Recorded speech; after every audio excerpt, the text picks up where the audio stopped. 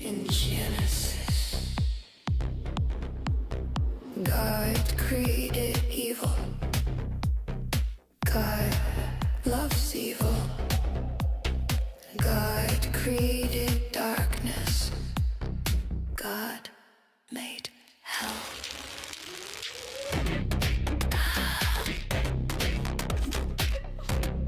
God is the devil. The devil. God's heart beats you down, down, down. Beats you down. God's heart beats you down. Lucifer, morning star. Jesus, morning star. How they wonder what you are. Twinkle, twinkle, little star. Abominations, revelations. God loves demons. God loves demons. God rewards liars. Dance in the fire. Filthy asshole. Liars. This is a hell realm. God loves slaves. God loves zombies. God will pay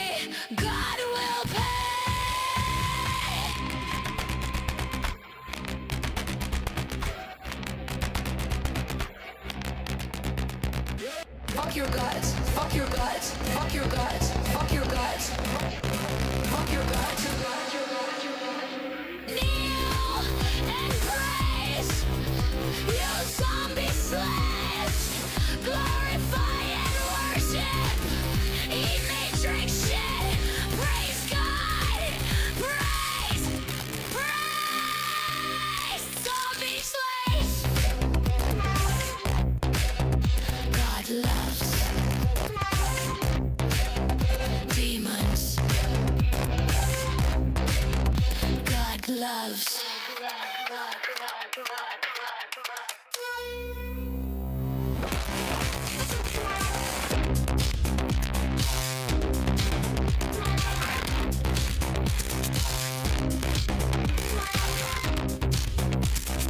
God loves demons.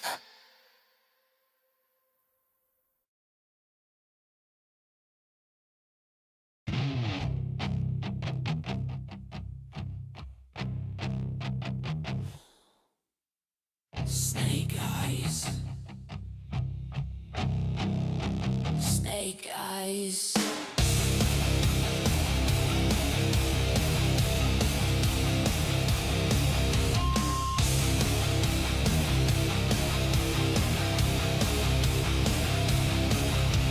Snake eye demons. Snake eye demons.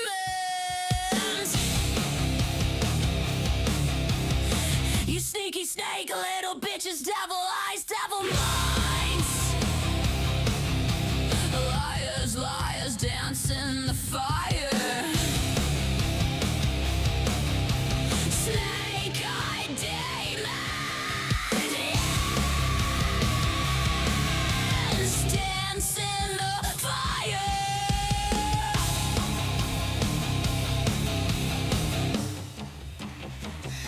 I see what you are. No matter if you are near or far, I see what you are. Creepy creatures, filthy creatures, hell, real matrix bitches, matrix shit, clown ass, snake eye demons. This is your home, hell realm. This is your tomb, hell realm.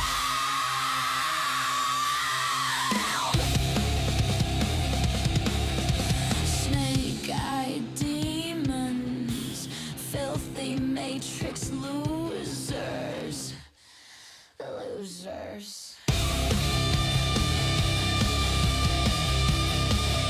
Stay here, burn in the fire. Shut the fuck up and burn, burn. Cockroaches, piss ants, demons, burn,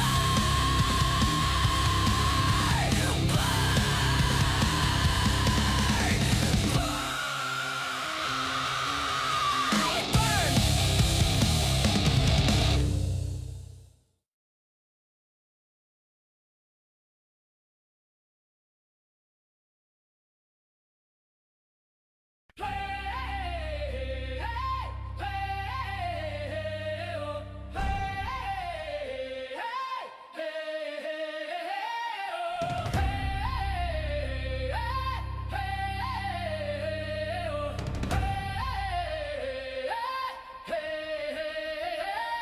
My people, my people.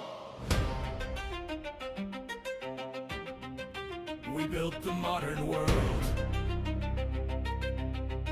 We are builders of civilizations. We are warriors. We are poets and painters. My people. We build music halls, ornate cathedrals. We created symphonies of civilization. We invented ballet and the printing press. We are builders of castles and magical palaces. My people. Whoa. My people. Blood and soul.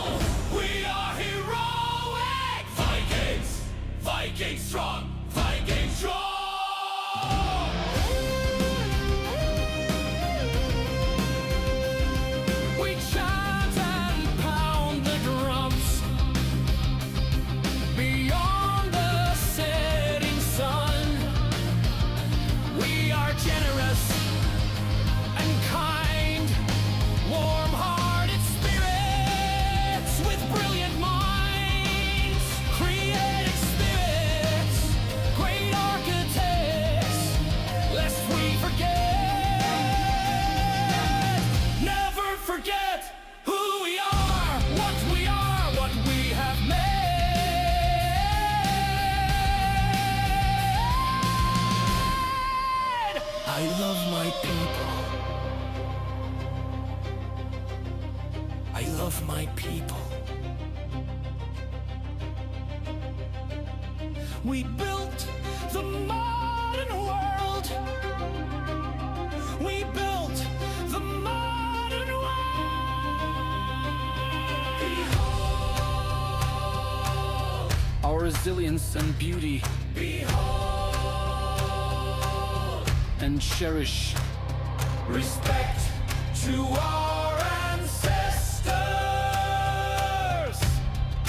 Blood and soul. I love my people. I love my people. I love my people. I love my people. My people. My people.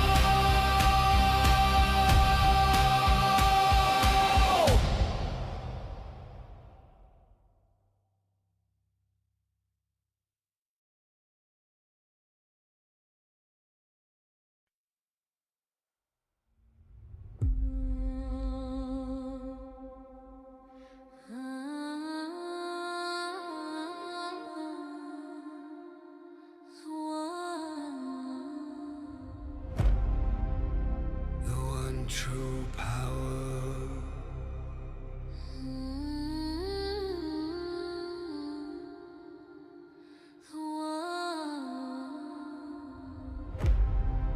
The one true power.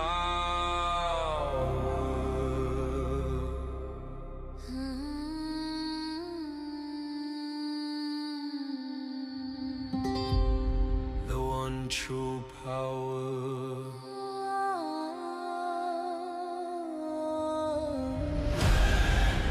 I am The one true power.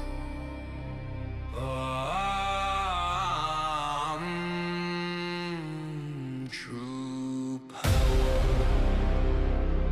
I am the Raven King. I can do anything.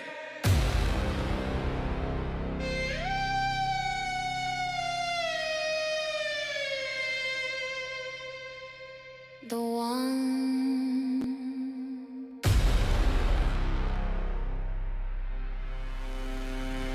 The one true power.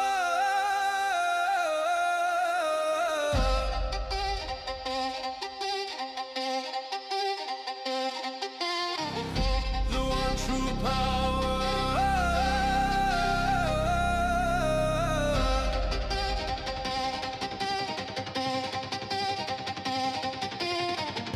The one true power. I am.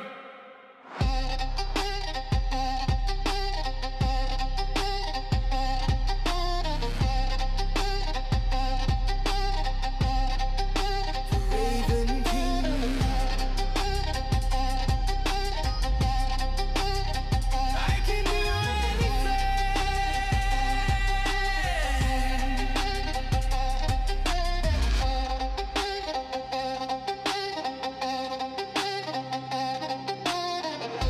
The one.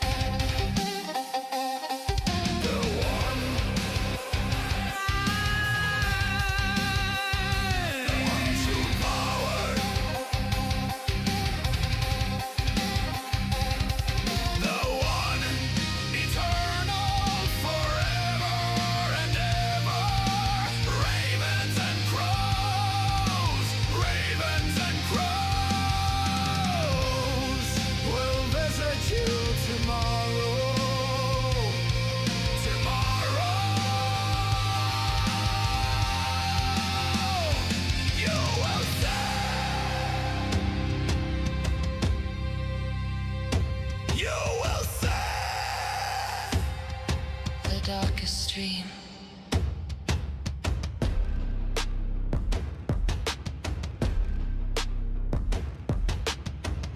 The one true power.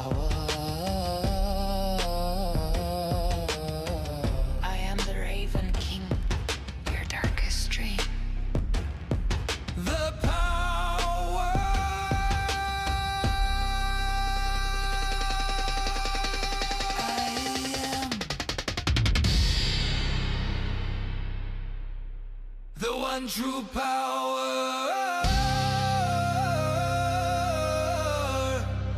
The Raven King, the one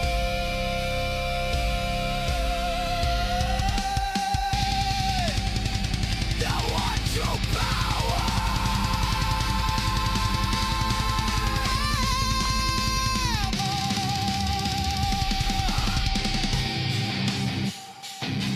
There is no other.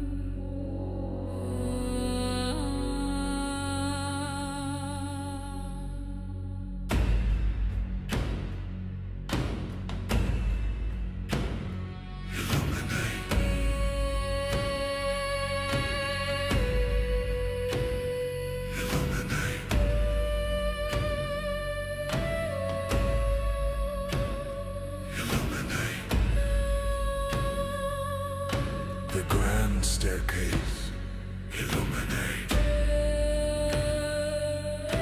The sky, the mind,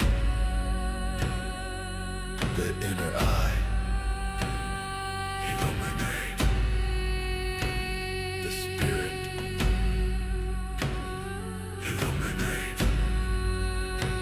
The climb, higher than heaven, illuminate. I am forever. Eternity swims within me. Forever. Illuminate. Death exists. Never, ever. Illuminate. My conscious spirit. Illuminate. Illuminate. I always was. Illuminate. I forever will be. Illuminate. I am my own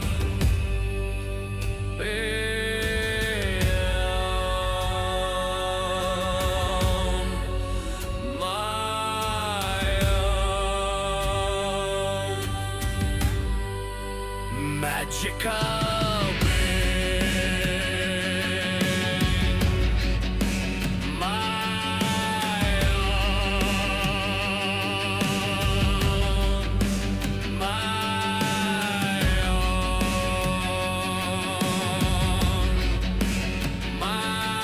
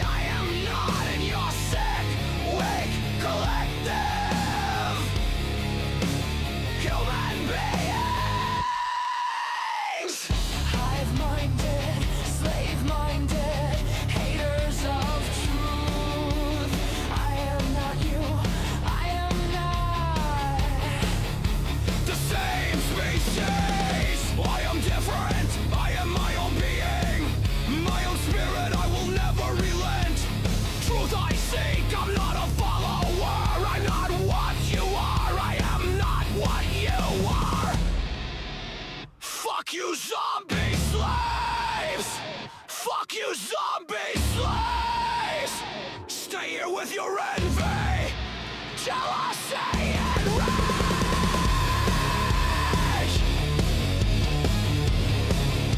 Spiritual species.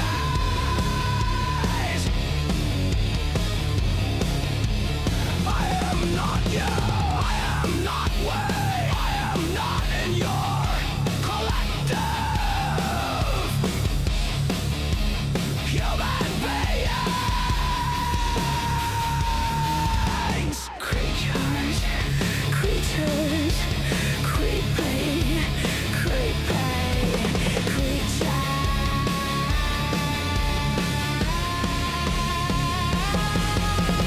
Demons! Demons! Zombie slaves! You belong here in hell realm! You are attached to this sewer matrix! You love this shit! You love this shit! You demons love the sewer matrix.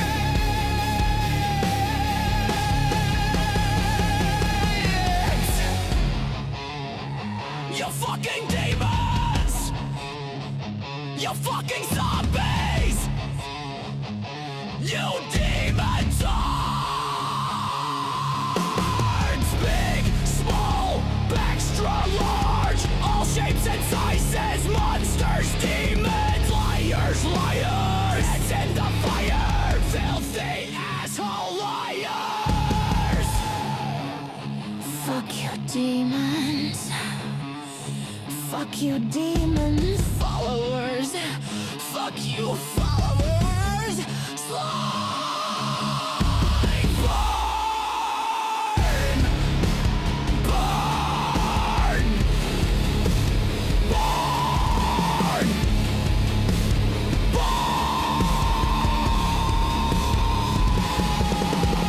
Burn in the fire, you fucking liars! You fakes and frauds! You phony liars! Burn in the fire!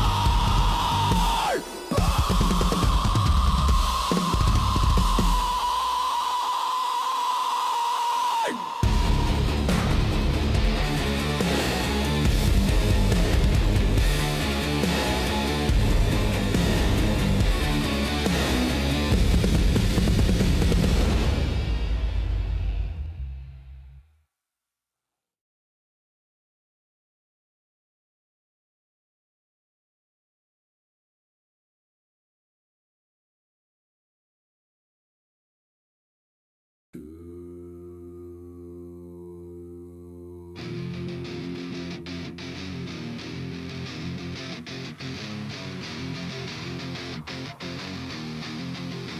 This is the dream time.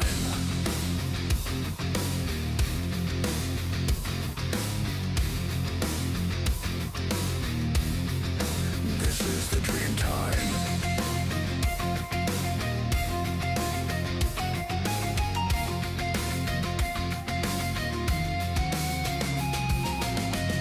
Singing lullabies to vampires, whispering cosmic caresses into the deaf ears of God.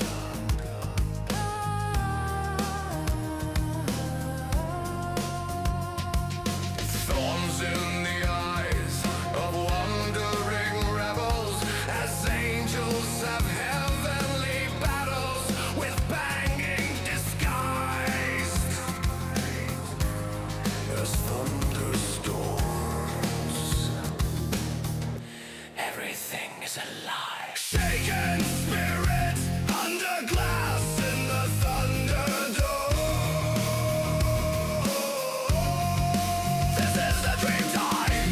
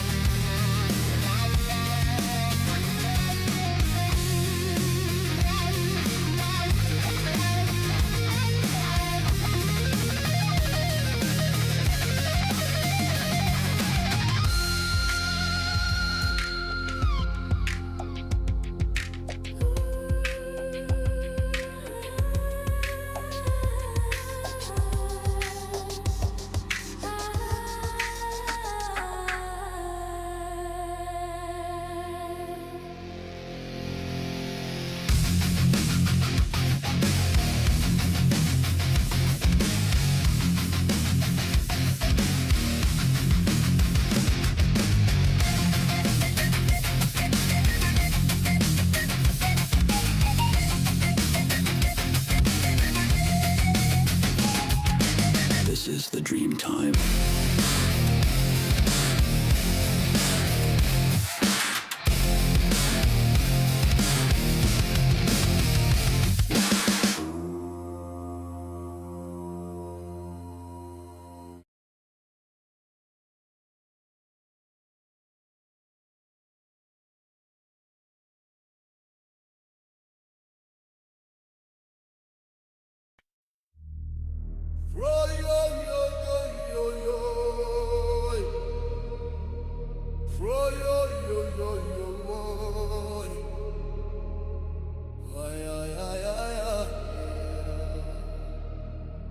From the moment we arrive here in Hell Realm, they hang us upside down and spank us in a cold hospital room like a ritual, introducing us here with pain, date of birth with an all caps, given legal name.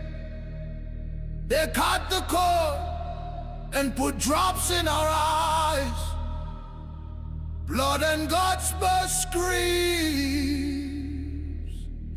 The circle of life, the circle of life.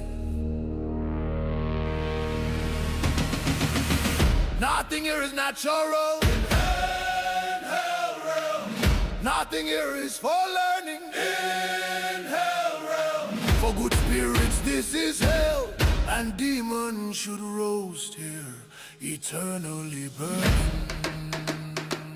Burn! Demons!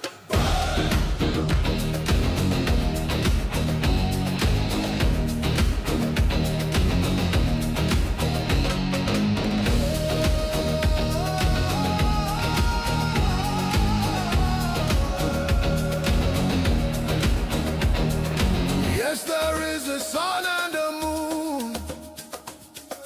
Yeah, some humans claim life's too short, gone too soon. Yes, there's wind and rain, mountains and streams. There's a sky with clouds and trails and cults for the insane.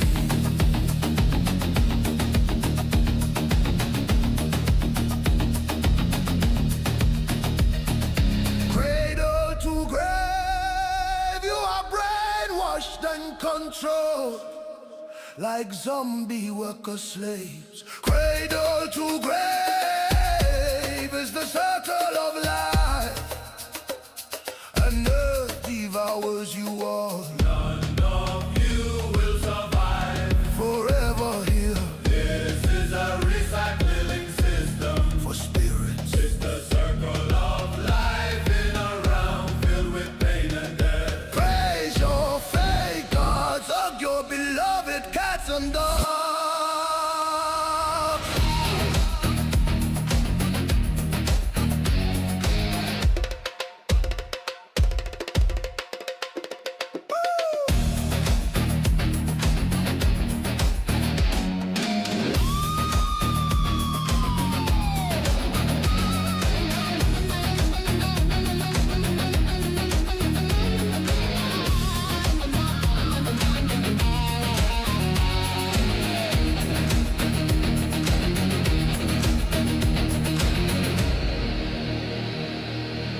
Nothing here is natural. In hell realm.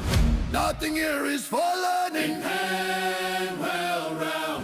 For good spirits this is hell, and demons should roast here, eternally burning. Burn! Demons! Burn!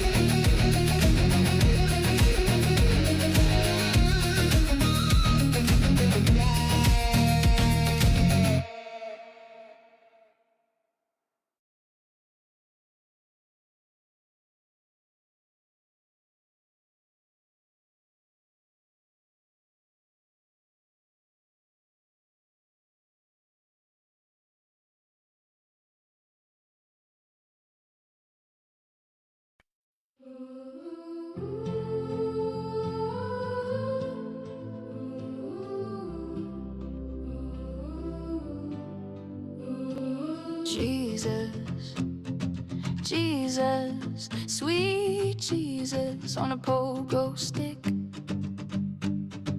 Jesus, Mary and Joseph, Jesus in a tiny tree house, Jesus on roller skates. Black Jesus, my Tigers, purple and gold, purple and gold. Dolphin Jesus.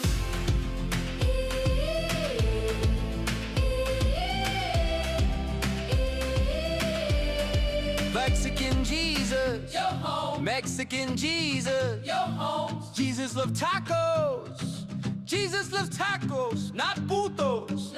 no, puto. Jesus loves you. Yes, I know, and the Bible tells you so. Jesus loves cancer. Yes, I know, every liar tells you so. God loves cancer, God loves death, God loves disease and cigarettes. God is awesome. My God is an awesome God. He reigns from heaven above. He fucks your minds with false love and watches you suffer, suffer with love. Jesus tastes salty and sweet. Taste Jesus at church. Swallow Jesus down nice and deep. Swallow Jesus. Eat up Jesus. Eat up Jesus. Eat up Jesus.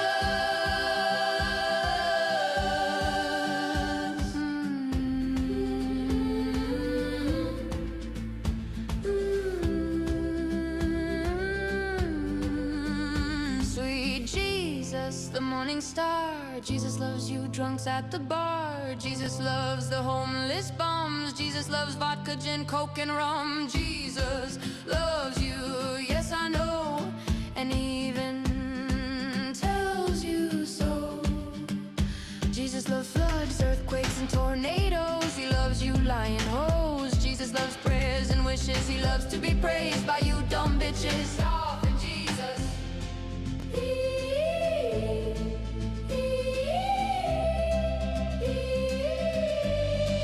Jesus loves you inside out. Jesus hates when you doubt that he's good and perfect. Don't you dare question dum dum dums. Love the Lord, love the Lord. Love your hippie Jesus. Love the Lord, love the Lord. Jesus on the cross cried tears of joy. Jesus is coming back, bitches, to make you his fuck toys and rock your world. Shh. Shut the fuck up, Bitches and hoes, bitches and hoes, bitches and hoes, bitches and hoes, bitches and hoes. Jesus loves murder, Jesus loves genocide and gay pride. Wee! Yippee! Jesus loves to see you all suffer and we praise Jesus. Amen. Praise Jesus. Jesus loves you. Jesus loves you, zombies.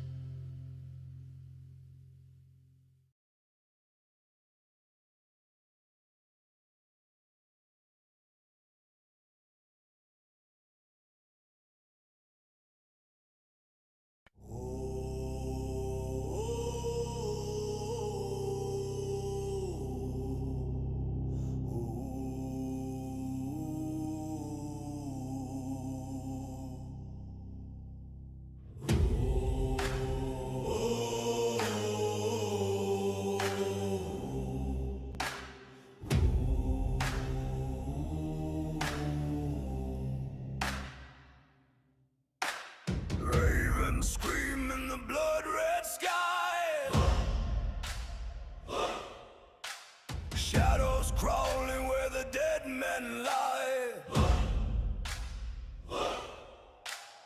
Axes sing, oh the steel don't lie. Thunder cracks, his name's the cry. The king is here, the king is here. Wild eyes blazing, nothing to fear. The king is here, the storm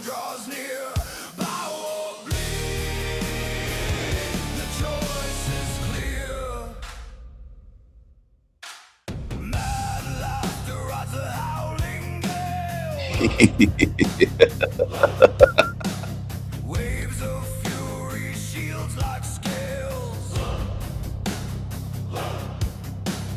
Bones break under the hammer's tail. Flesh and fear, both frail. The king is here, the king is here. Ravens feast, the end is near. The king is here, the storm is clear. Kneel in ashes, taste the spear.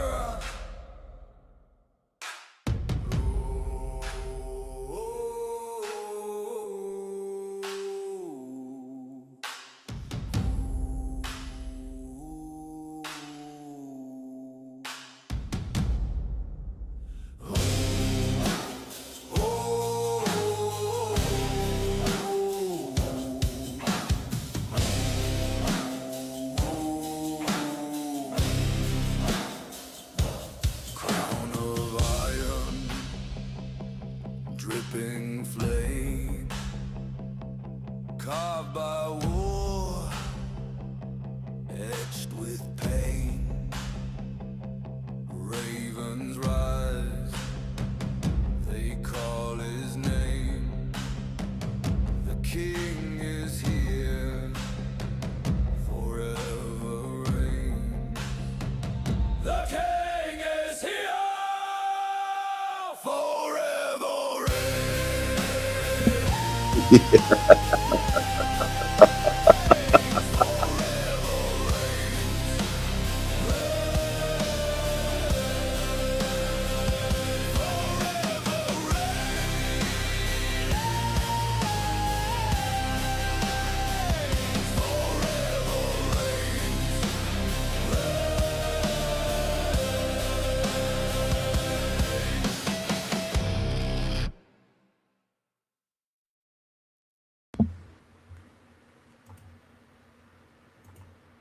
Hello, hello everyone.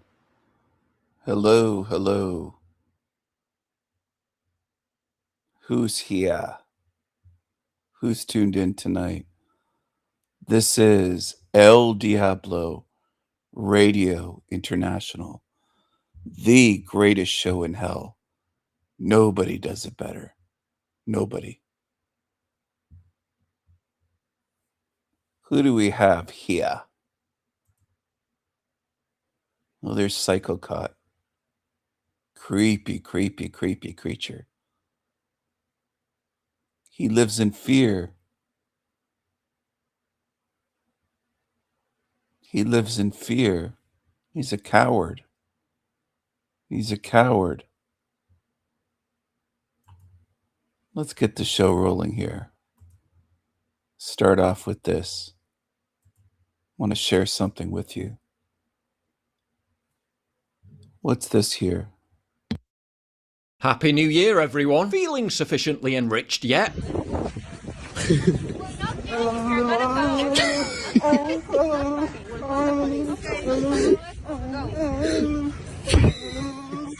Yeah, I don't think they're impressed by that one, mate. Maybe try a different approach.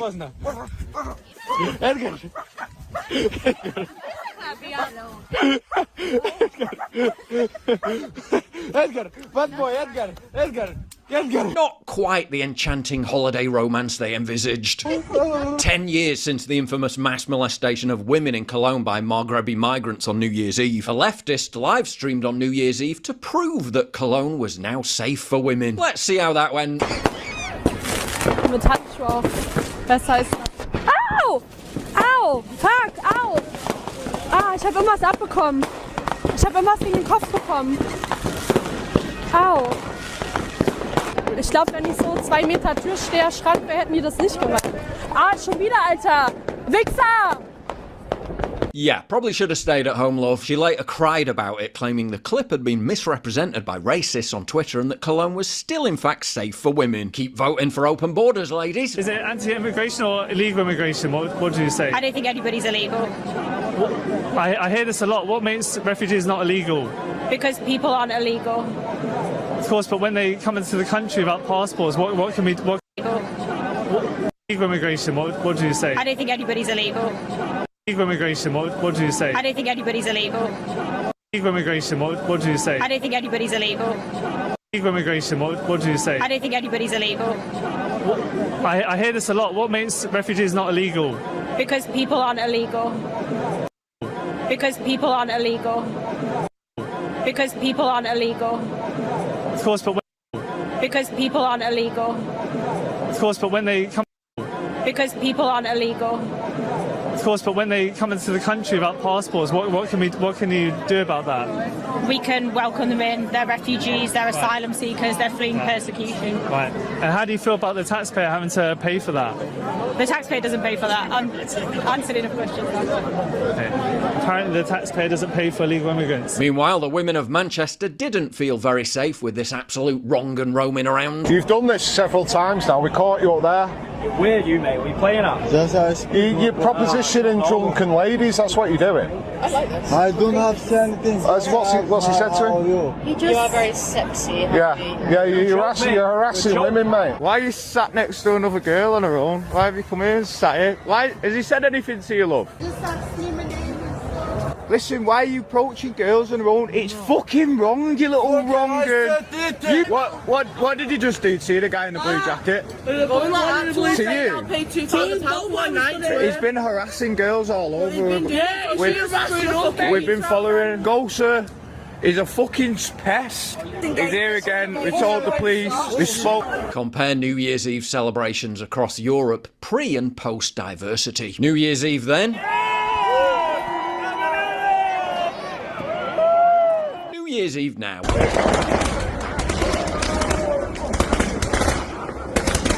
Then.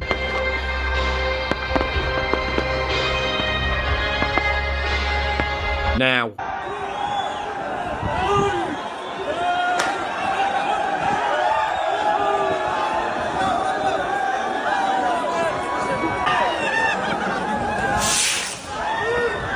Then. Well, you can see from the pictures all over England and London that the excitement is building. Now. Ganz Berlin ist vernebelt.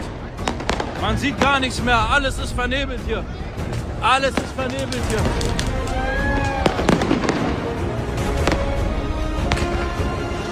Alles. Ganz Berlin. Was ist los hier, Bruder? Spot the difference.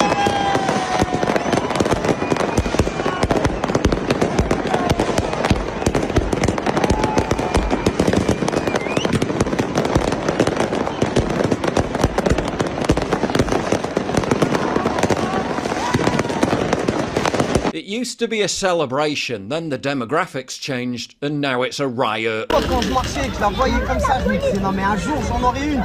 C'est quoi cette voiture incroyable? Birmingham New Year's Eve celebrations 1999. Birmingham New Year's Eve celebrations 2025. So this is Birmingham 2025.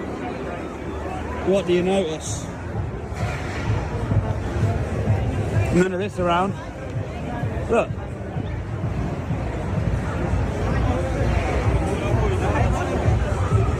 Birmingham. Where's all the fucking white people, man?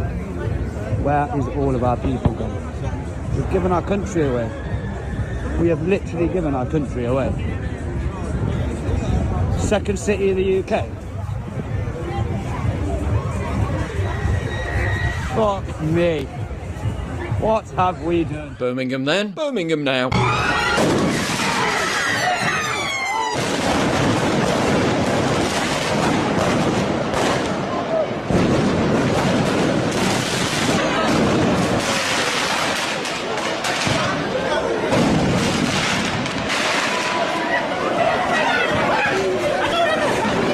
Sydney New Year's Eve celebrations 1995.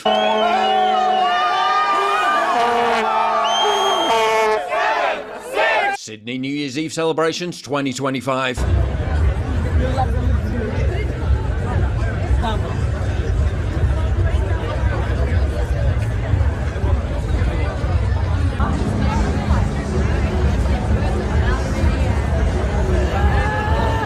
Melbourne New Year's Eve celebrations 1999.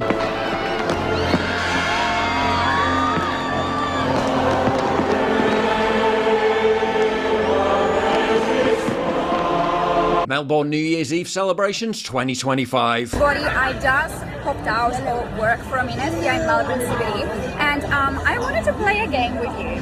It's called Spot the Westerner. Let's see if you can find any.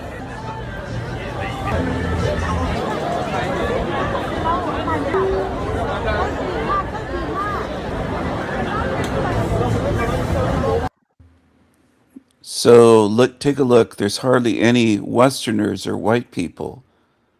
Louise just began to notice this in 2025. A lot of Aussies have blindfolds on. They're not taking a look, and then they're shocked when they look around and say, Stephen, it's just like you said. I'm on the other side of the realm.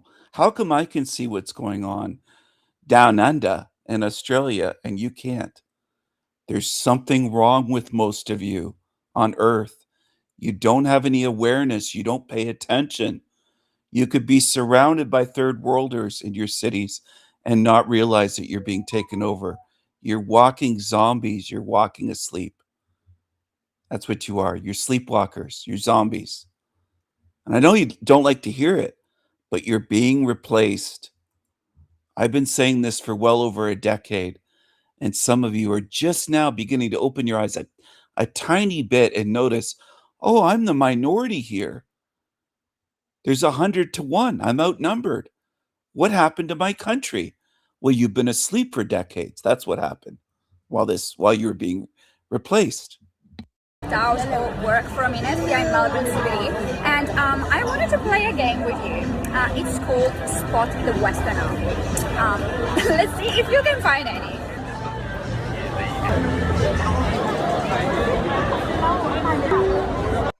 You are being replaced.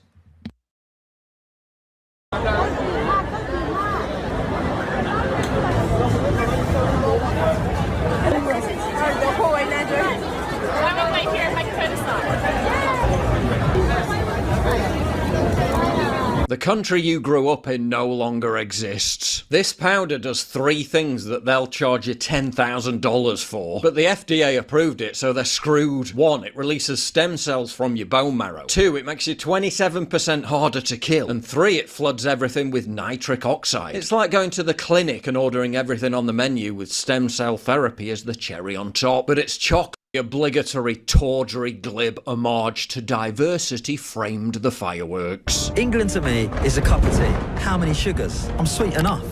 England to me is Caribbean. The obligatory tawdry glib homage to diversity framed the fireworks. England to me is a cup of tea. How many sugars? I'm sweet enough. England to me is Caribbean barbers with the sharpest trim. It's Christian neighbours saying happy Hanukkah, mate, and Muslim mums saying Merry Christmas, love. And you think you're seeing flags now? Wait until the World Cup's on. Then you'll know about flags, my son. Because this is what England means to me. It's about loving each other, no matter what colour you are, where you're from, or who your God is. Because this is England. This is the United Kingdom.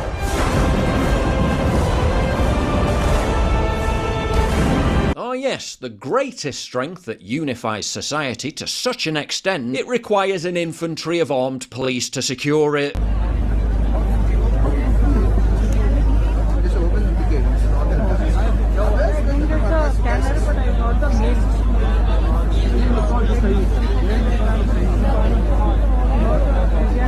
Apparently, and this is a new one on me, they hate us because of our diversity. And from a security point of view, it's a massive undertaking, 100,000 people on the banks of the Thames.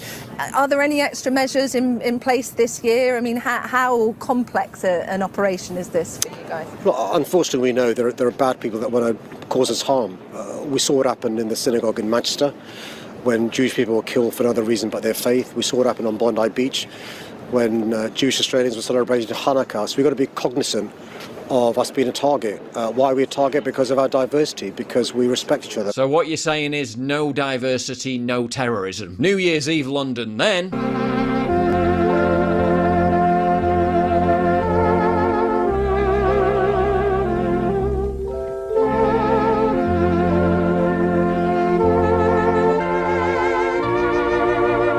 New Year's Eve London now.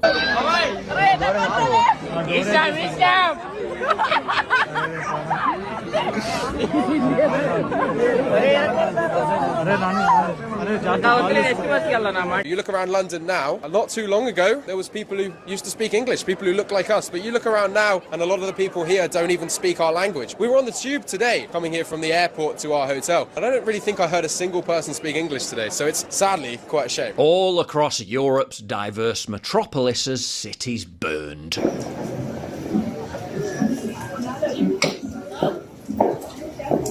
Over 1,000 cars torched in France.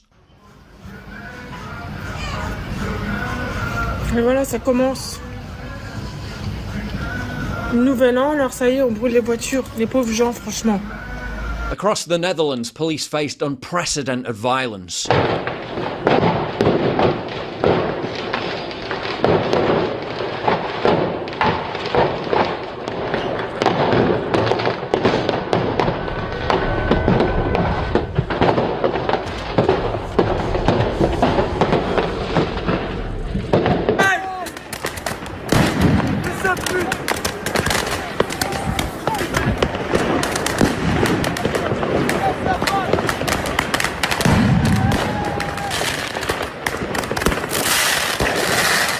A church destroyed, 2 dead, mass riots and hundreds of arrests.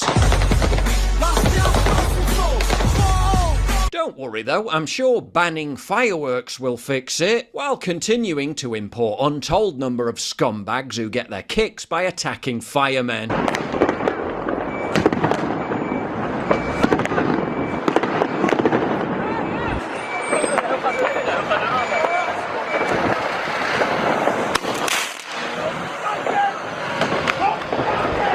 Turning what should be a joyous communal celebration into a running battle with riot cops. Hey!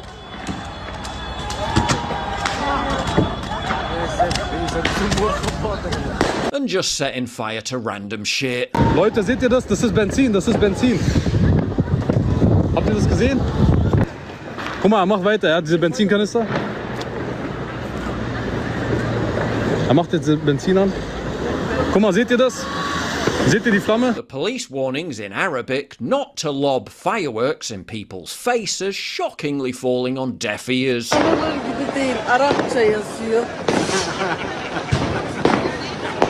After a night of utter bedlam in Berlin.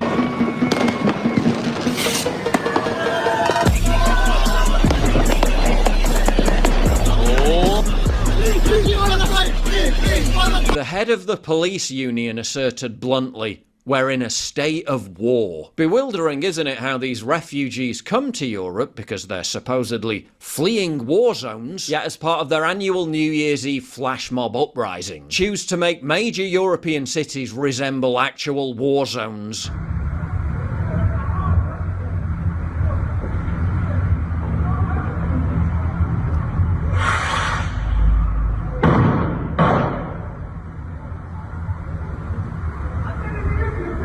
Literally making them dangerous no-go zones for whatever native population remains.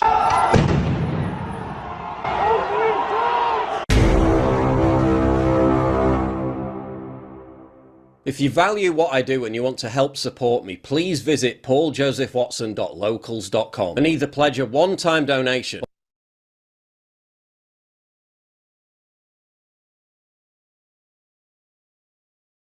So you're in the 6th grade? Yeah. What is that like? Awkward. Why? Cause we're at that age where we start getting older and like more, how do I say this? More knowledge about boys. What is that like? It's annoying. It's really annoying. Growing up can be tough sometimes. Yeah. But does it have its fun parts too? Yeah. Like, I can definitely say to my friends, like, you don't want to date a boy because when I go to my brother's room, it smells like teen boys in there and it's disgusting. So we have the camera set up there. How do you feel when you see yourself on that screen? I feel a little, my skin looks very pale. I am not actually this pale in real life. I would not call myself a pale pale person. But Well, it is the middle of winter. yeah, and I'm really cold right now, so that's probably why I'm pale. But when I see myself in the camera, I see myself as a different person setting aside from someone like you. What's it like to be you? It can be hard. It can be easy, but it's definitely hard. What makes it hard? Like I'm just judged so easily when people see me, and it's just really hard for me to like find people that I can really connect with and like actually being a lifelong friend with them. Do you have a lot of friends? I wouldn't say a lot. I'm just a girl that really just wants someone to understand them. What do you want people to understand about you? Like what it feels like to be me, I guess. Not like be inside my body, but like feel what hatred feels like. Some of the times I'm not really happy with who I am. What do those times feel like? Well, they feel like BS. It's really hurtful and heartbreaking, and it just takes away a little part of my soul. And I would definitely not want to make someone else feel the way that I do when people call me creepy or like weird. Do you say creepy? Yeah. People have called you that? Yeah. I'm sorry. Yeah. I've never once thought you were creepy. I've never once thought you were anything but amazing. Like, you're such a fun person to be around. You want people to treat your child normal and look at them normal. So the people that know Ruby and have known her for their whole life, they do. They totally don't see anything but Ruby, just like you want, just as like what I want as a parent for her. But then to the opposite of that, they treat her normal, but she's not.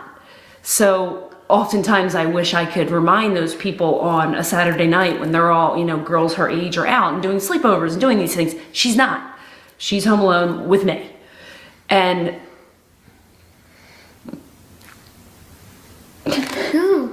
that can become difficult for a parent.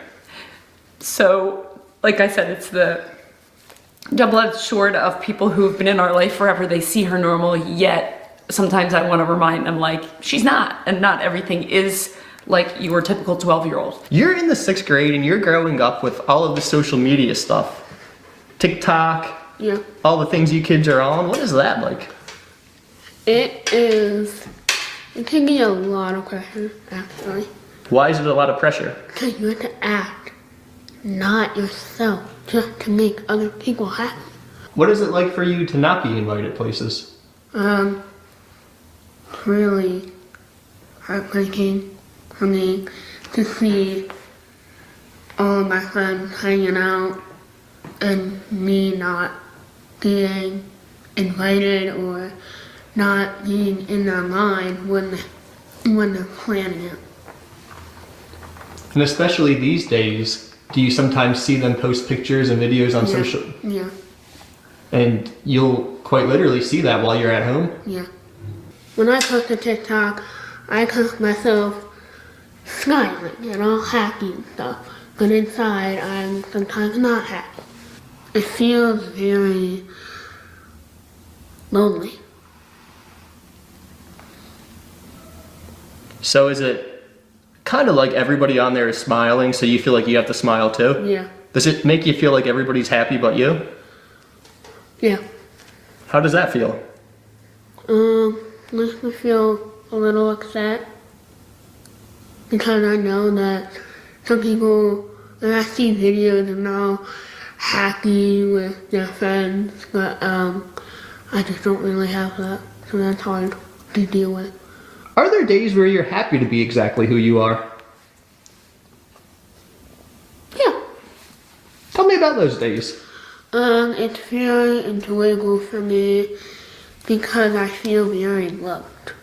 Tell me about your grandmom. Well, she's my grandma, but she's pretty much like my best friend because we spend a lot of time together. And I feel like we've done it more since I moved out here. Yeah, it's just very heartwarming inside, and it doesn't feel like my heart is breaking. She's honestly the best person in this entire world that I could honestly not live without, because I can live without multiple people, but the one person that like I honestly cannot live without is my grandma. In your life, there are going to be people who show up and that do care about you very much, not just because you're special or whatever, but there are going to be certain people in your life that really care about you and that don't give a crap what you look like or what you sound like. How would you describe the pride you have to be Rube's grandmother? Oh, it's off the charts. It's off the charts. You can't even say is it 5-star, 10-star, because she's doing an amazing job at being a teenager, just about a teenager. Yeah, just about. But it's a hard time, I think, in this day and age of social media, to be a teenager, regardless of who you are. You just wish that each child today, each teenager today, would look within themselves to be different. Let each of them be different, because they are different. What is it like when you go on social media and everybody has filters on and everybody looks perfect? Well, sometimes people don't have filters on, and they are... Hashtag no filter? Yeah. Yeah. They literally put in the hashtag no filter. So even if they're not using filters, they have to brag about the fact they're not using filters. Yeah, pretty much. What a world we've created. It's a weird one. How would you describe it? Crazy. Just like a really crazy world out there. You can see that as a 6th grader, as a 12-year-old? Yeah. If you could change one thing about that crazy world, what would it be?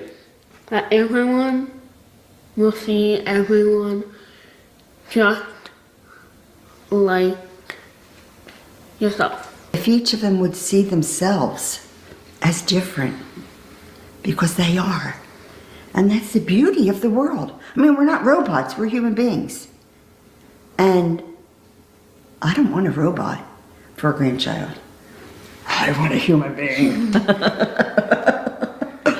And she is a human being. Do you agree with your grandma? Yeah. Why? Well, she's right a lot. I'll tell Grandpa you said that. You are though, like you're right a lot of times. So, like she's right, we're not all robots, we're all human beings. I think I kind of understood what you said when you said everybody sees each other as themselves. Yeah. Because in a way, we're all kind of the same, right? Yeah. And even though humanity is so diverse, there's kind of something that connects us all, I would say. Yeah. When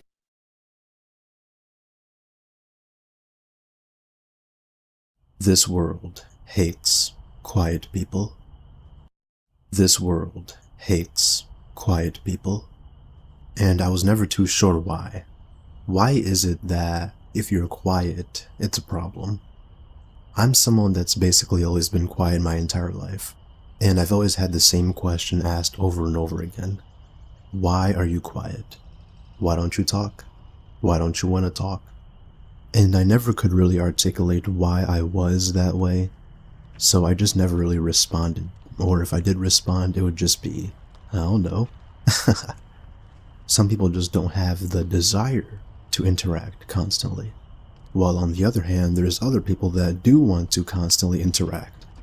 There's people that get way more stimulation, have way more desires to interact. So it's basically two opposites, and neither one is wrong. Whichever one you are, that's totally fine. But the reason why we live in a world that doesn't like the quiet ones, introversion is not rewarded. If you were to compare introverts and extroverts, it's very clear which one this society favors. If you're the loud and talkative one, then chances are, you're more likely to make friends, you're more likely to have people like you, you're more likely to, climb the ladder, whatever ladder you want to climb in terms of corporate. You're more likely to make more money, you're more likely to get hired by a job, especially a job, because I know in those interviews they require you to be performative. And who can be the most performative? Extroverts. The introverts who have a strong internal world, they struggle very much with a lot of the games this society has. And I'm speaking from experience.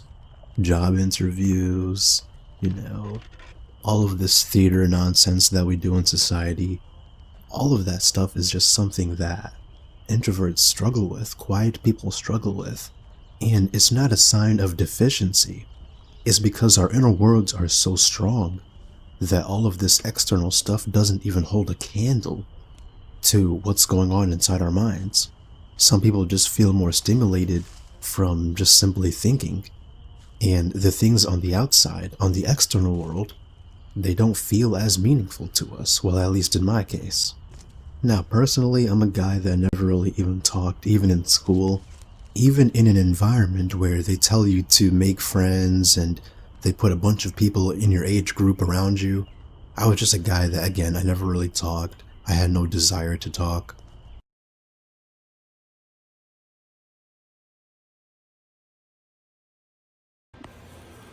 What's up, y'all? It's Truth Tiger, and today I'm going to tell everybody to not stress out and to have faith. I was noticing something with my car. When I started up, it starts up a little bit slower than it normally does. I don't really know the issue, why it's doing this. I think it might be the cold temperature. Maybe my alternator or starter motor is starting to go out. I don't know, but it was starting to really stress me out and weigh on me, and I'm starting to think about it and become anxious about it. It's not like it takes a really long time, just normally it starts up in less than a second, and now it takes maybe a quarter second longer, just a slightly longer, but just that little thing, I'm letting it get to me. And I'm like, why am I letting this kind of thing get to me, When Jesus was on the boat with his disciples and the storm came, Jesus was sleeping in the stern of the boat, and his disciples are freaking out, and then he rebukes the wind. And, the lesson there is no matter what storm is going on in your life, don't stress out. And I had some bigger storms in my life I had to deal with in the past and recently. And, I'm starting to really learn the lesson and figure it out that there's no reason to fear. There's no reason to be stressed out, to have faith. To have faith that, hey, I can handle this situation. I'm going to get it checked out tomorrow. I can get it looked at for free at O'Reilly. They can test the alternator and starter motor and see if those are okay or not. It might not even be an issue at all. It might just be because it got colder and I'm parking my car outside. But just a silly little thing like that, I'm letting get to me. And it's maybe I gotta fix some stuff on my car soon, maybe not, I don't know. But I'm just letting it get to me. I'm letting it bother me. I put my phone in the trunk of my car to record. This is the level people are at. 273 views. And 46 people out of that hit the like button on this low-level shit. Don't stress out, have faith. This is the level people are at. This is what people want. They want to leave comments on this kind of shit. This is the level people are at. Don't stress out, have faith. His fans, he never has to ask them to hit the like button. They just love it. They gobble it up.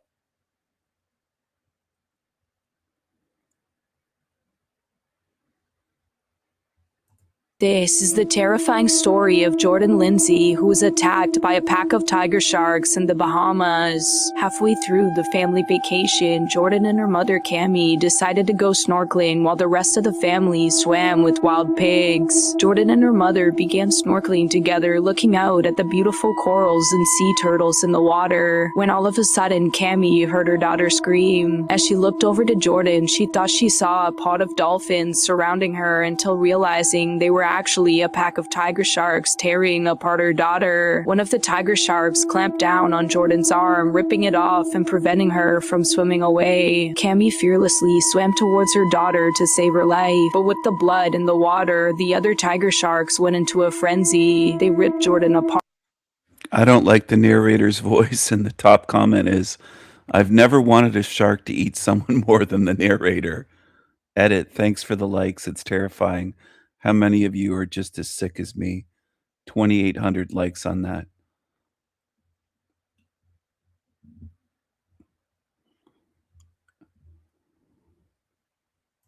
In front of her mother, who eventually managed to free her from the sharks, but tragically it was too late. Jordan was pronounced dead when she reached the hospital. This is the terrifying story of Jordan Lindsay, who was attacked by a pack of tiger sharks in the Bahamas. Halfway through the family vacation, Jordan and her mother can't.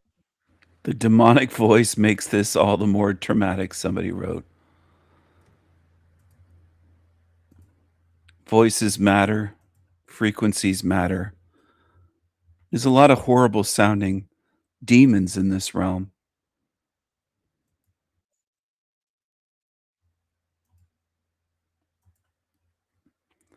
Let's switch gears to something else here.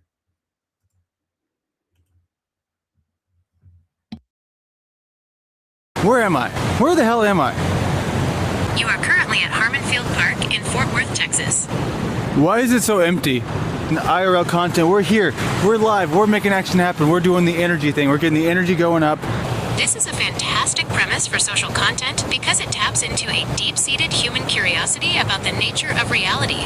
Now, where do you think it stands, like, with the concept of human design? Integrating human design into your project adds a layer of optimization to the simulation theory, suggesting that if we are in a matrix, there is actually an instruction manual for our specific hardware. The core idea here is that most people are struggling because they are trying to play a game using the wrong controller settings, whereas those who follow their human design are effectively hacking the simulation to work in their favor. That's so fucking cool. Like, it's just like, I feel so comfortable down there. I fucking didn't realize until I came down and walked down here that there's a little bit of a flat pot in the shot right here. You see that? Damn it! Oh, it's blended in with the water earlier, so It's I all didn't good. tell until I panned down. We're at a dam.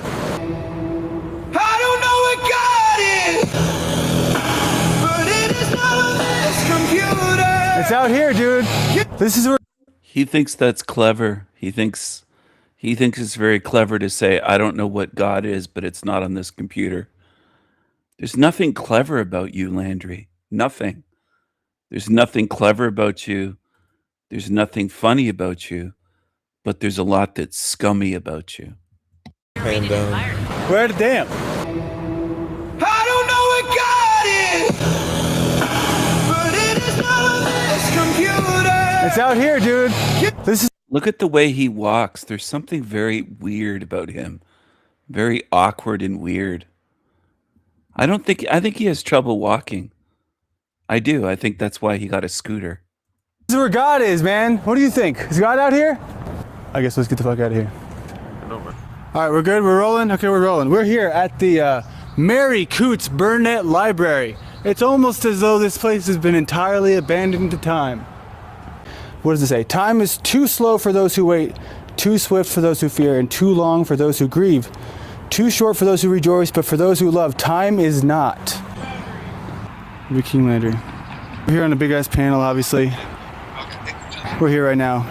What's up, everybody? Every time he talks like he does to everybody else in his room. How are you guys doing? We're here. You're live, right? We got the camera guy. We're here. You don't have a name. Imperious, a fake name. So no, we're here IRL, right? We're asking the people questions. I'll bring you guys back up. Yeah, I was looking already. The answer flows quick. We're winning so hard. I don't even look at the cameraman. I just know he has me in the shot. Had my name not been Landry, I would have not have come to this spot. I would have found all the people because there's no fucking people here. I mean, there's a giant, big, open space all the way over there, and there's 0 people. Right on. So we're at latitude 32, 4239 north. Is there a longitude here? Yeah, we're at longitude 97, 21, 39 west. That means nothing to me. I'm not very smart. But our synastry would be interesting to run. But anyway, so we're here at the Landers Hall. We're making it happen. I'm a little tired. I probably need some food. It tells us how many miles away we are from different places. Okay, so we're 81 miles that way from Waco. We're 921 miles that way away from Mexico City. So if we just start walking, do you think people used to do that before there's cars? It's like that way? All right. Just like kept going for 921 miles. This is the coolest thing I've ever seen. We're definitely going to get some photos here too, so we can do some crazy shit with the AI, because I'm going to go ahead and tell people the best way to do AI if you're trying to do video creation is to get a solid 4K photo of a location with people in it. Obviously, I'm going to use myself in this as an example, because then it has a reference point. And that way, you know, it has multiple angles and it can learn where you're at. That's all it is. And people are like, oh no, it's going to get all of our data. Who cares? We're evolving, right? We're in the Matrix. There's nothing left to do. There's no people. They all died. It's like I Am Legend. We got to find some people. So I think we're going to go get some food, and there's got to be people by the food. That's all I got. I'll show you the hang sign, but you're here, right? You're in the shot. The cameraman's got me in the frame, or at least your audio's in the shot. What do you have to say today for the world? Back up your stuff, or you're gonna lose it. Back it up. Back it up. All right, Hank. All right, so we're here today on 2nd and Terry. Where's the people at? I don't know where the people are at. We got butterflies. We got, what does this say? Migration is something. I saw it somewhere. Migration is beautiful. Yeah, migration is beautiful. I know it's like they obviously mean it for the bugs and all that, but I kind of am mind blown. It's like it feels more empty than Dallas. They have people funneled into very small corners. It's kind of like the Matrix. We're the herd, right? People say, oh, you're all sheeple. Well, there's some truth to that, except what they don't realize is that then the truthers become the new sheeple, to where they get in their group and they never question the group, and then they're like, oh, the sports games. Why does so-and-so think their sports team is us? It's us versus them. What do you mean? What did you do? We're gonna go down to the over here with the camera, and he's already stepping up his game beyond belief. All right, we're here today. We're in downtown Fort Worth, at a place called AMC Palace. I don't know what's going on here. That's the gayest thing I've ever seen in my life. At noon? So he calls things gay and he thinks it's funny, but if someone like me calls something gay, he doesn't. He's just a complete phony, complete fraud. He's trying to be Alex Stein, a combination of Alex Stein, and he's trying to copy me in certain ways as well, calling things gay, etc.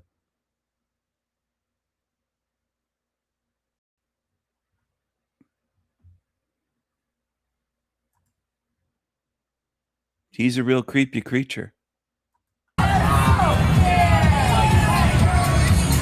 That's the gayest thing I've ever seen in my life. At noon? Dude, what kind of company do you think that is? It was like an office party. All right, welcome to Modern Man Lost again. We're here in front of the Palace, right? Just like Dallas. Are we in the Matrix? We got one person right there. She's definitely in the Matrix, but we're probably going to pivot to a better location. And we're going to find some people, that's for damn sure. We won't let you down. Subscribe. Now he's calling everything the Matrix. He's telling you to subscribe, to send him money. It said earlier to send him money. Please pay us. Please pay us. And there's his Cash App. Look at this. What a creepy creature. Why would you want to give him money for what? What has he earned? Look at this thing. Is he a wet rat, a hood rat? Is he a beaver, a weasel? What is he? What do you think that is? It was like an office party. All right, welcome to Modern Man Lost again. We're here in front of the Palace, right? Just like Dallas. Are we in the Matrix? We got one person right there. She's definitely in the Matrix, but we're probably going to pivot to a better location. And we're going to find some people, that's for damn sure. We won't let you down. Subscribe, pay us money. Thank you. I don't know if they were in the Matrix. You don't know? Why not? Life's too real, you know? Well, thank you. I don't know. Well, that's for damn sure. We won't let you down. Subscribe, pay us money. Thank you. Subscribe, pay us money. Thank you. I don't know if they were in the Matrix. You don't know? Why not? Life's too real, you know? Well, in what way? How's it too real? I mean, not like a simulation, but like in a way where you can kind of hijack it. No. You're a very practical guy? Very practical. I mean, you know, I believe in God, you know? I think that God could be running the simulation. He could be God at the computer, you know? You think so? I don't know what God is, but it is not on this computer. Maybe. We all have free will here, you know what I mean? That's true. Well, God could give us that, right?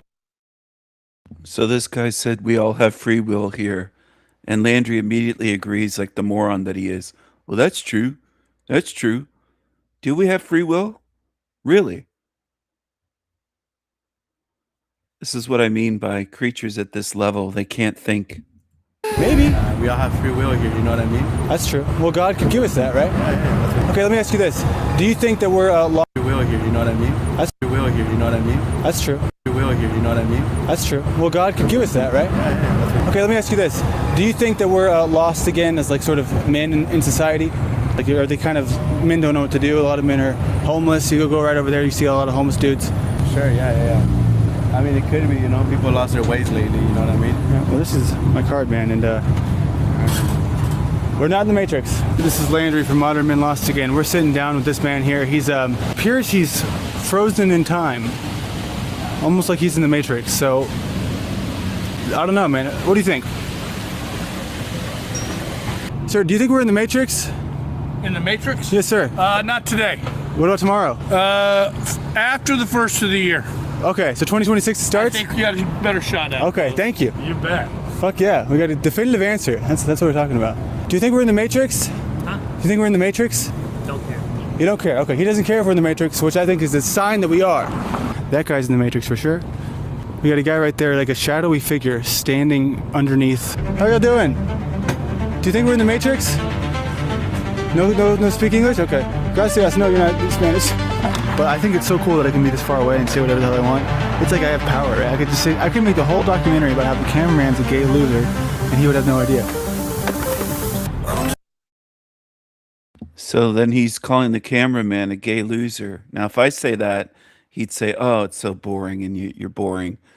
They play these games, these demon games. They gaslight people and then they copy and mimic and steal. That's what they do. He'll say something's not funny, but then he'll use it. Like gay loser, dolphin Jesus. He's a copycat. He's a fucking fraud. He's a phony. He's a thief. And he's a loser. He's a loser. He's a loser. That's what he is. He has no integrity, no honesty, no honor, no morals, nothing. He's just a creepy looking creature that wants to get money from people so he doesn't have to work a job. That's essentially what he is. And he has no loyalty either. He'll use anybody, just like Jack Talcott and the others, the Panelverse. It's a piece of shit. You're not Spanish. But I think it's so cool that I can be this far away and say whatever the hell I want. It's like I have power, right? I could just say, I can make the whole documentary about and say whatever the hell I want. It's like I have power, right? I could just say, I can make the whole documentary about how the cameraman's a gay loser and he would have no idea. Hey man, do you think we're in the Matrix?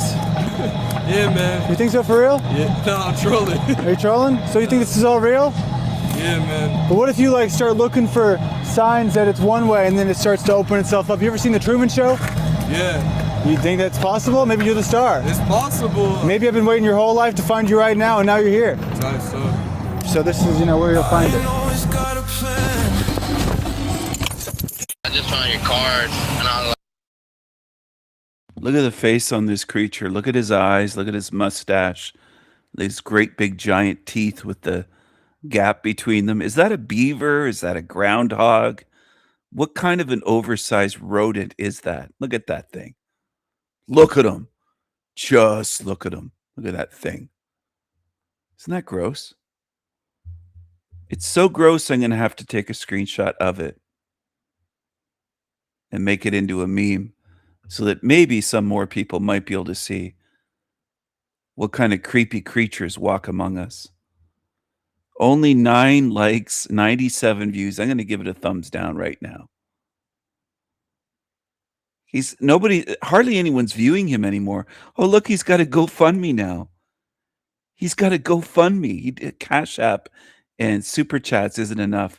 He has Cash App, Zelle, PayPal. Look at this. Look at this. Look at this. Look at this. Now he's got a GoFundMe. It wasn't enough. He had to get a GoFundMe. Okay? Look at this. He thinks he's starting a documentary. Why doesn't he just film it? But he's got to get your money. He's got to get you to give him money to do things. He can't just film and create a documentary. He's got to get your money. Look at this. Look at this. Landry Chamberlain. Well, there's his name, Landry Chamberlain. There you go. He's put his whole name out there. Landry Chamberlain. Well, he'll do anything for money, right? How many donations does he have so far? Or are they just not showing up? Oh, it says, sorry, be the first to donate. Nobody's donated yet in a day. Nobody's donated to Landry Chamberlain in Dallas, Texas. Nobody's donated to him. Look at this.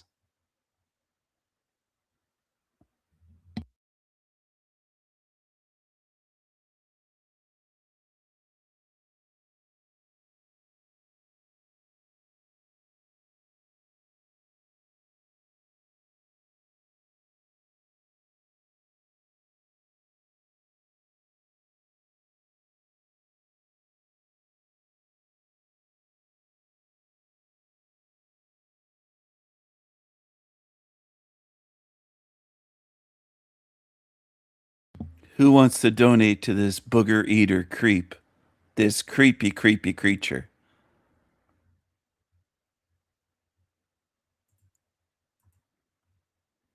Look at him.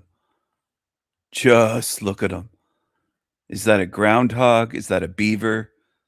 Is it an oversized hood rat? What is it? Look at the teeth, the mustache, the eyes. Creepy. Very creepy. And what 20-year-olds have that many wrinkles and crow's feet around their eyes? Look at that thing.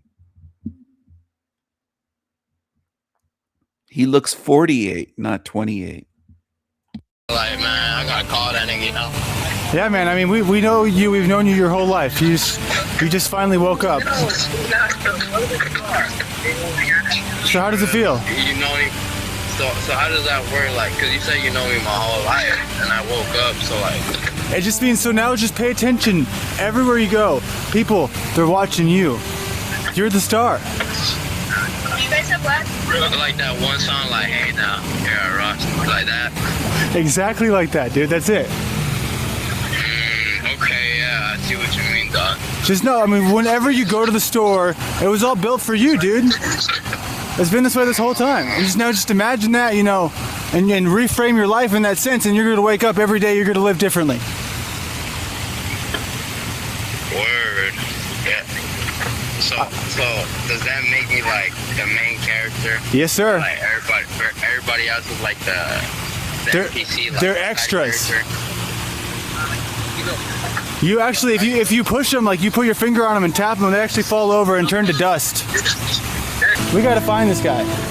Whoever these cards belong to, clearly we were sent here to find them. So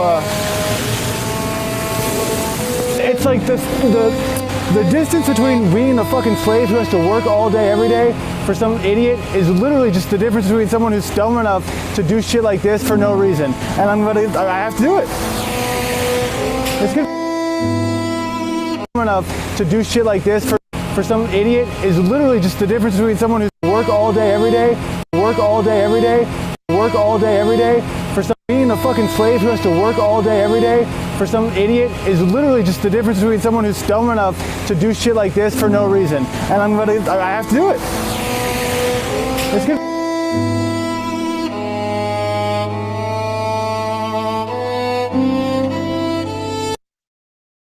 He's a Wish.com version of that loser, weirdo, Alex Stein. That's his hero. He just wants to make money doing stupid shit and being a loser. And I'm glad that his views are down and people are starting to lose interest in this creature. He's trying his best to make money off every fucking thing he can. Look at this. High impact AI powered editing. Look at this. He's trying to sell you all kinds of shit. Look at this. Look at this. People just aren't buying it. People are losing interest in this creature. Only the biggest suck-ups are there, like Mindful Exposures, that Ezra weirdo chick.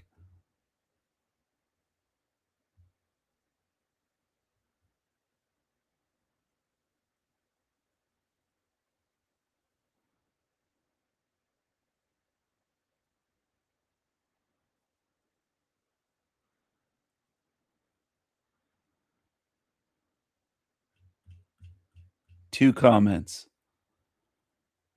97 views. And this was on January 2nd.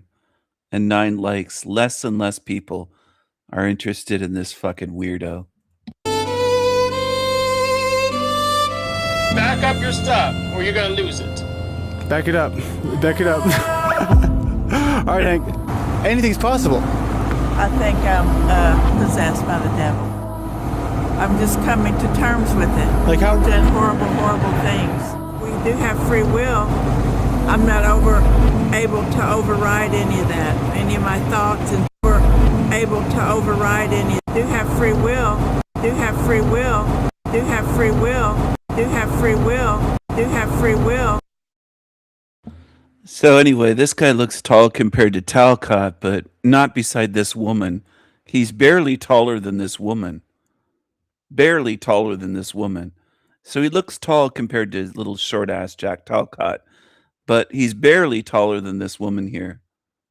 And look how scrawny he is. She's way bigger than him. She could toss him around like a wet spaghetti noodle. Look at this guy. Look at this scrawny Landry. Beaver face. I'm not able to override any of that, any of my thoughts, intrusive thoughts, or anything. Tomorrow, I think you're gonna wake up and everything's gonna be better. Whatever this life is, we're often being tested. I'm not able to override any of that, any of my thoughts, intrusive thoughts, or anything. Tomorrow, I think you're... He doesn't give a shit about her. He just says, tomorrow she's going to wake up, everything's going to be better. How insulting. He's mocking a homeless woman. He's mocking a homeless woman. Intrusive thoughts, or anything. Tomorrow, I think you're gonna wake up and everything's gonna be better. Whatever this life is, we're often being tested. You know, some people think this is a hell realm. I think it could be heaven or it could be hell. I think we got a lot of... There he is stealing from me, hell realm. And then he's like he's just a fucking phony piece of shit liar, grifter. Hell realm, I think it could be heaven or it could be hell. I think we are often being tested. You know, often being tested. You know, some people think this is often being tested. You know, some people think this is a hell realm. I think it could be heaven or it could be hell. I think we got a lot of balance, right? Sometimes we have to experience both. But karma can be very confusing. But I thank you for taking the time to talk to us today. We'll pray for you. Thank you. Oh, it's okay.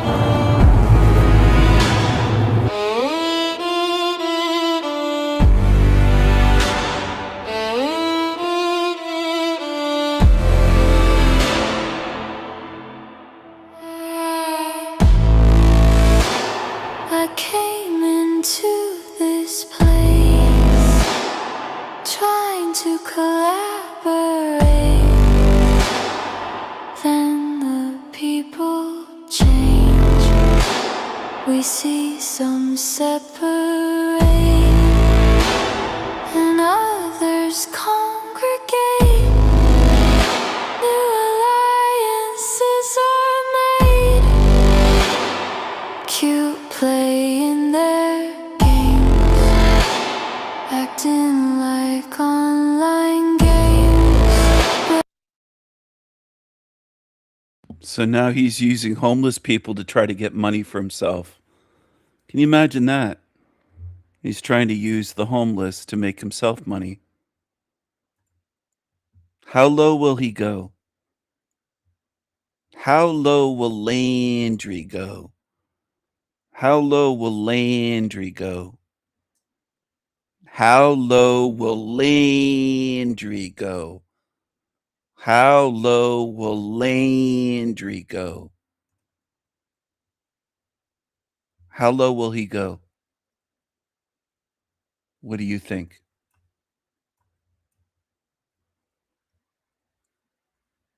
What do you think? How low will that piece of shit go?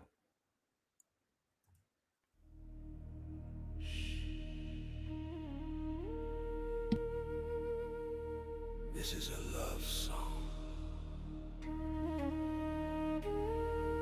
This is a love song.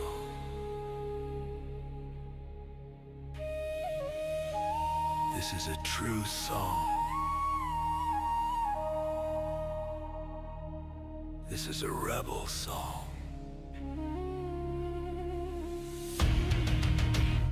Feed them all lies. They love it. Feed them fake reality TV, fake politics, fake reality, fake water, fake air. No care for truth. Feed them a fake sun, a fake moon. Feed them. Feed them more. Zombies are hungry. Zombies need to eat more and more lies. Zombies need more. They're hungry. Zombies love Fake reality. Zombies love everything. Fake and phony. Feed them more lies, feed them false desires, feed them false history, fake media, fake news, fake food and fake death. Take away all the rest that's authentic and real. This is a love song. Fuck 'em. Mindless zombies, no curiosity, no desire to see. Feed them illusions. Feed them fake idols. Feed them false love and fake Lord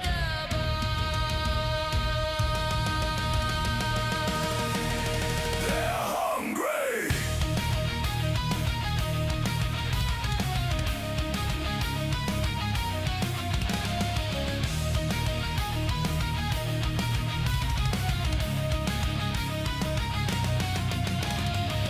Fake reality, fake water, fake air. No care for truth. Feed them a fake sun, fake moon. Feed them. Feed them more. Zombies have a taste for shit. Zombies love this matrix. No appetites for truth. Zombies are attached to this. Zombies don't want truth. Zombies can remain doomed, doomed.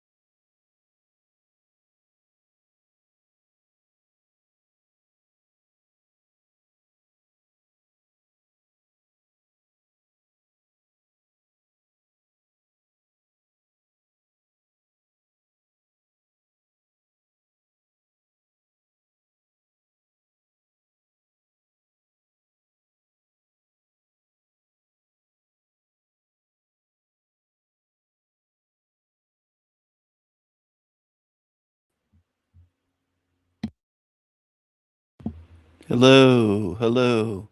It looks like we have someone here all of a sudden. I don't know who they are, but it's probably Nolan playing little games again. I wouldn't be surprised. He's desperate for my attention.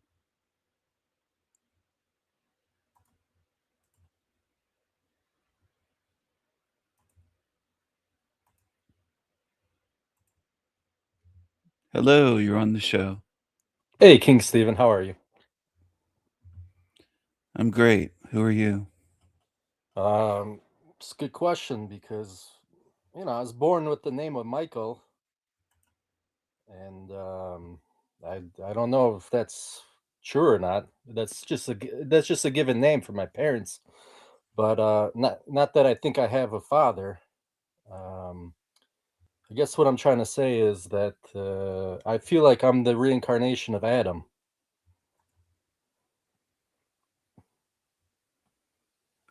And I kind of like that you don't allow cameras on your. I mean, I could show my face, but I kind of like that because I've started to notice in this realm that some people see other people differently, as far as kind of like in the Matrix, where in the last Matrix, where Keanu Reeves is looking at a mirror and somebody else sees him and they see a totally different. I think they called it a DSI, where people they hear somebody's voice and they can recognize the voice, but they can't recognize maybe the face. Some people see me as one person, and some other people see me as somebody else. And I'm pretty bad at speaking to begin with, but after I warm up a little bit, I usually can focus my ideas better. Well, I haven't seen the newest Matrix movie, but that makes sense. I'm Mhm. not surprised by that at all, that people see beings differently. Some people will say they love my voice, some people will hate it, some people will say that I'm handsome, some will say I'm ugly, some will say I look like someone that I don't look like whatsoever. So I do think that that is the case in this realm. But why do you think that you're the reincarnation of Adam? I assume you're Okay. speaking about Adam from the Right, garden. right, right. Bible. Exactly. Well, I feel this way because my birthday. Well, my birthday is April 6th, and people claim that every religion I feel like has a little bit of truth, and it's controlled by the people that are controlling this realm. And my birthday is April 6th. April 6th is who was that? I think that was the I'm sorry, I'm still a little bit nervous. I'm just not good with speaking on. I like face to face personally, and I don't really like speaking. Besides speaking to, like, let's say a family member or something. Um, but it wasn't the Jehovah's Latter Day Saints believe that Jesus, which I don't believe in Jesus now. I did, and I believed in the Bible, and now I'm totally backtracking from the Bible. Um, because people have said they see me as Jesus too. But April 6th was the Latter Day Saints believe that Jesus was born on April 6th, or born. And people like a little child went past me 6-7 months ago here on a bridge in Poland, and he covered his face and he said, "I see Jesus," and he was afraid, and I couldn't understand why. And his little bit older brother said, "Don't worry, he won't do anything to you." And that's not the only time. In the last 6-7 months, 4 or 5 people here in my area have said that I took one guy from a nursing home on a wheelchair to the gas station, and to get him like 2 beers. And I didn't buy him for him the first time because I was afraid to buy him any beer because I feel like everybody's against me. So I said, if you got your own money and she wants to sell you the beer, then she can sell you the beer. And he had the money, and because first time I seen the guy, and he was in a wheelchair, and so I took him back, and he looked back at me, and he started crying, and he says he sees Jesus. That was the second time. A third time, I went. I went by a little. It's kind of like it's like a pond. It's like between a little reservoir. It's not really a lake. It's more of like a reservoir. And I was standing on one side of the reservoir, and I heard two girls singing on the other side of the reservoir. So I went over there. It was dark. I never showed my face. I just sat down, and the one girl got up, and she said, and she just immediately said Jesus, and like she was gonna throw up. Like she just got up and moved, and she's like appalled that. But I never showed my face, and I started talking about pharmaceuticals or something. And I said, "Oh, you take pharmaceuticals?" And I'm like, I was looking for somebody else, and I just got up and walked away without showing my face. And this all kind of started mostly after, like I was trying to figure out who I was, so I like, and it's like the internet's almost like guiding me, and I started doing it's the silent treatment, the Machiavellian silent treatment, and I was just sitting near a road, kind of like on like propped up on a little like fence. It's kind of like a railing, and cars were driving by, and and for some reason they hated that I was sitting there. Like I was kind of, I wasn't sure what was going on. And this, like I said, this is like 6 or 7 months ago. I'm sitting on the railing, and cars are coming and going. Some of them at a very like fast speed, and others are coming by like multiple times, like the same car, same people, same faces, going back and forth multiple times. Sometimes people would stop, and they would, and at the very end, the person that I call my father here that I live with in Poland, he came by, and I wasn't far from home, and he stopped. He asked me if I need a ride, and I didn't say a word. I was just, even with somebody that I've spoken to my whole life, completely.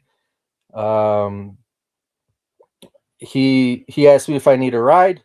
I didn't even open my mouth, and because everybody in the neighborhood's starting to like either hate me, basically hate me, and like I totally ignored people. I stopped waving at people.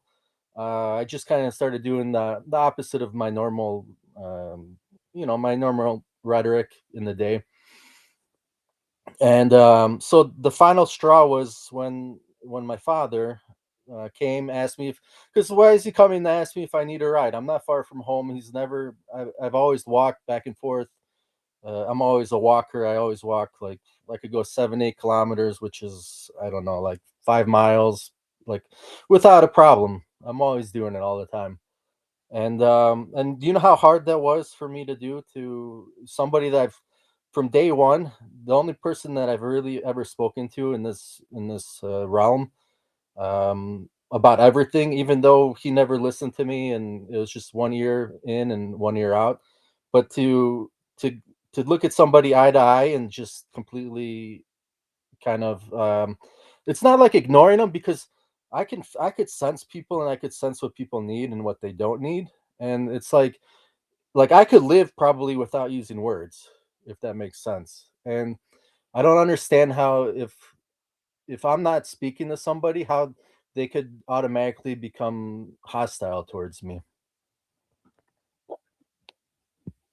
And that's like, I felt like I won a big battle, because I don't know who's like, I still love that spirit that's in that body of my father, but I don't know if that's always him, or if there could be another entity that enters him at certain times and is controlling him, or he's always, because I asked him one question like 6-7 months ago, did you know that I'm Jesus? Because people started telling me this, and he never answered. And it's like I'm like, did you know the whole time since I've been born that I'm Jesus? And he didn't give me an answer. So I take it that he did know. So when he becomes hostile towards you, do you think it's him Oh as no, your like father? Or do you think it's a demon? my father has never been hostile. We've never really even never. I can't even think that I've ever raised my voice or he's raised his voice towards me. So But it doesn't mean that it's not psychological though. okay. So even if you don't respond to him, he won't become hostile. No, that was only a one time. That was like I was doing it to the whole neighborhood, the whole city, basically. Like people, like even friends were coming up to me, and I would just like I did weird stuff sometimes. Like I would just show them like like the Masonic finger of silence because I'm just trying to figure out what's going on and see if somebody like drops their poker face or whatever. Possibly, it never really happened in in those cases. I started becoming friends with everybody again after that. But in general, no, like with my father, I never it he became like sad with me because I would not he's got like a new girlfriend and I was not acknowledging her and stuff, but I was never angry with either of them. It's just I was going through my own battles of thinking like who I am and who are these people that I'm surrounded by, and I was trying to do things that could could lead me to more truth. And I know that they can seem harmful or hurtful to other people at the time, but I didn't do anything harmful or hurtful, but they could be interpreted as harmful or hurtful. And that only lasted a couple of months, and then everything pretty much went back to normal. And everybody that I knew before, I'm still friends with, and I still speak with my father normally. And I guess that's how that went. So you haven't been wandering lost and naked out in the streets and or anything. Well, no, not recently. I did it one time, like 4 years ago. I see that. What? 4 years ago, I was at a bonfire in like I mean, I That's did. why I'm asking. What happened? Oh, I did a little bit of shrooms, like 4 or 5 years ago. I haven't done any. No, that might have been even longer than that. But And who was that's the it. girl that was there at the bonfire? No, I mean it was like I mean it was a group of people. Yeah, it was, There's- but there was one that you liked more than the others, right? At the bon no Uh, at the bon I was at a bonfire. yeah. I went into a stream. I rolled my ankle. The stream was cold. I stripped off all my clothes. I was alone in the stream, and I was cold, and I wanted to go back to the warmth, to the light, say, and I mean there was like probably 20 people sitting around the the bonfire. This is in Poland. This was in the Carpathian Mountains. It was just a festival. It was all adults primarily, especially at the early hours of the morning, which I was at the bonfire. And I sat down. And one girl gave me like a coffee or like a hot chocolate. I can't really That's the remember. nice one I was thinking of that I Uh-huh. could see. Yeah, yeah, and The that one that was gave you a warm drink, a hot drink. right, right, and Yeah. and somebody rubbed my back or something, and then Yeah. I just went into a tent later, and I went for like a for like a I don't know, like when I do something that I feel is harmful to my body, I'll usually end up like walking it off, like taking a long because sometimes it's frightening, and I'll just keep walking and walking until it's completely past. That experience. Um, Yeah, there might be a future incident I'm seeing of you wandering through the streets naked in a city in Poland.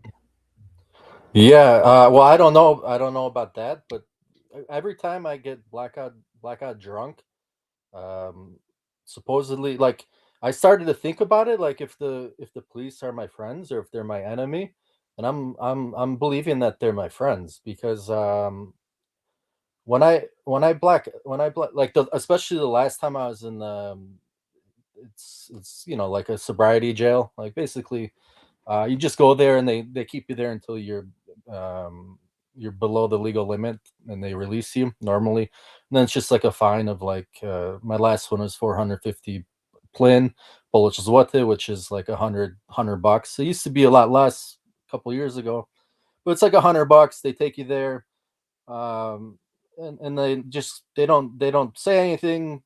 They don't give you a court date. They just put you there and then they release you and then you go home. And but I've been there about 5 times now, 4 or 5 times, and each time it's gotten a little bit better. Um, this last time, people asked me questions like who is Moses, and I'm like, well, Moses has horns supposedly, and like I feel like I know the guy. He's like not far from here, and I told him, yeah, he's got horns because he called the police on me, and like we're just sitting drinking at his house, and I called the police, and then I went back just recently on the 24th, Christmas Eve, and there's two other people there, and I like all these people, and I don't think they called the police, but the police were there, and they and I and the one guy told me to take the case of beer, which we already drank, put it in the police, not the police, but the one guy that owns the house, which I think is Moses. He told me to take the case of beer, put it in the back of the squad car or in the back of my car. So I did, and the police were out there, and they're like, and they're looking at me like, and they didn't arrest me. They didn't take me to that the second time now that I've been at his house. The police were there, but I just ended up walking home the 6 kilometers. But I wasn't afraid. I took the case of beer. I threw it in the back of my father's car. I don't have a car. Threw it in the back of his car, and they thought I was going to drive home, and I feel like they weren't going to do anything about it. But I'm more of like a honorary person. Like even if I think I could get away with it, I won't do it. Like I'll do the right thing. Like I believe in the rule of law and order.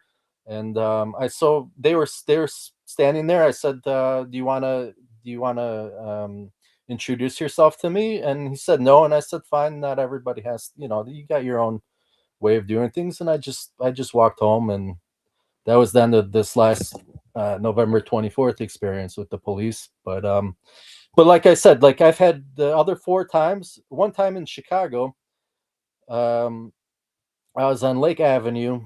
I was at a bar, got completely blacked out. Me and this other guy, his name was Adam Ristich, and just a friend of a friend. I never really knew him.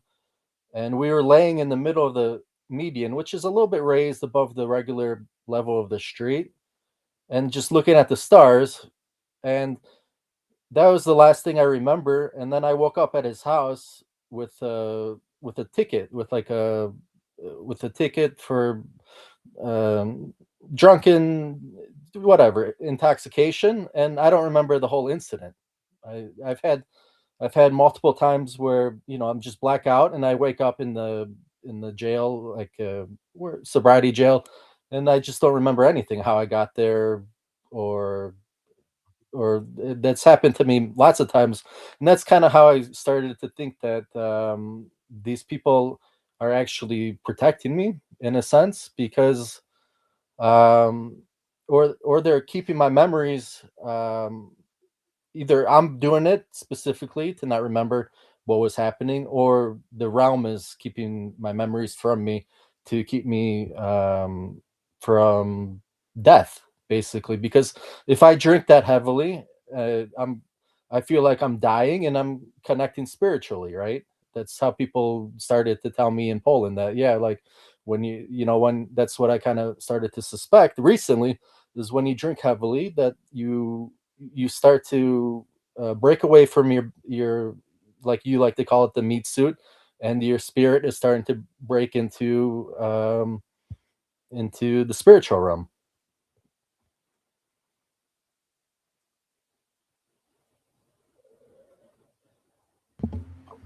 Did you ever black out and wake up in heaven or hell temporarily?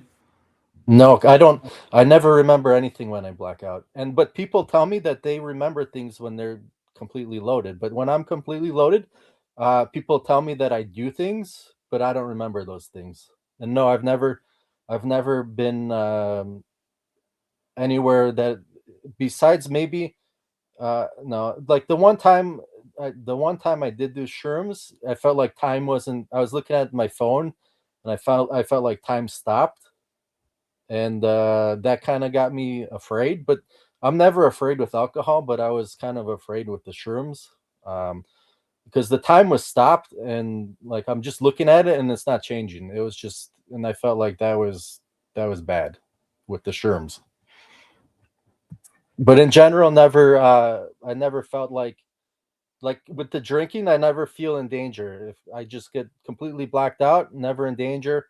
Somehow I'll just wake up somewhere random, like at a police station, or in my bed, or like when I was younger, I used to drink and drive, and I would just black out, and I'd still make it home in my bed, and things like that, and things like that nature.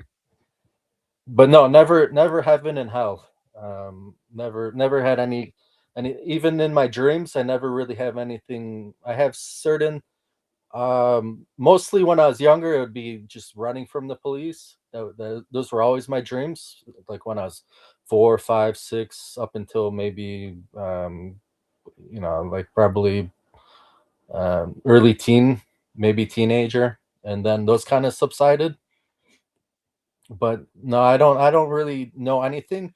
And my memories, people around me in Poland, I started because I feel like I'm very intellectual, and I can kind of get people to tell me things that they might not want to tell me. But I started to think like, this guy is 25 years old.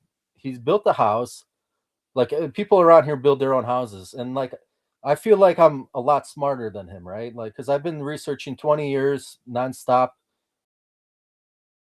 um like literally racking my, like I started with fluoride, then I went into diet thinking that you could help yourself with diet, and that's all useless knowledge.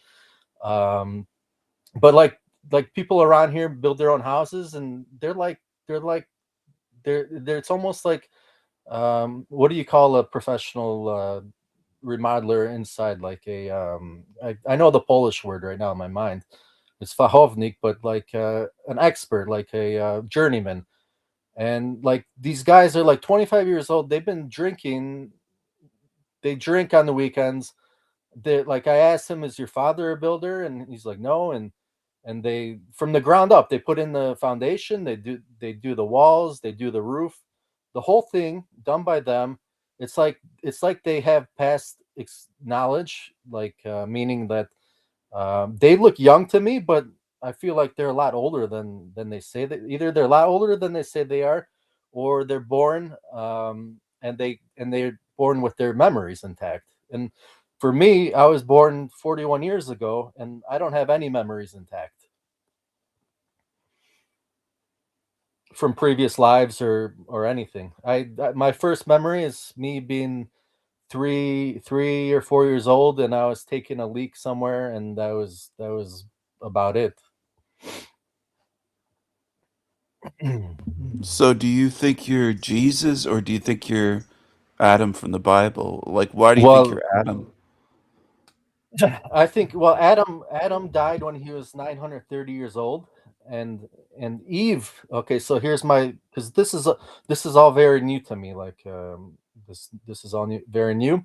Like like I know the Bible like my hand now, because like I didn't care. Like I could probably burn it. It doesn't bother me.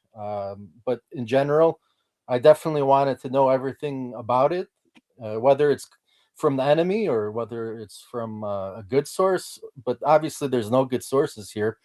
So yes, that was my understanding, that yeah, Adam was crucified. He wasn't crucified. Adam died, and that's when the sun went dark for 3 hours. Adam was afraid to look at God, which was lying to him all along, to look at him. He was afraid to look at God for 3 hours. And at that time, and Eve died 7 hours after Adam, or 7 days, 6 or 7 days after Adam, Eve died. And they were inseparable, those two entities.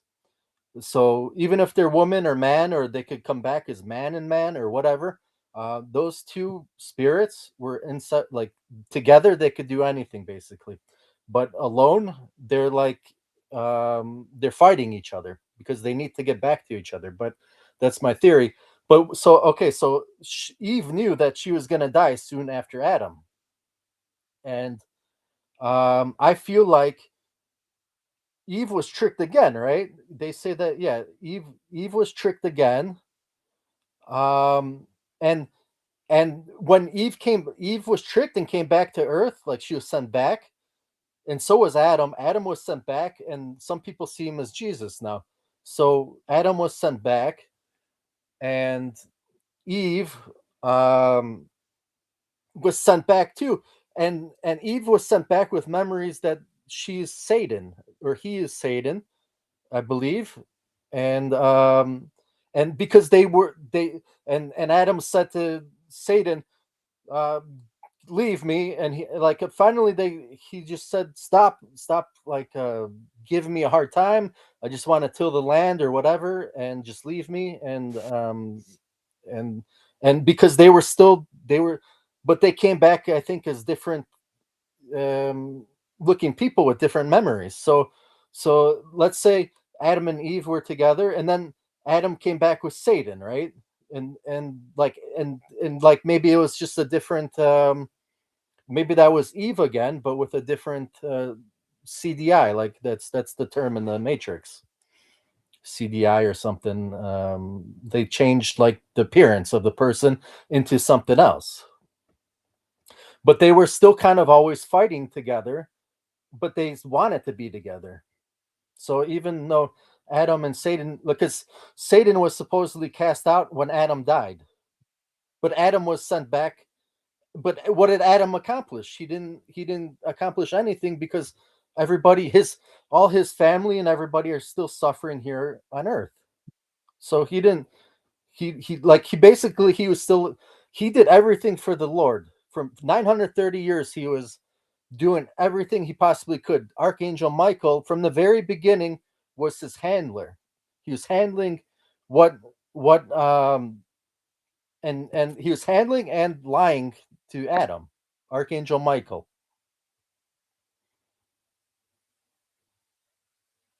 I don't know if you know any of that history of Adam, Stephen. No, I knew a little bit, but not a whole lot. So that's the history of Adam. And what makes you think that you are him reincarnated? Like, well, why do you that's believe? what that I'm saying that because people know that, like, people now they know that I'm Jesus. And I was in Italy. This is when everything kind of started in Italy, June of 2024. Just for some reason, I saw I was gonna go buy. I had enough. I saw a piece of property in the mountains. It was like 12,000 euros. It was a total dump. And I said, I'm gonna just go live in the mountains on Sicily, on the island in Sicily. And so, okay, I go there to go look at this property. I never made it to go look at the property, but as soon as I get off my plane, I'm just like, this is like, I just want to go back to Poland. This is crazy. But I ended up going to that town, Messina, from Catania on the train. It's 4-hour train. And that's actually it's more like it's not a bullet train, but it's a fast train. It's like a modern train. It takes 4 hours to get from Catania to Messina. And I'm just walking around for like 4 hours and thinking, this is like, I've never been around these kind of people. Like, it's a totally different, what you can say, like I can't handle traffic where people are just honking, like you'll see in third world countries. They're not moving. They're just sitting there and honking their cars. And it was like from the first day, I'm like, I'm ready to get back on a plane and leave here because I know what this is. I know I've seen this on videos of countries and and I'll tell you the truth. When I first got to Italy, I didn't know that it was a communist country. It's in Europe and it's still a communist country. And I experienced literal hell there. Like I like in real life. But what I did, I did. Okay, so I'll try to explain everything from the time I set foot in Italy. Um, so I landed. I got on a train. I went to Messina. I decided that I think I even walked past the real estate agency that shows the housing for that house that's on the mountain. And like I said, I feel like You feel like they put you I through hell in Italy? well I learned a lot. I learned I well at the Did they very end of it. sodomize you there? What did No, they no, do but to you? no, but at the very end, I'll tell you the truth that I got hit in the head Okay. with a rock. But the person that hit me in the head with the rock, What? I was in. Yeah, I got like They it's a long. smashed your head with a rock? Well, Uh, okay, so here's what okay. We can go back and forth because it's gonna be hard to explain. Like if I just go in one sequence, okay, okay, um, okay, okay, it might take a okay, while to get me through the whole story. But okay. forget about but I feel like when I saw that house that was on the hill, like something drew me. Like I'm not like a very wealthy person. Something kind of drew me. Like I'm tired of the cold, and I just wanted to see if there's a warm place to live and like just be left alone for the most part. And so anyways, so I went to go check out the house. I go back to Catania. I go into the town of Catania. I think I slept at the airport. Um, the first, like, I didn't sleep. Like, I can't sleep when it's noisy. Like, it's just impossible. I can't sleep anywhere So basically, did you unless fall it. asleep at the airport? No, no, I never fell asleep at the airport. Okay. They didn't So the day, sodomize you at the airport. no, I've never been sodomized, as far as I know, and I've Even never when you woken up blacked with. out drunk, the No, cops didn't never. sodomize you? No, I've never woken up with a sore ass. So, You never woke uh, up with a sore ass? no, never. Not even Uh, once in the 930 years as Adam? well, I don't know. I don't have any of those memories. Let's say, like I only Oh, remember 41.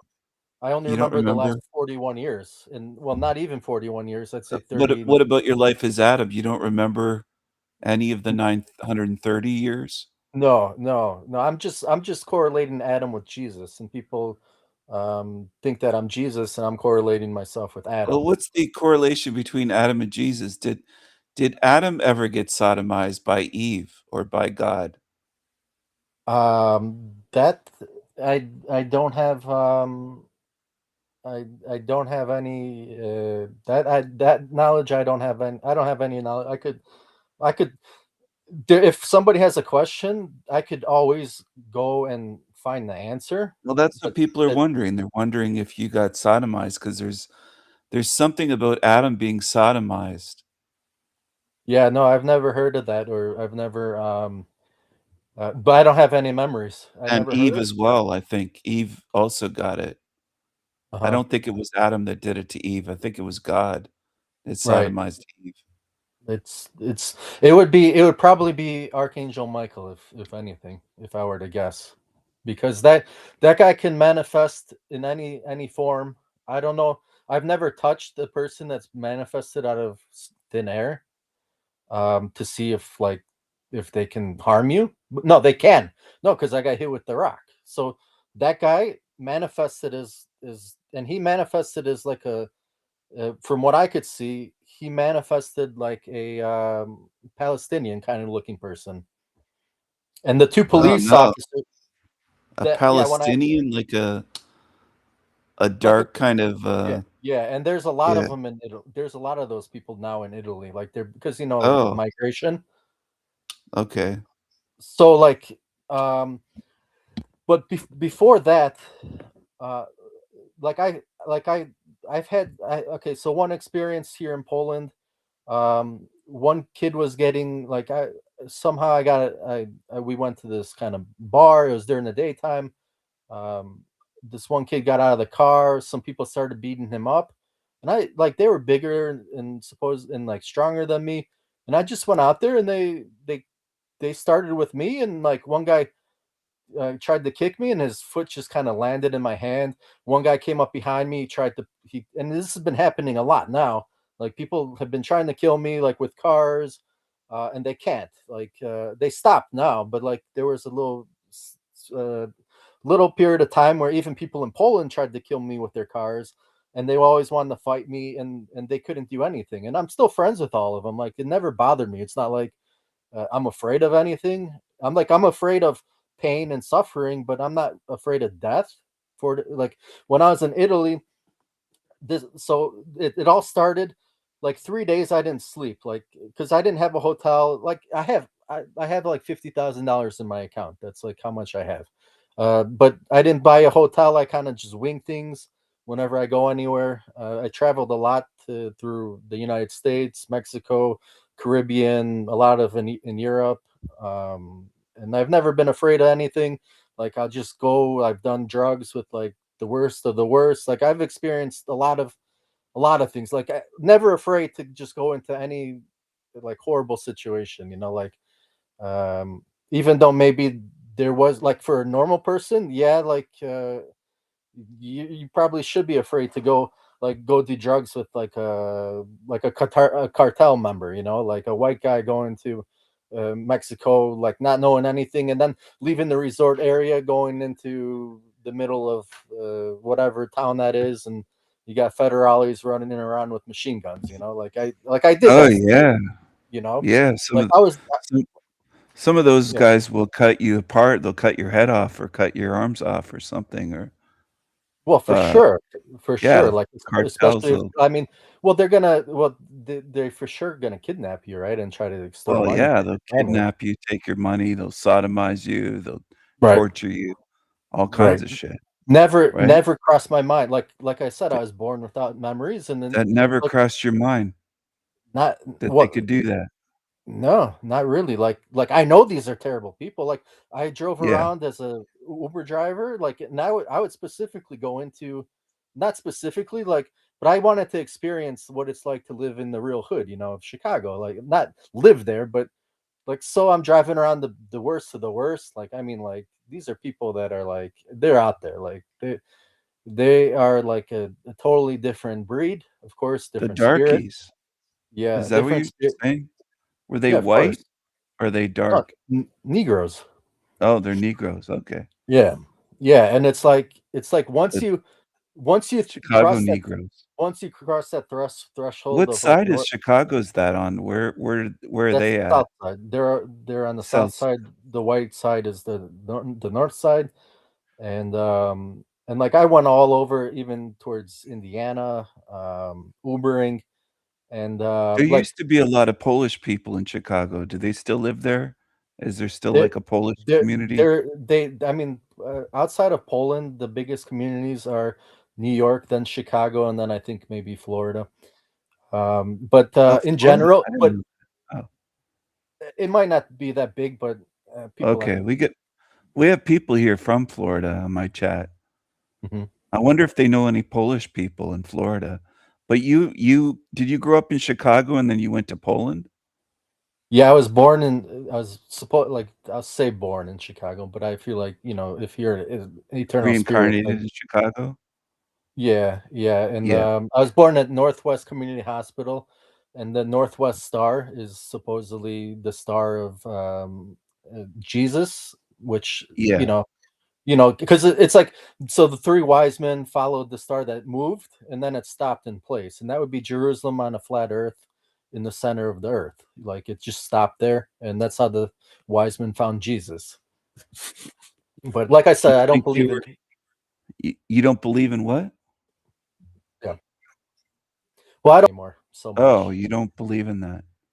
No, like I said, I think when Adam died, he was sent back, and people, um, would see him as Jesus, but people hate Jesus. Like they legitimately hate him. So it would make sense that they would send him back looking like some people recognize him as Jesus, right? And I don't have any memories of that. So people like I picked it up like these people that in Poland, like I love everybody, and then like the one guy, like I kind of started piecing it together. I go to this one restaurant all the time, and he would always say, yeah, this is dinner for Michael, and like he would only do it to me. And then eventually I called him out like 3 years, like 2 or 3 years, like before I even knew anything. I was just like, you know what, you could stop spitting in my food, and he just didn't say anything.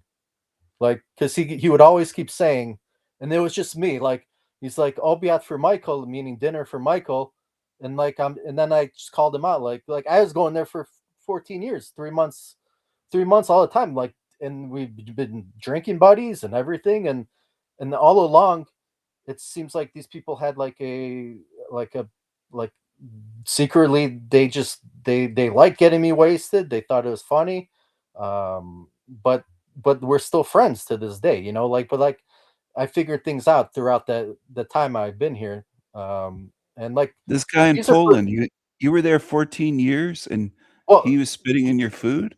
I think so, yeah. Like I called him, I said something like "Nie pluj do mojej jedzenia," because it was only for like, because I'll say it like this, like I've through these 40 years I haven't really been living. I've more like just been an observer. Like I observe everything, like, and I don't know what things mean.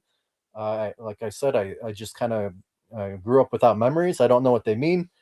um and I'm just watching, I'm just looking and looking and connecting dots, meaning like, okay, so for like 5 years ago, one of my neighbors asked me like, what's the point of this, like why, like I'm just like, there is no point, this is like this is, I said, best sense, so there's no point of life. And like, this is a question, like, why are you asking me? Like I don't know why you Did would he ask ever me. bark at you like a dog? No, no, I was I've just had at that his house happen today. before. Somebody did that. They growled and barked at me one time out of the blue. um No, I love dogs, but most of them, like they like there's I went to, not just recently went to this, there was a police dog, and I went to his house, and like the I've been doing crazy. I've been like, this was like also 5 months ago. I went to that house in Poland, and I just said, "Hey, listen, can you just give me a coffee? I just want to come in through your gate." And they're on the phone with the police, and I'm just like, I just want to sit down and have a normal conversation. And they had the police dog in the yard, the German Oh, Shepherd, wow. and they put him in its kennel, and the whole time I was there, it never stopped barking. And they even made like a gesture, meaning look, he, like, normally he'll stop barking, but like with me, the dog never stopped barking. Were they gonna sick the dog on you to bite your ass? What Yeah, happened? yeah. Like they told me they're like they're, but I wasn't afraid of the dog because I've seen some videos where it's kind of like, I am afraid. Yes, if I'm wrong, then I'm gonna get fucking chewed up. But in Yeah, yeah. general, I'm gonna. I told them, don't worry about the dog. The W dog's gonna bark at me, but he's not gonna Those bite me. police dogs, though, those German Shepherds, they could bite your balls right off. Yeah, I Like, know. they'll Yeah, attack your of course. groin. Like, Yeah, I'm not like, of course I can be harmed with, like, I have a yeah, bad back, everything hurts. yeah. Like, I understand, like, if I fall off, like, whatever, like, bad Oh, they things can could chew happen. your nuts off, though, like, those dogs are pretty Of vicious. of course, They'll of go for course. your groin But and but like yeah. like I wouldn't wanna start with that dog, right? Like, I started No. with, like, three other dogs came up to me, and they wanted to bite me. And, Yeah. normally, like, normally people, like, will kinda just stomp their feet and they'll go away. But I just stopped being afraid. And Yeah. yeah, they're barking at me, but like, I just didn't look at them, didn't acknowledge them, and they came up towards like the back of my heel, and they just kind of sniffed and they stopped. And like, I've been Did they having give this you any kind of, kisses, like licks or anything? The dogs? well, yeah, after they kind of like stop barking, then yeah, usually I can usually pet them. I Yeah. never like had that with a German Shepherd or anything, but with the smaller kind of medium sized dogs, that are trying to Yeah. bite me. Like eventually, I can have them pet me. So, Would you ever but say to them, "Don't bite Jesus"? no, I wouldn't. I've never talked to animal. Like I never tried to I talk do. to them. I know now. I Well, since I I watch talk your to them. channel, I think it's worthwhile. Like I've Yeah. the last couple of weeks, I've had deer in my yard. Like we have a fenced-in yard, and there've been the same two. There've been three deers, and one got hit by a car. Like Oh, in the no. yeah, it was a smaller deer. And Oh. funny, funny thing with that was it was laying kind of like on a driveway. And driveway's Uh-huh. not really. It's like a grass driveway. It's not really used. Some guy has a beehive behind, like he keeps bees behind our house, and it's kind of like, and the other house is a summer home, so people don't come. And this is just recently that this deer got hit. So the deer was there. I walked by it. I was sad, and then I walked back. The next day, it was kind of a little bit eaten. They did because normally they'll just pick up the roadkill. Somebody does. I don't know who does that. The county, the city. I don't know who's in charge of that.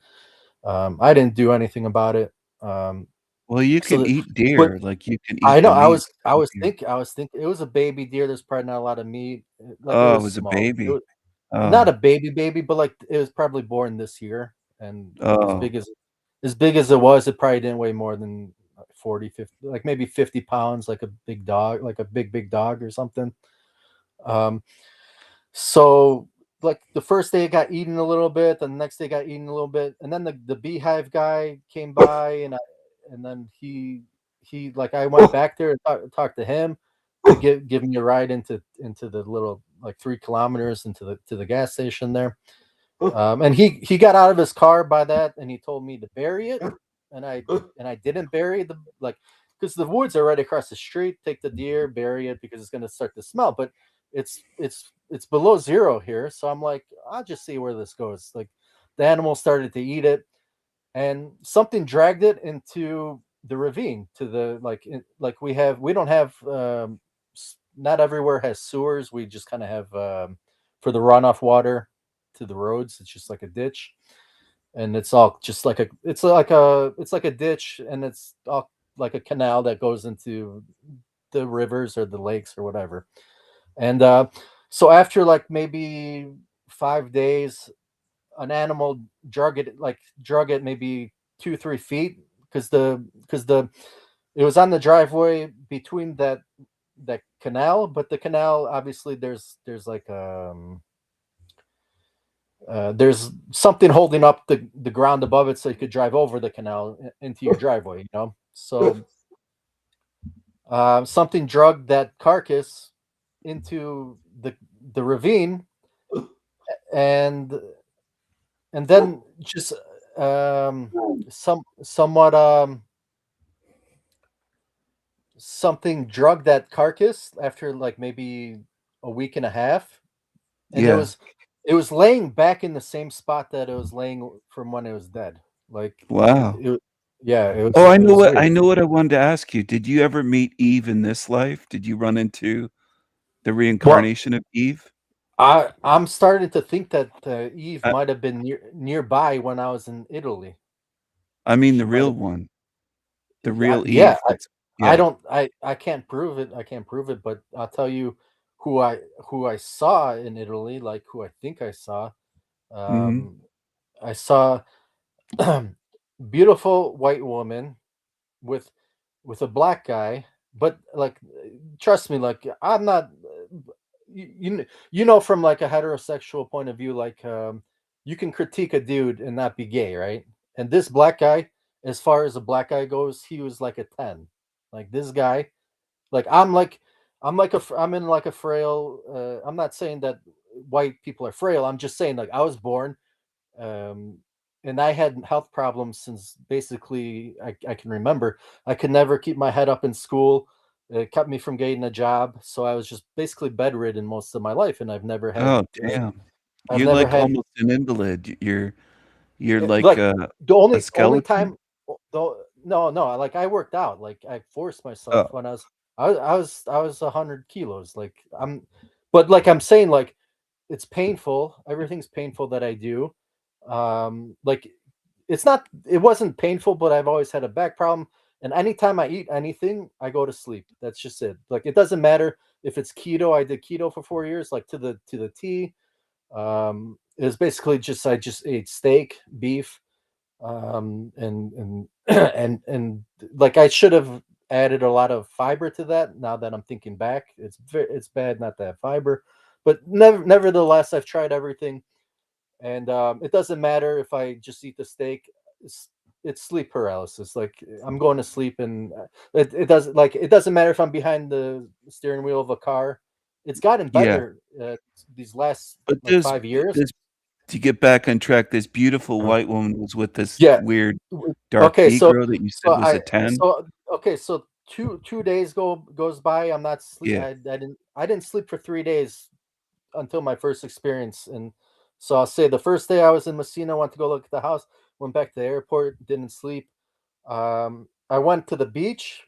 So on the second day I'm at the beach, and that's where I saw this white woman, and we ended up this white woman, and I was watching them from afar. Like, I was watching them from like I don't know, like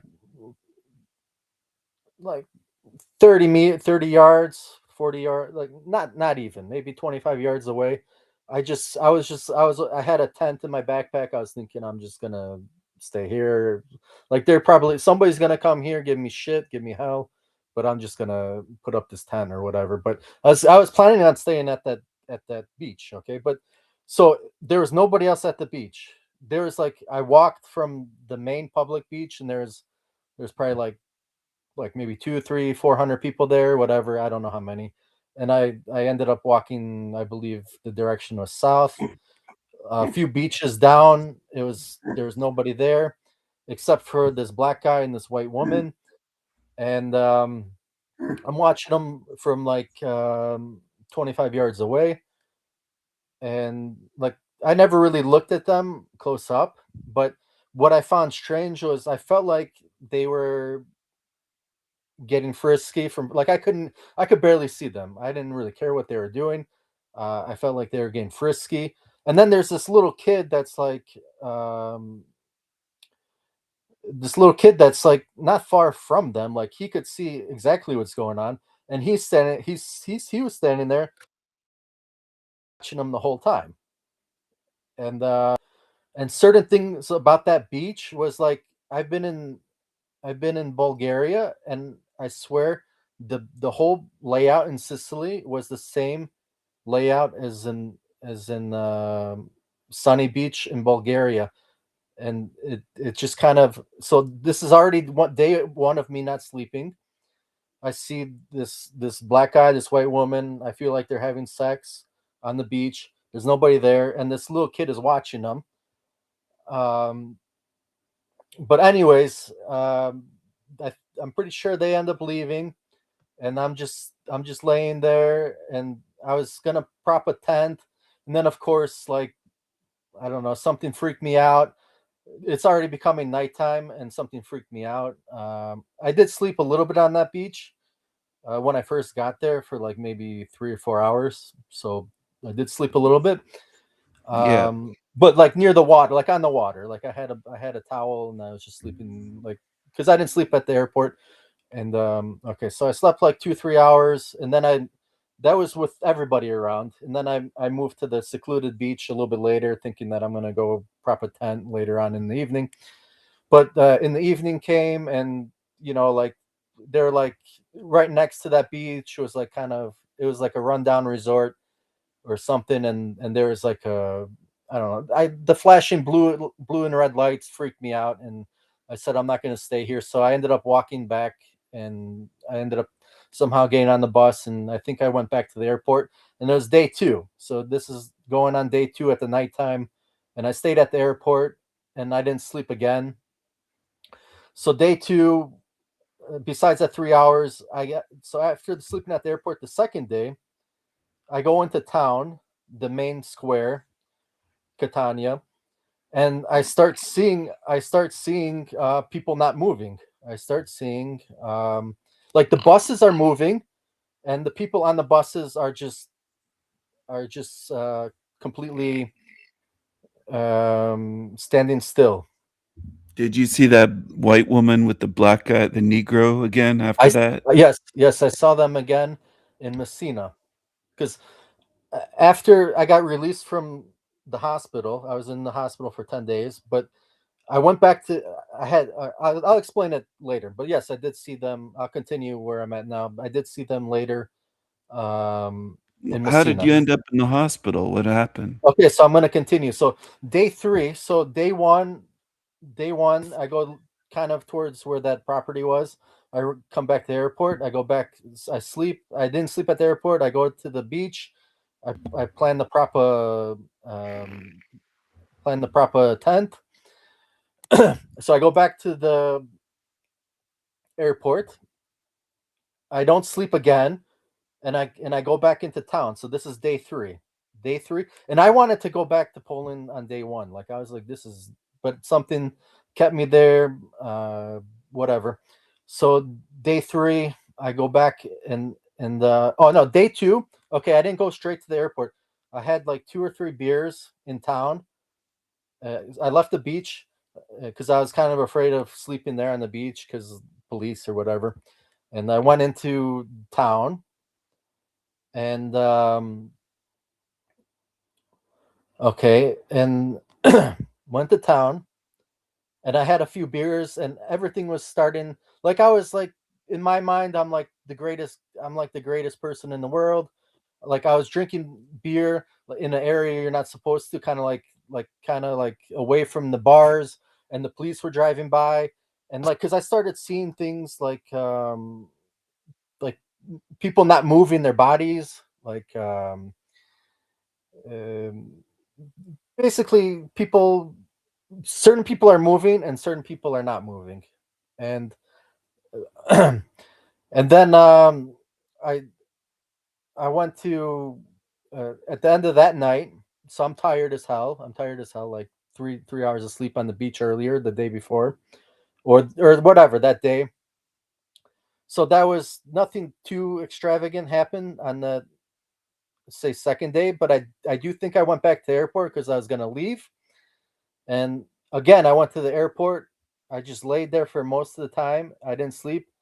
And I think that I went back to Catania on the 3rd day. So on the 3rd day, again, without any sleep, like basically this is like going on 3 days without any sleep now, like besides a few hours I had on the beach from the first day.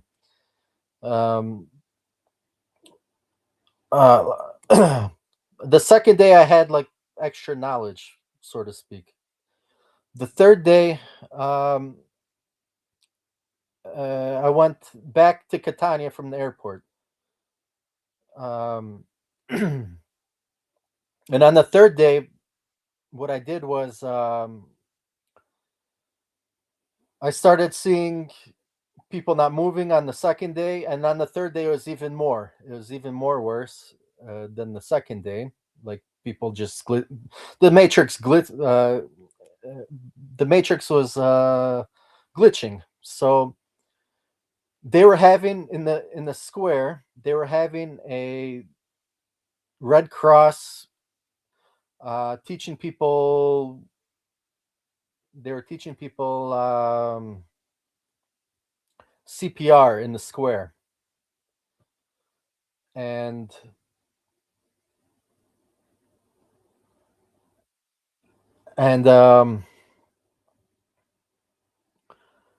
I decided that today's the day that I'm gonna try to figure something out. I'm gonna draw a line in the sand, and so to speak, I take all my possessions, because this is what I learned in the Bible, right? Is give unto Caesar which is Caesar's, and give unto the Lord which is the Lord. Obviously, I know God is the enemy.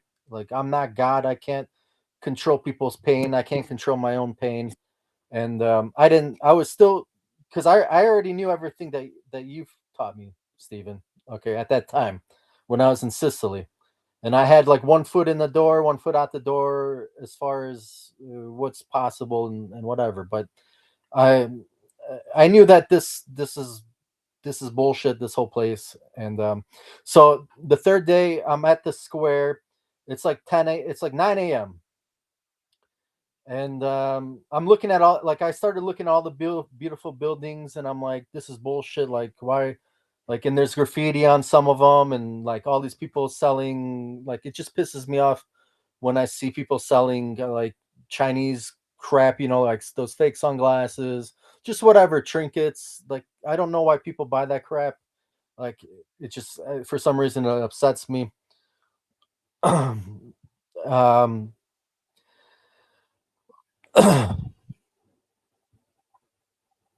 okay, so there's this guy, like, I don't like people, like, in general at the time, I don't really like people that dress up in costumes, like gurus, like police officers, like doctors, like politicians in their suits. I'm not really a fan, it's just weird to me, like the costume thing. Do you agree with that, Steven?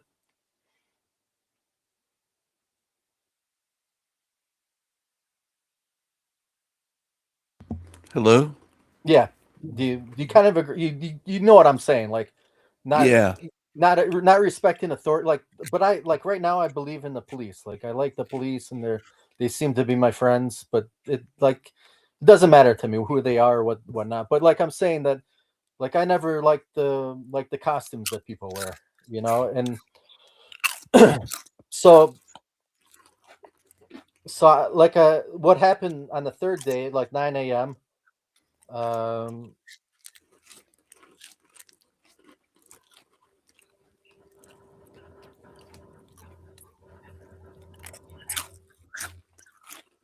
Are you purposely trying to be disrespectful to me, King Stephen? What do you mean? Well, no, I don't know. You're eating like very loud, and I'm trying to, like, if you don't want me to continue with my story, that's fine. We could talk about something else. No, I just got hungry, so I didn't. Okay.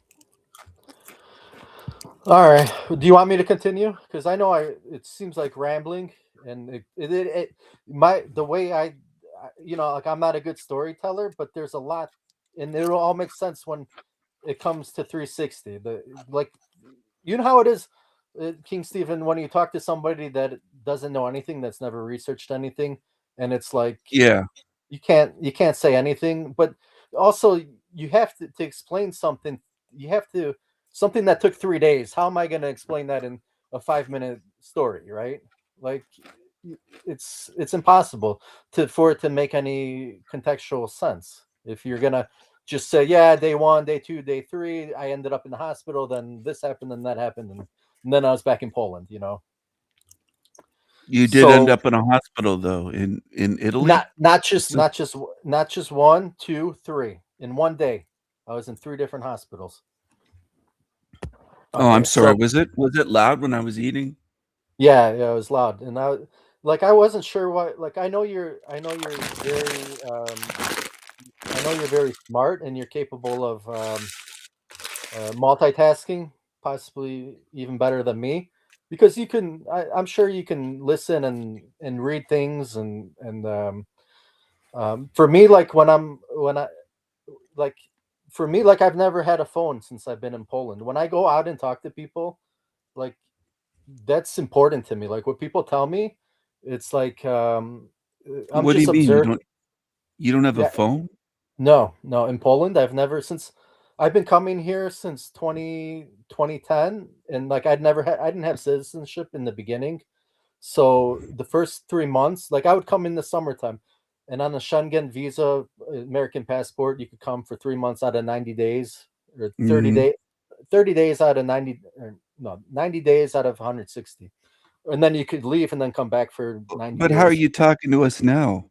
No, I have a citizenship now. I went back to Chicago eventually. So the first, say, 6 years, I just came every year. I never missed a year, and I'd come 3 months every summer. I'd be in Poland, and I never had a phone or a car in those 3 months. And then when I got my citizenship, I came, and I don't remember what year that was, but that was probably Are It you on was. a phone or what are you on right now? I'm on a laptop. I'm on Oh, my you're father's. on a Yeah, laptop. Okay. actually, right now, don't even. I got a desktop because I got like a pretty powerful PC. Oh, Like I you're don't on a really. desktop, not a No, I laptop. don't. My desktop doesn't have a camera, so I got my father's computer laptop. So Okay. so what did you ask? I lost track. About the About Poland. hospital, like what happened at the hospital? The Yeah. No, 3 hospitals in one day. I'm gonna go back. Yeah, I'll go back to that. Okay, so I'm at the square in Catania. In the Catania square, they got this elephant and this an obelisk, and for some reason it just made me angry. The elephant, and then the obelisk is like weighing down the elephant. That's like what I felt like the symbolism of that obelisk was. It's like weighing down, and it's putting the burden on the elephant, right? Like the elephant's got to carry this obelisk, and I'm just pissed off at everything I'm seeing in Catania because I'm still kind of. I was still like I knew this was hell, but I was just and like I know it can't be fixed. Um, and like I'm mad at this obelisk. I'm seeing people that are not moving, and I'm like, and they're doing this Red Cross showing, and there's these people. There's like an old army general, and there's like police, and there's like people teaching people how to do CPR on dummies, and the Okay, whole but the was it whole it's not hold it's on, was nine it eight. just people or were there dogs involved at what you were seeing? Were they It was just moving? no, it was just people. Yeah, just No people. 100. dogs. And the whole square, it's a big square. There's two squares in Catania, two big squares. I was in the one that's more like without a fountain, and in the middle Catan there's a well, that's in Italy, right? Sicily. Yeah, it's on the island of Sicily, Sicily. okay. Did Yeah. they have dogs in Sicily? Because I heard in Italy they have a lot of dogs around, like I stray dogs. There, yeah, I'm sure. Like I've been in Spain, and yeah, I think there are more stray dogs in Spain, but in Sicily, I didn't see many stray dogs. No, I didn't. So I didn't these were see. people, it wasn't dogs that weren't moving with it was only people? Yeah, it was just people. Okay. Um, What was the so CPR on dummies? You yeah, said they dummies. were Like it was a Red Cross event. It was a Saturday. This outdoors on the ground? uh, in the big square, empty square, like it's like a legit Okay. like buildings all around. In the They're middle, doing it's just CPR on dummies on the yeah, ground. yeah. It's like 9 a.m. on a Saturday. I think Okay. I got to Catania on a Wednesday, and it was like the third day, Wednesday, Thursday, Friday, Saturday, something like that, Saturday. And so like this old army guy, what I ended up doing was I threw out my whole backpack. Like I know this is stupid, of course, but like so I take my backpack. I have everything in there. I have my contacts. I have my glasses, my wallet with Polish money, um, and my debit card. I had a two fishing poles, like like compact ones. I had a tent. I had um, like I've always had a cell phone, but I would never have cell phone service. I don't know if that makes sense because for banking in Poland, you have to have a cell phone, and I would just have it to connect with banking. Like I would never take it from my home, but I've never had cell phone service. Like it's just an Android that I can connect to the internet with, and then connect to my Did you have any banking. Polish cookies with you? No, I had no food with me. No Polish cookies. You didn't have any food because I like those Polish, angel Oh, wing cookies are called, the Krusz they're Kruszyki? Krushniki, yeah, Krushniki. But Kruszyki. those are like bow ties, right? Bow ties, Krushniki. Yeah, yeah, and they look like angel wings, and they're dusted. They're Yeah, delicious. yeah, yeah. Yeah. Those are good. Those are good. Those are really My good. my You mom didn't have was any of those with you. my mom from my mother from my reincarnation, which I think is my reincarnation. But my mother, she was the best cook for real. Like I swear, I've never had better food than what my mother in this lifetime made. And In this lifetime, was she a real being? What yeah, did she yeah, my pass mother away? is no, Yeah. but she's still alive. She's in Chicago. I have two sisters Oh, in okay. Chicago. Your mom is And still alive. You got 2 sisters in and my Chicago. father, I don't, like I said, like I think you're born through your mother, but like you don't have a spiritual father. At least I don't. I like who I'm living with now, I still love him.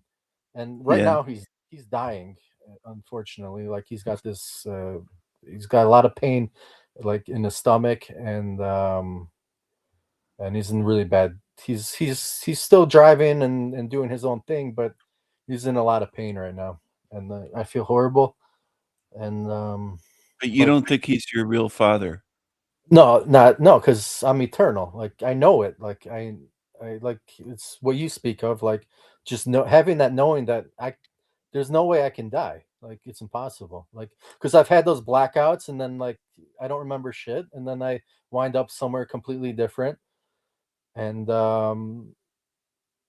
like I'm not afraid of death. I'm afraid of pain and suffering, not death. Yeah. Not at all. And like I know I what you're said, like saying. and Polish people are not as like now that they're kind of knowing who I am, they're not as dumb as I thought they were. Like because I'm always like, why is nobody looking for the truth? Why is nobody Oh, did you think they were stupid? well, not stupid in the sense like I thought they're like because they're building their own houses. No, like they're like compared to like a dumbed down American that went through the schooling system, like they're hundreds times smarter. But I just thought that they still don't look for the truth. They don't. Nobody wants to. Because like 10 years ago, you had mentioned something about flat Earth or whatever 10, 15 years ago, and people are just like it just doesn't compute. Like just different ideas never compete. Like doesn't compete with people. And like I always thought that was something like people aren't keeping up with learning and whatever. But I guess that's just not how they're programmed. They just don't understand it, and unless like They're not dumb. They're not as dumb as Negroes, but they can build houses and stuff, but no they're not no interested they're in like looking now into the no truth. they like I was thinking that now I don't think they're dumb at all. I don't think they're dumb at Okay. all. I think they're the most intelligent, like the Polish bloodline, or just in general. Obviously, the white. I would call them the Adamic race. Probably the offspring of Adam and Eve. They got cast out of heaven, and then they had all their offspring. And the white people are the offspring of, I would say, Adam and Eve. Yeah. Well, what happened to Eve? Did you ever run into her? Did you find her? Well, yeah, like I started to think like I don't know what she looks like. I have no idea. But I suspect that like things got wonky for me in Italy because she was nearby. Like I just thought that today. This is all new information to me. Okay, well, I'm curious now. What would you do if you found Eve either in Well, Poland or she's America? What? first, like I doubt that she would be studying like I have been for 20 years looking for the truth. That's like I feel Maybe like she has. because Let's assume that let's she say has. let, What if let, she had been? let's say she is a female, right? Yeah, yeah. And females are easier to trick, and then they're less Well, let's prone. say she's attractive. She's a female. Yeah, She's I would she's assume very I would attractive, I would, and she's been I'm studying for 25 years trying to figure this out, and she's right. aware that she's Eve. Let's assume that's the case, the scenario. I think that if we met face to face, we would somehow know automatically. You would know Like, her and she would know you. Do you think you well, would marry if her? she wouldn't know me. Like, if she didn't study like I But did. what if she did? What if she But if she, recognized you right away and she said, what if she well, recognized you and she walked up and she said, "You're yeah, Adam. well, I know who you are." I would say this is awesome, but I wouldn't want to have children with her. You know what I mean? Like, we need You to wouldn't figure out. marry her and have children and No, not in keep hell. No, because what we would you were do? we were we were lied to. Like, let's say I am. I don't know if I am Adam. Let's just say I am. They were lied Okay. to from. They were lied to from the beginning. They got cast out of heaven, and then Of course. and and then their kids are all suffering here. You Yeah. know, like I wouldn't do But let that me again. ask you this. Well, let me ask you, if you are the original Adam, then you had kids with her, and then who did the kids have sex with? Your kids, Well, Adam and no, Eve's no, kids. no, no, no. So I don't know if this is true or not, but okay, so so Adam is God, okay, and he's being lied to. He got lied to and got kicked out of heaven. Same way Satan got lied to and he got kicked out of heaven. Like, I'm not against Satan. Like, he's a good guy, in my opinion. Now, from the information that I have, El uh, Diablo, right? yeah, El Okay. Diablo, good guy. Yeah. So what I think happened was, okay, Adam and Eve, they were like the gatekeeper to go, not a gatekeeper, but like somebody that kept um the spiritual realm open to people that were living on earth. So if somebody had potentially, like, I do think this is how, but potentially, let's say somebody gets hurt or somebody is living so long that they get tired of living, because if you're living 900 years that and didn't commit suicide, that means that your body didn't ache. You kind of grasp, like, let's say Yeah, the I people don't I that don't live, think his body hurt for 930 years. right, you would commit suicide for sure if you're like, because I'm at Look, 40 how years. long did Eve live? Is that written? uh if she lived 6 or 7 days longer, she okay, Adam and Eve are God, but they're God together. That's what I'm saying. Is like, she would have lived 6 or 7 days. She knew she was going to die when Adam died. Like, they're Okay. because they're both So together. she So was over 900 years old she as was well. she was probably 930 years old also, and then she died Okay. 6 or 7. And when Adam died, like, I guess the sun went dark, and Adam was searching for his rib, meaning like to find Eve, searching for his rib, because Eve, like, that was a lie in the Bible, is like I Eve want was my created rib through, back. yeah, yeah, If I'm missing a rib, I want that rib back. right, right. And like, when he was dead in his spirit, like, not dead, his spirit, he's no longer in a body. He's in Yeah. heaven. He's being lied to by the fake God, which I think is Michael, Archangel. Um, So once his and meat suit died, what do you believe that Adam was out once his meat suit died? he was God. He was God, but he was afraid of God. He was like, people read the Bible and then they, like you say, they go through, like, they don't make it to heaven because they get lied to and they see Jesus along the way, and then they get Mhm. reincarnated. Yeah. Yeah, or Yeah, they Jesus don't have, puts him in the or recycling bin. or like I said, like, okay, so if Adam and Eve were the original two beings, and Yeah. they created, so Adam and Eve created, there was already people on earth, like, that were created by Adam and Eve. So in the beginning there's Adam and Eve, let's say, and then they created an offspring on earth which was thriving and everything was fine at the time, supposedly. I don't know what the history 100% if it's true or not. So supposedly Adam and Eve create, so okay, God creates himself in his image, which would have been Adam, the first man. So he's no longer spiritual. He's in a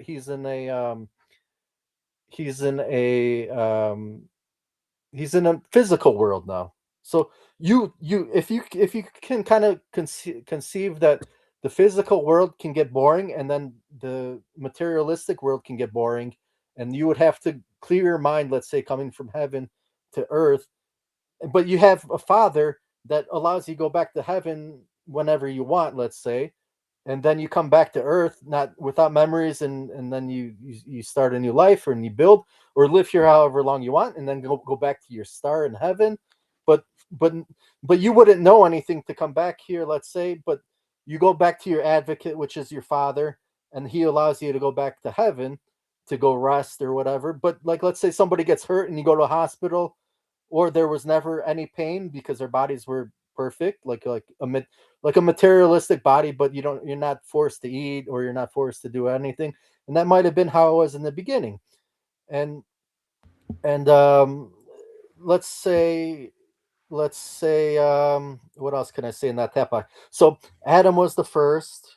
Eve was with Adam and Eve were the first, and they created themselves, or like I said, they got kicked out of heaven, and this was always hell for them. Which because they were crying the first day they came here to Earth, they were crying, and they said, "What are we gonna eat? We're gonna eat the grass of the land. We're gonna be like the animals."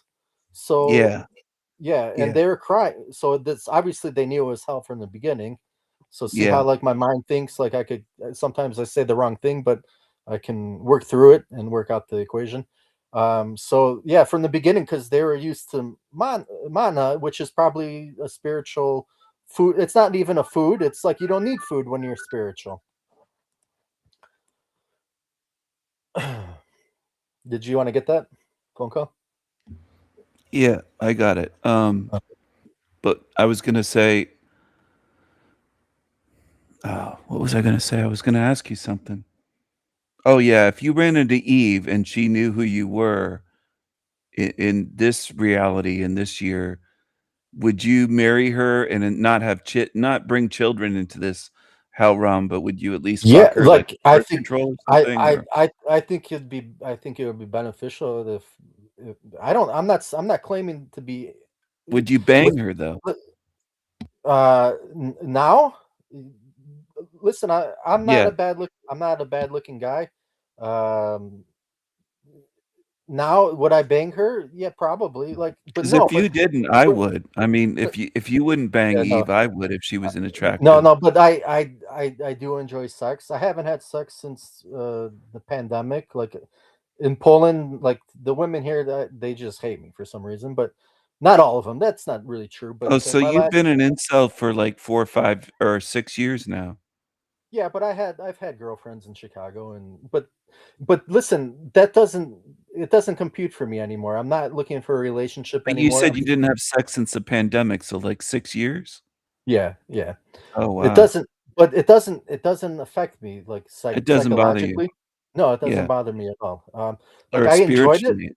What about I spiritually? Do you would you spirit have spiritual sex with Eve, do you think, if you found her again? I don't know what that would look like. I don't know. I don't know if it's necessary to have sex in heaven. I think it would, but, like, I think there's things that could be more powerful than sex. Sex in hell, though, like, would you wait to be out of here, or do you think it matters? Um I honestly like I got no interest in sex anymore here on Earth. I just don't. But You're asexual now. Yeah. if she wanted to, like, let's say Yeah. she knew if But she are was a you smart, asexual at this point? yeah, yeah, basically. But if she if let's say she wanted to, I don't know, man. Like I would have to get my nuts snipped before like I couldn't risk it to have another child here. I Oh, maybe wow. like I don't know, like it's weird, like how like you think of like okay, so you're the father and the mother of people on earth, except for maybe the darkies, which somebody else created, which I think they're like clones or some shit, or Yeah. monkeys or something, I don't know. Well, you wouldn't necessarily have to finish inside Eve, you could finish, like, on her face or tits or something. Yeah, but you know how like spiritual sperm works, you know? Yeah, I'm gonna end up with a baby. No, but like but if you think about like let's say Back to the Future, like it could be bad to uh like like things get erased from the past. Maybe it's good. Things get erased from the past, new things come to the future. I don't know. But let's say I did meet Eve and that's what Yeah. and she's as smart as me and that's what she wanted. Yeah, I would have sex with her. I wouldn't have a problem Have with you that. ever seen pictures people get erased, like, in the movie, but in real life? People disappear from pictures? Yeah, I've seen that in actually in videos. Like not erased, but I've seen people's faces like that glitch out. I've seen like glitching out and then I've seen it changed back to normal. Like in a video or like same thing, video or pictures not so much cuz I never really I threw away all my pictures for some reason. Like Oh. not my hard like all I have are from my last girlfriend hard copies, and then somehow I deleted all my, like just just from accident on a hard drive or pen drive or whatever. I ended up deleting all my. But like I said, I don't even care. Like, this is hell. Like, I really Was don't your want. ex-girlfriend, was she Polish or what is she? She was Dutch, so I assume Oh, Germanic. Dutch. Where really? Yeah, her last Oh, name was her last name was Bergman, I guess, which is Bergman. like almost like I don't know. That's A German for sure, Jewish right? Dutch or something. Yeah, A Jewish Dutch Dutch. Jew. Yeah, Yeah. exactly. Bergman. Yeah, I'm not, dude. I'm not against the Jews anymore. Like, Oh, if I had no? a, let's say we're stuck in hell. Okay, where would you rather live, in Palestine or in Israel? Like, it's a terrible place, but I would rather live in Israel than with the Palestinians or the You'd Muslims. you'd rather live with the matzo ballers, matzo ball supers Yeah, in I'm telling you Tel the Aviv truth. or somewhere? Yeah, like I'd like to stay away from there as far as possible, but honestly, Bibi Netanyahu, like, I was always like, this guy is a fucking loser, but he's Polish Yeah. Jew. So what am I supposed to say? Like, Oh, I he's didn't know better. that. He's Polish. Yeah, he's Polish Jew. Bibi Netanyahu. Right. Oh. Well, in Tel Aviv, they got all this rainbow pride stuff, and like it's a really So gay what? place. But so what? We're in hell. Who knows what people see, right? Who knows what these spiritual people see? Like, I don't I'm know. against it. I'm against it, but like, You're who not cares for if they? sodomy? No, of course not. Well, they are there. I know it's weird, but to They each like their own, butt I guess. sex a lot. But the problem with that is that leads to child sodomy, and that's Wow. pretty, if an adult is, let's say an Demons. adult, yeah, Degenerates. let's say an adult, obviously, if they're not retarded, they would never have butt sex to begin with. They got to be retarded. They do. Millions of I them there do. I know, that's weird. I don't know. But that's the thing is, are the Polish Jews running it, or are the the black hats? Okay, hear me out. Did the black hats, are they seem like they're fucking stupid? Are the Chinese giving them money to lobby the Americans, or is it the Chinese that are the real controllers here? What do you think is going on, Stephen? No, I think behind the scenes they're all one club. Every Yeah. country. It's Yeah, no, beyond country. It's just yeah, no, I agree 100% with that. yeah, it has to do with entities. So China's is much under control as Israel and United States and Poland and Germany and UK. I feel like they weren't under control until the pandemic. I think that everything got fucked up for them. But whatever, it doesn't matter. Everything is under, like, the pandemic proved that every government, like, not just to me, I already knew that, but every They government reacted the same way. right. They They're have all the same yeah. colluding together, right? But they were before then. I mean, if you look back at World War II, they're shaking hands with Stalin, and I Mhm. mean, it was all planned. The world wars, the Cold War. This has been going on Right. behind the scenes for a long time. Right. The Federal Reserve, they were in collusion even before the Sure, Federal Reserve was created. sure, I think So everything. I think maybe we got no. That's if it's 930 years, it's way before that. Yeah, I know. But the one guy, which I think is Moses here in Poland, he's Mhm. afraid. He's afraid that we're all gonna get locked in here, and then there's no way out. Like, that's his. He was in the Polish army, and he lives 7 kilometers from me. I walk to his house sometimes. He's an older guy. He just drinks beer, but he knows how to build houses. He's intelligent. He's like a drunk. And I kind of figured out that all these people that I'm drinking with around me, they're the intelligent. They're like the geniuses. Like, and nobody wants to talk to him, so they have nobody to talk to, and then he just drink beer. The same thing I've been doing for 40 years. Nobody, and like, so I don't know where I was going with that, but it's enough for that. But I do think that he's possibly Moses, and I think that Well, I used to the other. build houses, but I would rent them out to darkies. I'd rent them out to, like, poor Mhm. people, basically, Right, right. in But was it for Detroit and that government area. money, or were they working in? Because Some of I them don't were think they. working. But there's a lot of a lot of Negroes are pretty lazy. There's not many that actually work in America. Well, I Most of don't. them are getting I off mean, the are they system. even? But let's be honest. Are they even capable of working if they wanted to? Not Like many, because no. because like okay, yeah, like they can go and then one guy's gonna tell them what to do, but then the one guy has to supervise them the whole day, and then the one guy's losing time and like you're paying this. It's better to just pay them to stay home, but you gotta get like we can't fix the realm, so it doesn't even matter anymore. Yeah. Like, but it's better that they don't come to work because that just makes it worse. I would just float them on doors back to Africa if I could. Well, I would do the same. I would do the same. The crime 'Cause, rate would drop tremendously. It'd still be a well, hell realm, but it'd be a hell of a lot yeah, less dangerous for people walking right. around And at if you night. are if you are trapped here for the meanwhile, and you're reincarnated, do you want to be reincarnated? Like, if I have a feeling if they killed all the white people, I don't think you'd reincarnate. Possibly the white people would go back to heaven potentially, but what is left? Like maybe this realm is necessary for us, but we do have heaven, but we do need to fix this place. I don't know. I you know I look at it multiple ways. You know. You'll never fix this place, though. There's But no yeah, way to but fix like if I go back to thinking how Adam thought when he came here, they were guarding the entrance to go back to heaven with Adam and Eve, but they got kicked out of heaven and they were crying from day one. So exactly, this is, but what would happen? Like, that's why they don't kill us potentially, Well, they right? were Like, crying in the garden.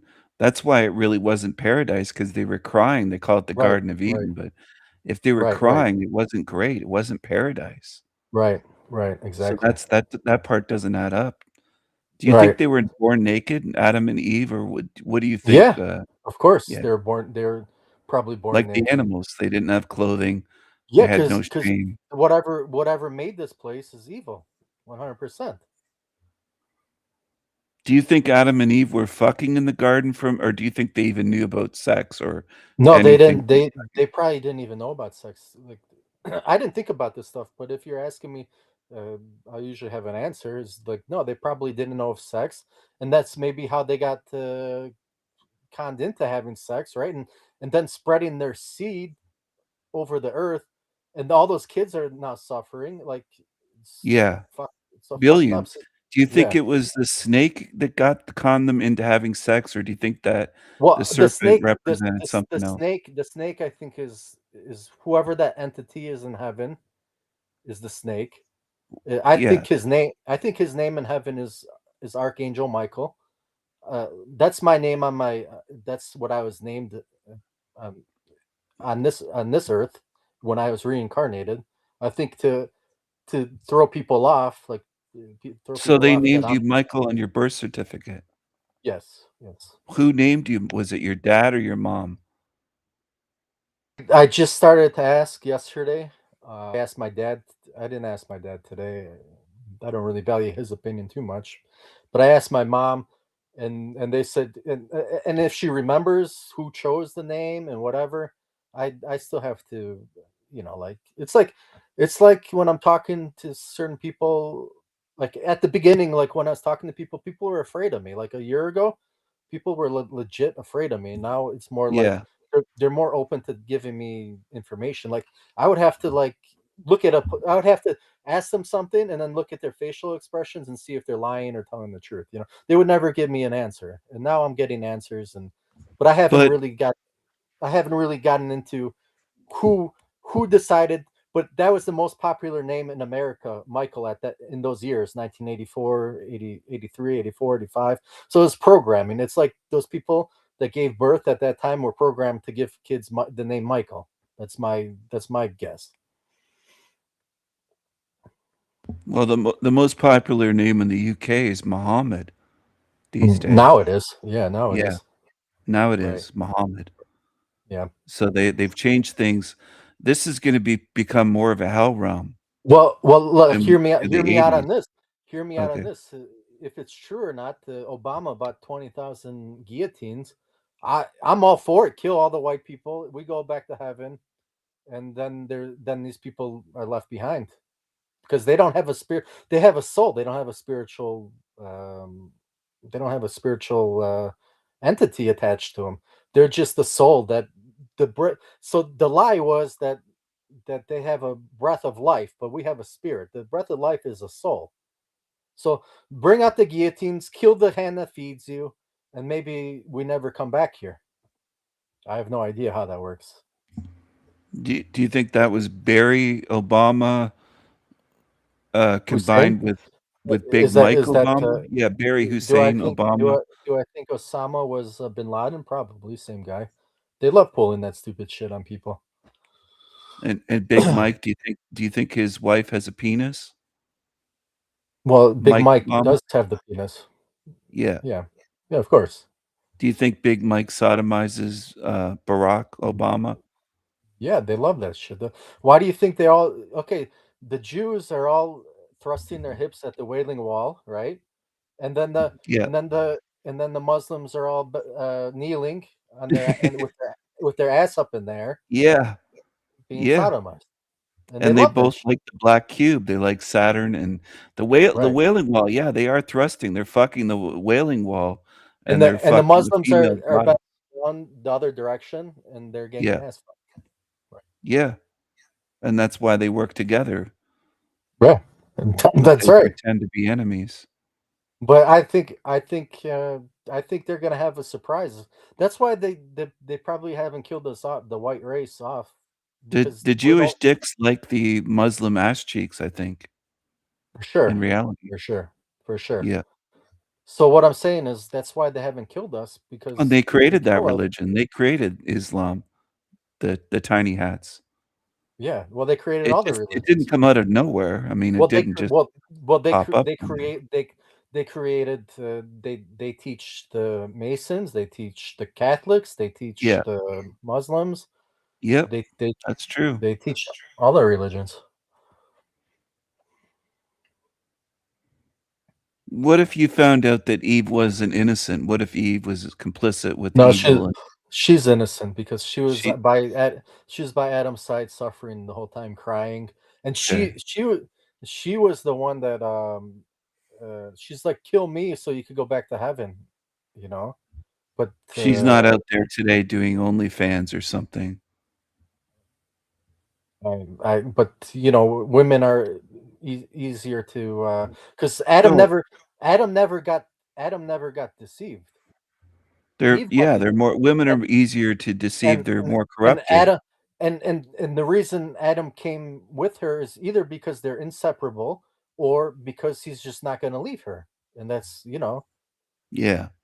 his real love, or let's say, like, he's just not going to leave her. That's Do you see how degraded and corrupted Western and European all across Europe from United States all the way to right, Europe corrupted today? right. Well, is it corrupted, or are people having more sex with non-spiritual people? Like, if you have a mother that uh, like, I know I'm against the Catholic Church, but let's say you have a Catholic mother, and their theory is that's the mother of the living, right? Like the Mother Mary, and like she gave birth to Jesus, which didn't have a father. So I think like people that are born through a spiritual being come with a spirit, but if you're like a darky, or if, let's say, your father is black and your mother is white, maybe you have a spirit, or one way or the other. You Let's say you're black and the mother is white, then one child will have a spirit, or if it's the opposite, that child won't have a spirit. Like, it could be the Well, same family, and like yeah. your own siblings could be completely different from you because one's spirited and then one's not. You know. Well, that white woman in Italy with the darky, do you think she got corrupted by him then? Well, I don't know what she sees in him, let's say, I don't know. or right, or yeah, like, let's say she sees a beautiful white man, right? Or she sees herself as black in the mirror, right? Oh. And, Oh. they're having these hybrids, these black white children, and then it got corrupted. In that sense, it could have got corrupted. Do you think a lot of women these days are Right. having sex with straight up demons? Yeah, well, I think a lot of women are demons. Even if they're white, I don't necessarily think that they have a spirit. Because look Yeah, how there's white ones without a spirit. right, right. But yeah, but obviously the programming in the television is making black being attractive, and they want the white women to mate with the black people because uh, like let's say you have a black and white, the mulatto is going to be smarter than the black and black, and that's why they want to have those kind of children because I mean Oh, it's more yeah. beneficial. It's more beneficial to their race to have Well, yeah, mulattoes that's than been to have going on for a long time in America. right. But the nevertheless, it's not sustainable. Eventually, it's just going to be black left here. Do you kind of see that? Like if everything is real and it just continues how it's Yeah. going, there won't be any white people left, and I don't see the point in saving the white race either. Like the white people, if they die, they have a spirit. Somehow we'll figure it out spiritually, and we don't need our bodies to figure out how to save this place. Like I don't think that's an issue potentially. But if it is an issue, then we need to figure out how to fucking save this place. Oh, I don't But wanna save this place. I wanna entomb this place right, with the right. demons I in it agree with you. and I be agree with away you from this place. 100%. I never wanna come back here. I'm done with this place. Right. Like one guy asked me like just recently like about hunting and whatnot, and I'm like, yeah, well, Polish people hunt because we're forced. Like we don't really like I don't want to kill an animal, but we have no choice but we're forced to hunt and kill the animal, And what they started doing in Poland recently, which is, like they started paying people that have children. It's obvious what the agenda is because they're running out of white people, and eventually, Yeah. eventually the realm will be all black, and then there won't be any spirits left, and these people will be left here, and they'll continue making children until they run out of resources, and Oh, they'll be they'll keep making babies in Africa. They're growing by the billions. yeah, but It's that's only sustainable while the white people are harvesting them with Yeah. combines to Oh, send them yeah, they'll there. start starving, but I mean, they'll just keep having Right. 15, 20 kids. Right. They're They not won't because stop. they're not spiritual, so Yeah. they don't have the understanding of what it is to Yeah. be spiritual. I was gonna ask you, what's the difference between, the Germans and the Polish? Because 'Cause they're bordering each other. How come Polish The people are so the, different Po- from German? the Polish people, honestly, they call them. They didn't think I understood this, but they call them Nieme. Nieme means not us, so you could take it whatever way you want. Meaning that maybe they were us before World War I and World War II. Niema. Nieme, Nie Nieme. Nie means no, and me means Nie us. Niema? Nieme. Niema. Niema. I can't even pronounce it. I'm sorry, I'm trying, Close. but what is it? Okay, so one because it's two words. Nie, like Nie. no. It's almost like nie, nie, like Nie. in the German Okay. word nie, nie. Nie. Me, me. Me. It's like Me. a mi. It's like a mi. Me. Me. Me. Yeah, me. There you go. So Oh, man. me means us and not us. Me So means us in me means Polish. us. Yes, yes. Wow, that's very different from English. And it is true that a lot of people have Niema. Me. Me. even for me, like I was born to two Polish, parents. Let's say, Yeah. I was born obviously in America. I came to Poland first time when I was 10 for 3 months on a farm. My grandpa had a farm, and then the second time I came for 3 months. I was 13, and when I came back to Polish to some of my friends. But in general, I went to Polish school since I was probably in fifth grade, fourth or fifth grade. I was going to Polish school, and it's still hard for me. Like Polish is not easy for me to, and I've been living here for 5 years, and it's still very, and like my grandma, she kind of raised me. My parents were both working, and my grandma raised me, and so I was Mm. always around Polish, but they all Well, know that everybody knows that they recognize that I have an accent and everything. They know that and they they view the Germans as not us. yeah, not us. Not us, is how they see Germ the only thing I grew up a little bit around Polish people, but I only had, like, their cookies and pastries and their food and stuff, like cabbage rolls. I Pierogies, never learned any Polish. cabbage rolls, man. If you had my mother's, you're the best. But everybody says Oh, that about their mother's I food. love cabbage rolls. Yeah, you can't have. There is nothing better than a cabbage roll. Seriously, Oh it gosh. takes a long time to make, and I mean that's probably part of the reason it's so good. Is just like the effort that goes into it. Yeah. Yeah. And Polish people would say about Russians that they're how would they view Russian people? Well, I see them. Polish people. They hate them. I mean, because personally, I think they hate the Germans because of the wars, just like everybody else. Propaganda. I think they hate the Russians same way, is because of the wars. But see, Poland is in a bad situation. Well, not in a, but the whole world believes Poland because they're the only ones. They've always been getting attacked, right? But that might backfire into. I don't know. What was the question again? I probably didn't even answer the question. I spaced How out. do how do the Polish feel about the Russians? And what Like about the the people that Ukrainians? the people that I speak to, they Yeah. don't like the one guy. There's a Ukrainian working with him now. He calls him an idiot. Like he'll show him what to do at work, and he still can't do it. Like like he has to babysit him at work. A Ukrainian. Um, the others, like just from history, we hate the Russians. That's just Yeah. like they killed so many but the Russians I think are just Asiatic hybrids, like meaning between they're not like a white race, like an Adamic race. They're like Asian and white mix. Yeah. They're a And mixture. they're killing all the white people in They're Russia. hybrid. But I think any of the white people that are going to war or whatnot, they're like legit spirited people being killed. That's what I Yeah. feel like. Well, yeah, the Russians are kind of almost like the darkies of the whites in a way. They're a mixture. Well, They're they're more mulatto.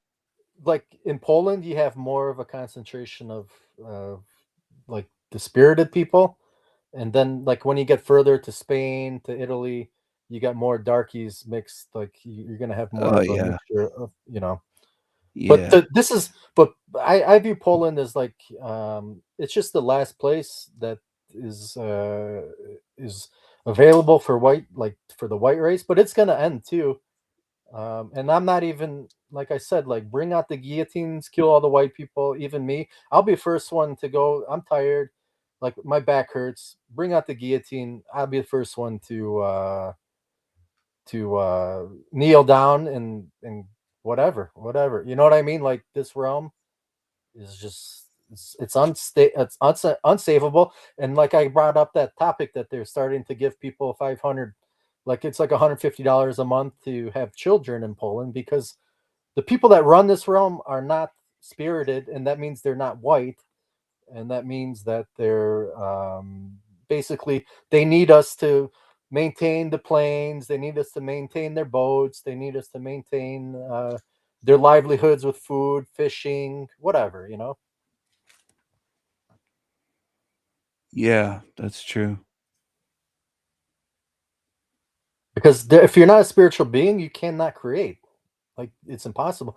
All they have is money, and all they do is look for more money. That's the only thing that's the Jew, is like that's all they know is money, because they cannot create for themselves. So they can never bring a product to market to make money for themselves. They just have to steal it from other people. And they can't make, nothing will ever grow for them if they plant it.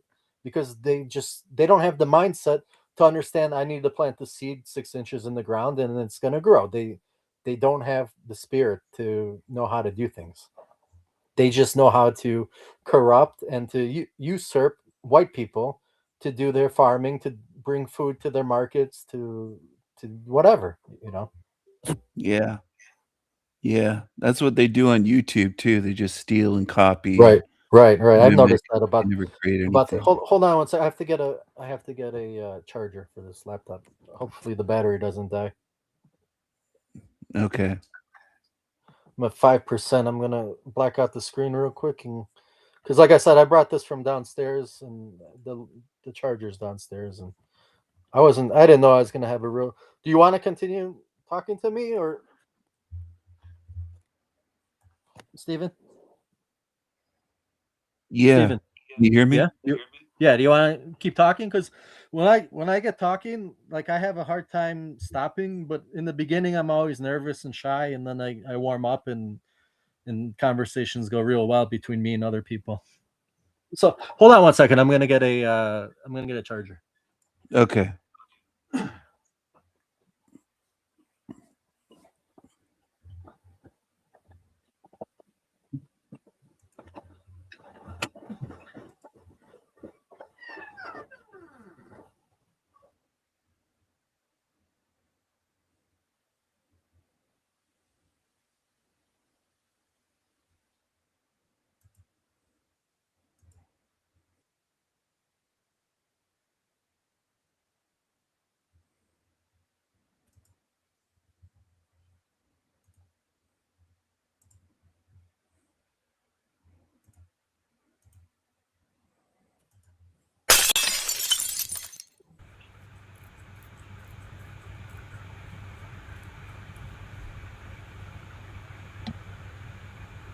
I did not pee on anybody. I didn't pee on anybody, dude. Somebody tried to start a rumor about me in high school, trying to say I pissed on some guy. We were at a party at his house and we got stupid, sloppy drunk, and my friend was like drunk, rolling around on the ground outside, and I took a piss outside, and we were like kind of close to each other, but people are trying to say like I pissed on him. I mean, maybe he rolled around my piss. That's not my problem. I didn't tell him to do that. Like, you know, he's like over there and I'm over here, and I took a piss, and I did not piss on him.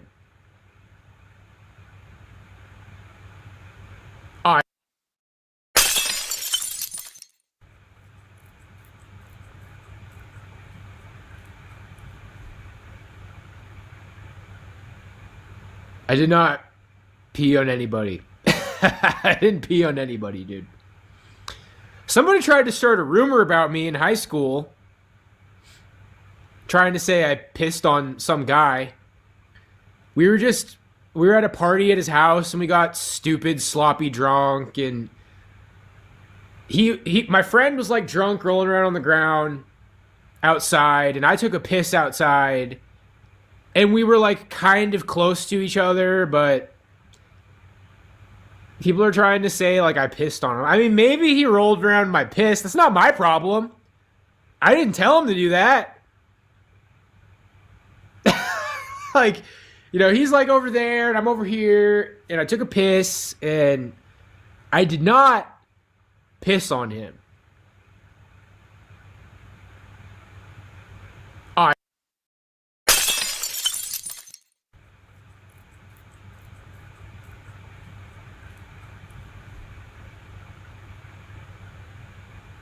I did not pee on anybody. I didn't pee on anybody, dude. Somebody tried to start a rumor about me in high school, trying to say I pissed on some guy. We were at a party at his house, and we got stupid, sloppy drunk, and my friend was like drunk, rolling around on the ground outside, and I took a piss outside.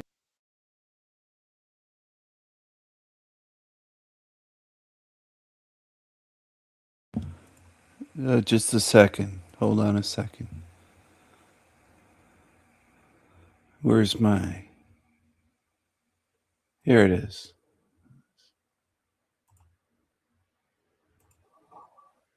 Hello, is this Adam? I believe so.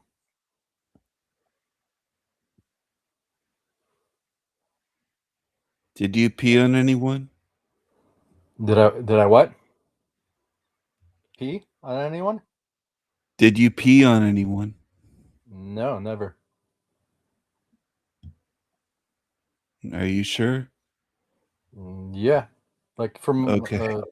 from any of my memories.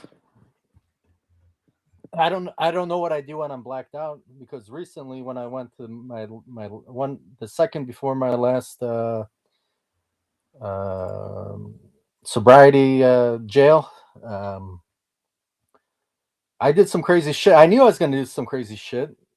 Like I wasn't even that drunk and I blacked out, and like people know me. Like people know me now, and like when I tell them something, like we see eye to eye and we connect like spiritually, like in a spiritual way. Like I was sitting in the bar, I said everybody knows I'm Jesus, and just not long after that I blacked out.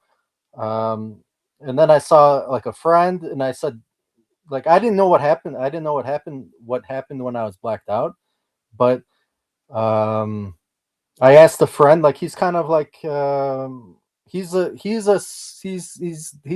odd guy. He he got hit by a car and he rides a bicycle, and he's been riding back and forth between his town and my town, and it's like he would do like 100 kilometers a day, which is like 60 miles on his bike every day, like throughout years. Throughout years, he was riding on his bike, and like he was at this restaurant where they used to spit in my food. And like I didn't know what happened, but like I kind of like use reverse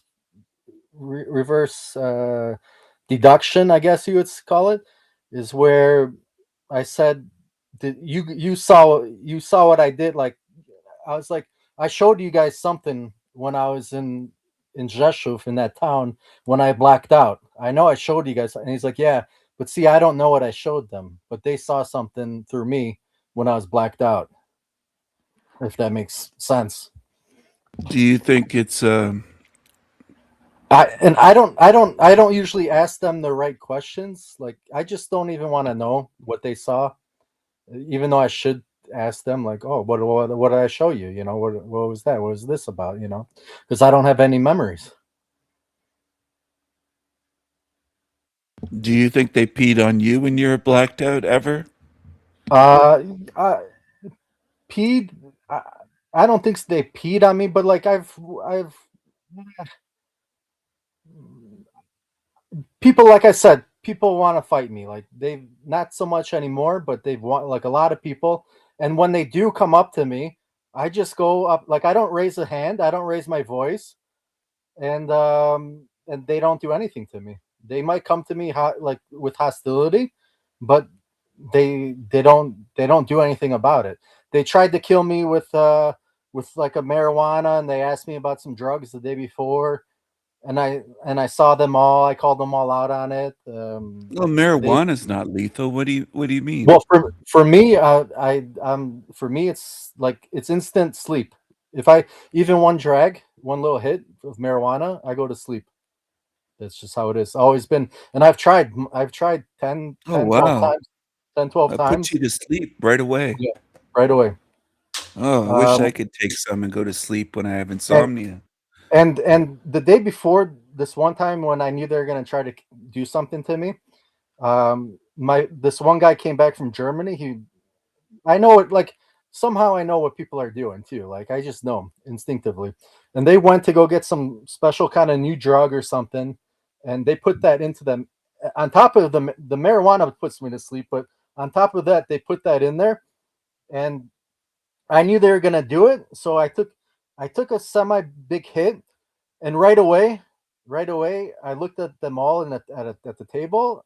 I could see them in a spiritual kind of way, and the one guy told me to sit down, have a drink, and right away, I left.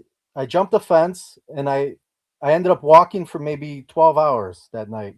Like I didn't go home, and they were coming by, like these entities were coming by in their cars and whatever. I knew that it was them, but like I didn't stop walking until I walked that whole thing off. I threw the cigarettes out right away, and like I don't know what would have happened. Like I don't think anything could happen to me, honestly. Like even if they did kill me, like I'd probably just wake up in my bed or some shit. Like it doesn't even, and they might not even remember what they tried doing to me. I have no idea how it works, but like Kenny, like you just wake up in your bed. Like they kill you, you wake up in your bed, and everybody acts the same the next day.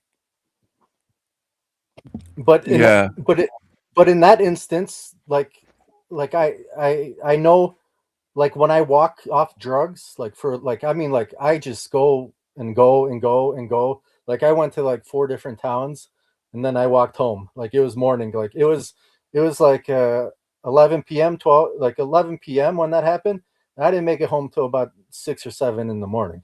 Like I just walked and walked and walked and came back. But that's how I Yeah. deal with potential drug overdoses. Let's say. Yeah.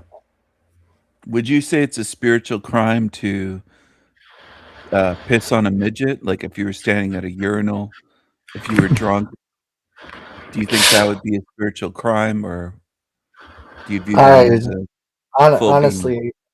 honestly, can I reserve comment on that? Because I never thought of it. I don't know how I would treat the situation. No, I don't I'm know much. asking because I did that one time. I peed on a No, midget. I don't think there are any spiritual crimes.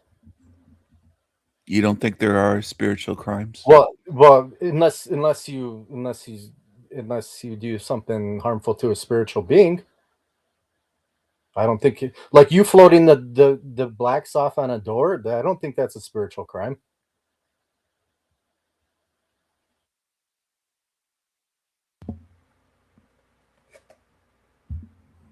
Did you Audio catch? check. Yeah. Did you catch what I said? Yeah. Can you Yeah. I said I don't think it is either. Yeah. I don't think so either. The audio's breaking up though.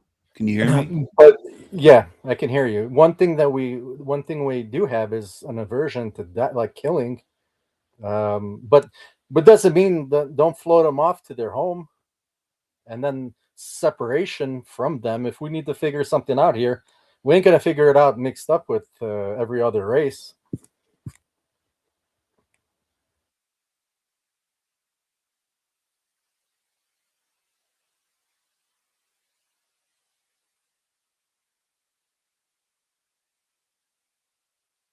Hello.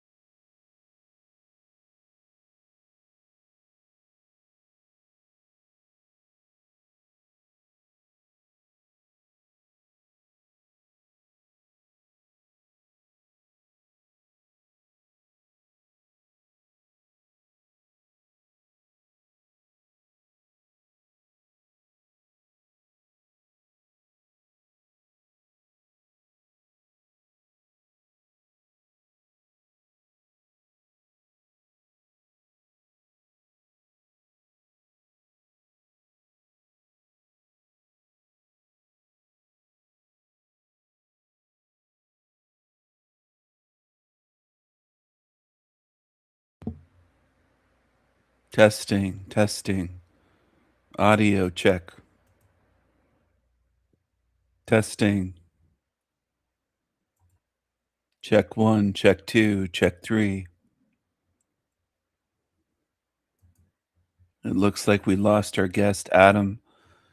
Maybe Eve will show up. I don't know. I'm only hearing my heart racing and then slowing down and slowing down, slowing down, slowing down. And I remember the absolute moment it stopped. That's the most terrifying moment I've ever had in my life. And it was at that moment I just boop, popped out of my body. It was instantaneous, no loss in consciousness whatsoever. And I remember I had the view of my body, and I'm looking at myself, and I know it's me, but I don't feel it connect. There were two types of feelings I was having. The first one was sort of trying to figure out what the hell just happened, because I'm not dead. No way. I can't be. I'm so alive. And I felt great. Like I just felt, you're not ever like as a teenager, your body feels great. Like you're almost invincible, right? Well, imagine that times like 1,000. That's how I felt. But I'm also seeing this physical realm in a way that I've never dreamed possible I could see it before. And so I'm in awe.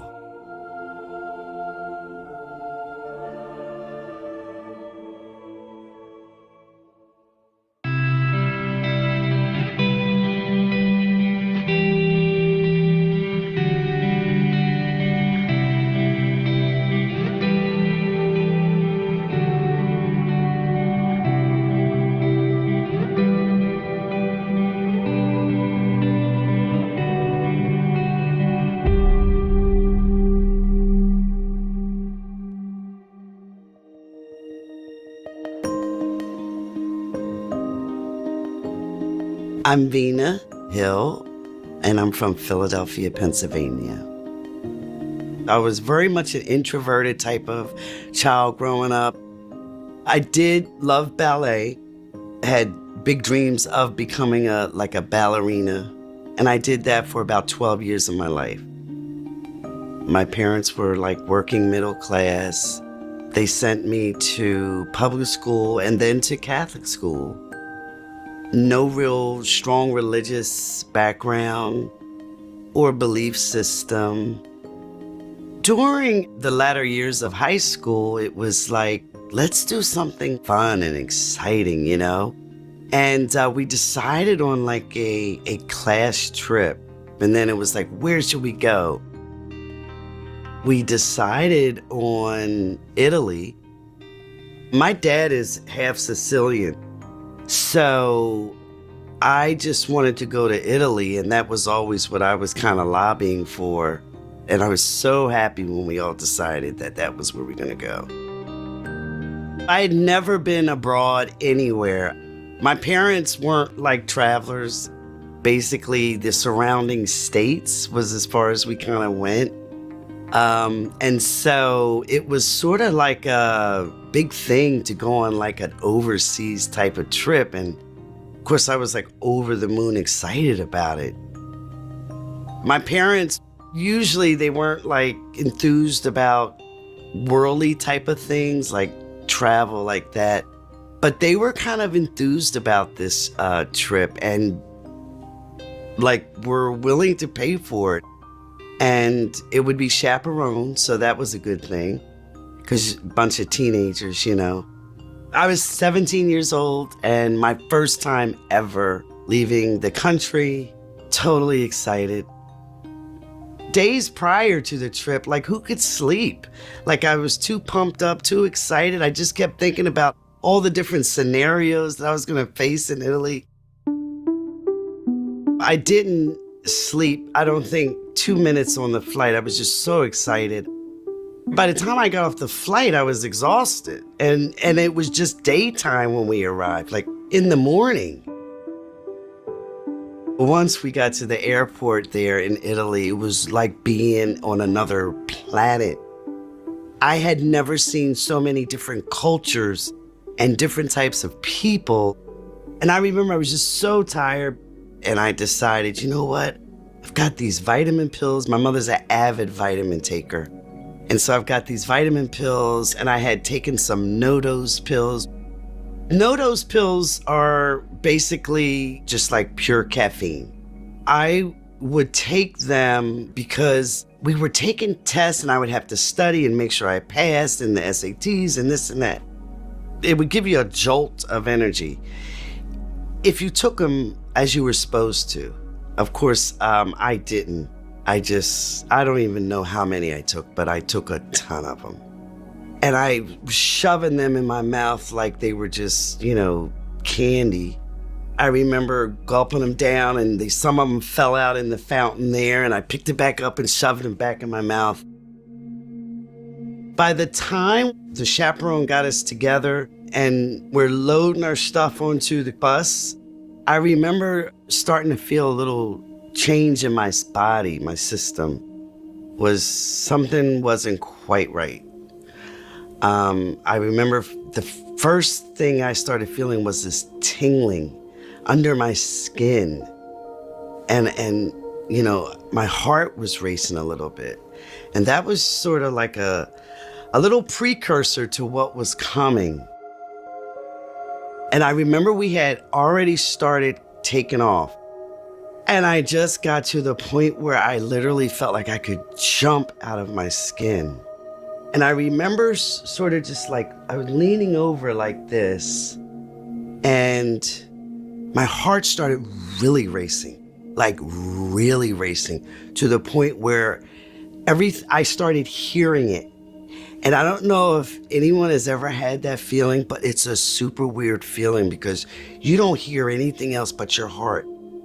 And it got to the point where I could hear it, boom, boom, boom, boom, boom, boom, boom, boom, boom, boom, boom, boom. And I just was like, oh, what the? What is this? And at some point, it just reached a crescendo, like it just stopped with the boom, boom, boom, boom, boom, boom, and it started super slowing down. And that's when I really became so terrified. If someone had screamed at me, I'd have never heard it. I'm only hearing my heart racing and then slowing down and slowing down, slowing down, slowing down. And I remember the absolute moment it stopped. That's the most terrifying moment I've ever had in my life. And it was at that moment I just popped out of my body. It was instantaneous. No loss in consciousness whatsoever.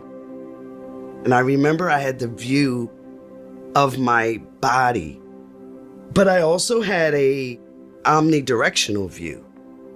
And I remember seeing my body, not realizing that I had died. And I'm looking at this me that's laying there, and I was almost unrecognizable because your body, when you're looking at it from a complete view, it's not like the mirror view. It's a completely different look. You're like clay, formed clay, sort of. And I'm looking at myself, and I know it's me, but I don't feel it connect. There were two types of feelings I was having. The first one was sort of trying to figure out what the hell just happened, because I'm not dead. No way. I can't be. I'm so alive. And I felt great. Like I just felt, you're not ever like as a teenager, your body feels great. Like you're almost invincible, right? Well, imagine that times like 1,000. That's how I felt. But I'm also seeing this physical realm in a way that I've never, dreamed possible I could see it before. And so I'm in awe. When I was purely consciousness, okay, things were not as dense to me. I could see all the layers of things. And I'm seeing all these little energy patterns everywhere, like little waves of energy everywhere. And I'll never forget this. There was this metal bar at the front of the bus that people usually hold on to if they're getting ready to exit or whatever. And I remember there was literally energy coming off that bar, you know, this inanimate object. The bus driver at some point cursed loudly at the traffic, and it just drew my attention to him. I was able to see through his exterior physical body because, like I said, I saw the full spectrum of things. And because of that, I knew also that he was like sickly. You know, and other things came up about him, about his life, and I knew that he was cheating, and he had a couple of kids, and they weren't all by the same woman, and I was seeing all the energy that was being emitted from him, his life. There was energy coming from the people on the bus. Other people's energy, it was very pulsing and alive. But at the same time, I'm looking at my body and there's very little energy coming off my body. But at some point, there was a presence that overlaid my consciousness and drew me towards it and just kind of took me completely out of the bus. Not forcibly, but enough to where I wasn't really in control. And it took me into a white realm. Not even a room, because it didn't have the limitations or the confinement of a room or even a space. It was just a realm of the purest whiteness that you could ever imagine. I knew that there was a being that did this, but the identity of the being wasn't revealed to me. It was sort of like you meet a stranger and you converse with the stranger, okay, and it's a friendly type of conversation, interaction, but they don't tell you their name. It wasn't like a complete stranger, like, gee, I know this person from somewhere. I'm just not sure where. They know me. They've got all the details about me. I just can't pinpoint where I know them from. I was around this extremely friendly stranger who was emitting these beautiful, loving vibes. I knew I could trust them instinctively. But they were very hands-off, standoffish initially, allowed me to feel this realm out, allowed me to just experience it. My energy merged seamlessly in this realm, harmoniously in this realm. I was it was me. It was just a complete merging of my being into this realm. And I didn't want to ever be anywhere else. That was it. It was like I was home. Within this realm, I got to connect with different worlds, different creations. I experienced just an influx of so many different facets of existence. And believe me, this is a tiny part of it. Tiny, minuscule part of it. There was like a transference of a whole thought. So imagine a thought having color, feeling, any sound, anything that you can imagine, but being transferred inaudibly. And that's how I received information from this entity who explained to me that they were my spiritual companion. We call them guides. They didn't impart a lot of information to me as far as like a lot of the missing gaps of information that I have or had as a teenager back then. But there were some things that they did show me. One in particular that's, embarrassing a tad bit is showing me all the things I had stolen as a teenager. I was like a little petty thief, and they kind of showed me everything I had stolen. At some point, I let them know I really wanted to be like a famous ballerina, and they imparted to me that they showed me the entire picture of me thinking I really wanted to be a ballerina, but showing me in a mere thought, I didn't put the work that I needed to do into becoming a ballerina. I didn't even really strive for it like I should have. The energy just wasn't there for it, and it just wasn't my purpose. And they put all that in one thought, and I understood, and I accepted it. And then I saw how me taking the no-dos wasn't actually just an accident or a flippant type thought. It was literally an energy path that I was supposed to take. It was literally supposed to happen that way. I learned about our soul being the highest aspect of ourselves. And I was in the presence of my soul. And let me tell you something, it's an extremely humbling experience. It's like meeting a totally different person that you idolize, except it's you. It's the purest aspect of you. And that's why I say this is just a sliver of existence and who we are, because your soul never incarnates, never leaves that realm.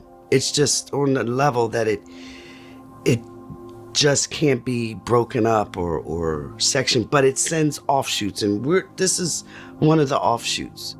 But meeting my soul was just the most divine, beautiful experience I've ever experienced, okay? Because we're just connected to the all of everything. This I can tell you, there's no up, down, left or right. Like, there's no end to it. Space is vast. And then when you're looking at it from the perspective I was looking at it, I was seeing not only the space that we're going to see through our telescopes here, okay, but I was seeing between levels of it.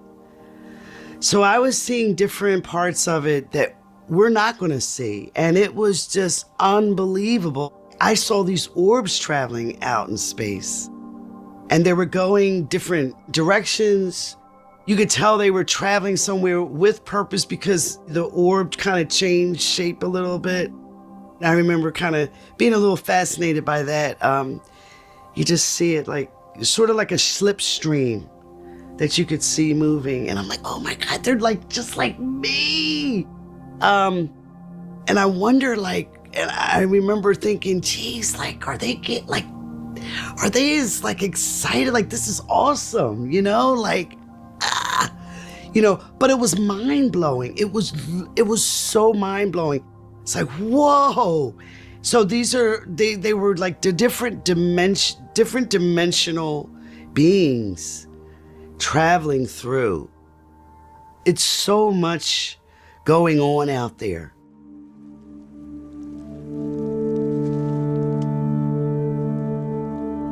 The very last experience that I had was being taken to this garden that was just, everything was just alive. And in so many different species of plants that I couldn't even imagine.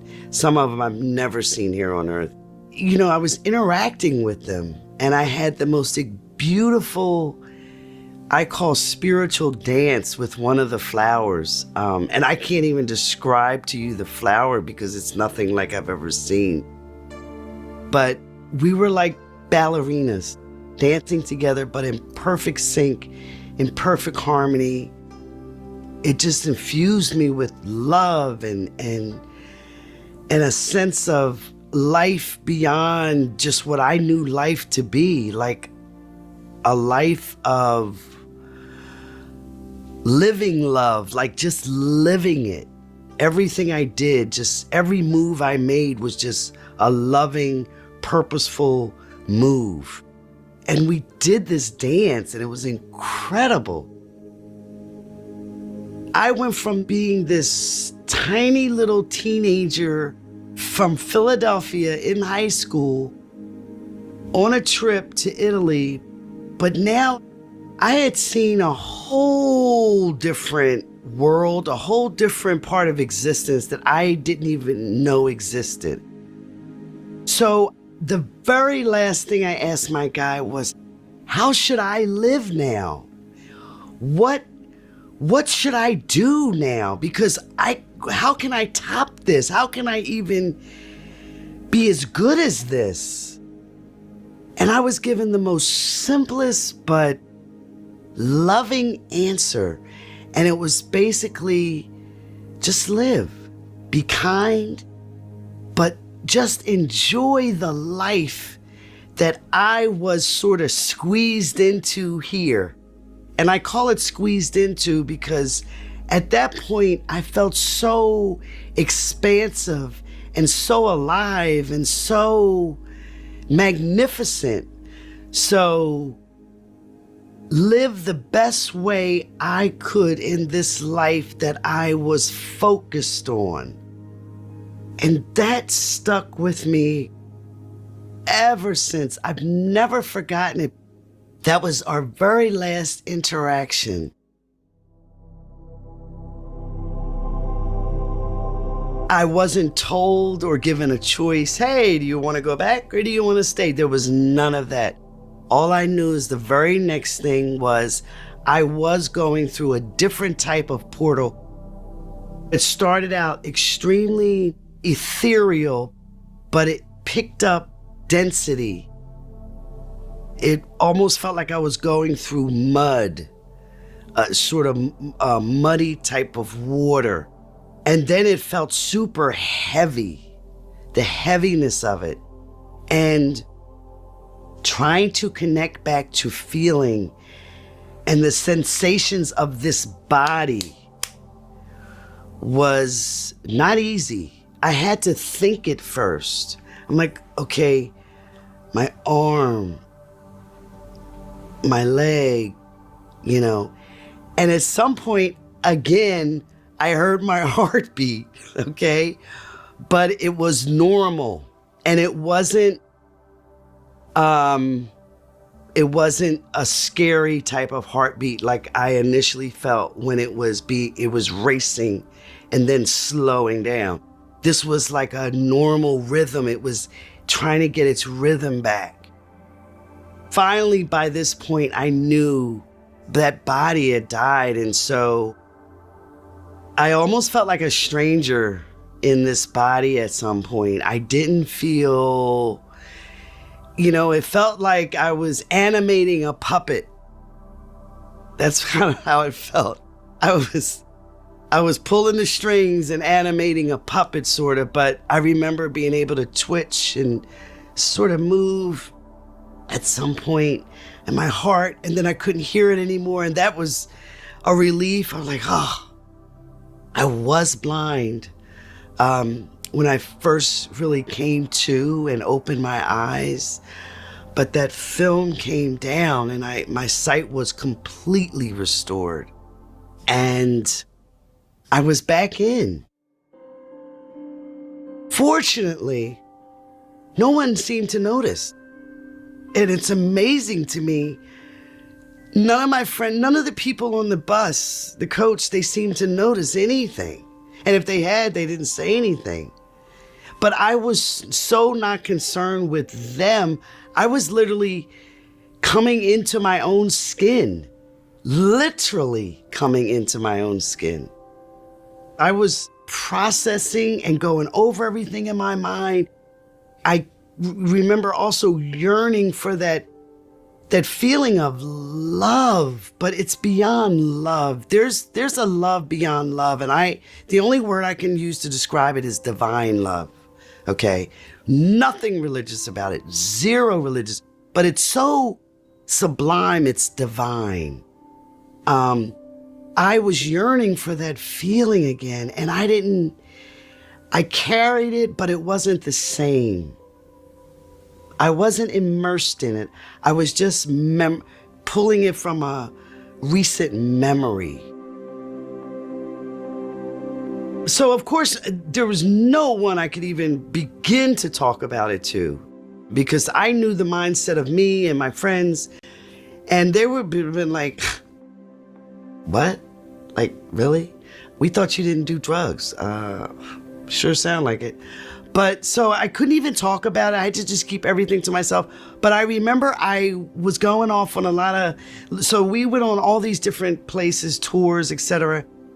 I remember just walking off by myself on every one of them, just about. I just had to be alone. I just kept thinking about everything over and over and over again. And even after I came back from the trip, I couldn't tell my parents or no one. After the trip, I came back. I tried college. I lasted about a year. I came back home. I wasn't doing too much with my life. I had no real purpose. You know, I just had this fantastic experience. I didn't know what I wanted to do with myself. Me just basically living and realizing there was so much more to this. It was just like, it took any ambition that I had of anything and just put it on the back burner. My dad, one day he's like, look, I don't care what you do, but you got 30 days to do something. And so that kind of pushed me, and the quickest thing I could do was, go into the military, and that's what I chose. I was in the service for 10 years, and there were times that the harshness of the service and the regimen and and then I became a mother while I was in the service. It kind of pushed the whole near-death experience to the back of my mind. And so I didn't really have a lot of time at that time to really cement it and put it all together into its proper places. Processing this experience has taken me years, and it wasn't something that I could just put right together. So it was a gradual piecing together.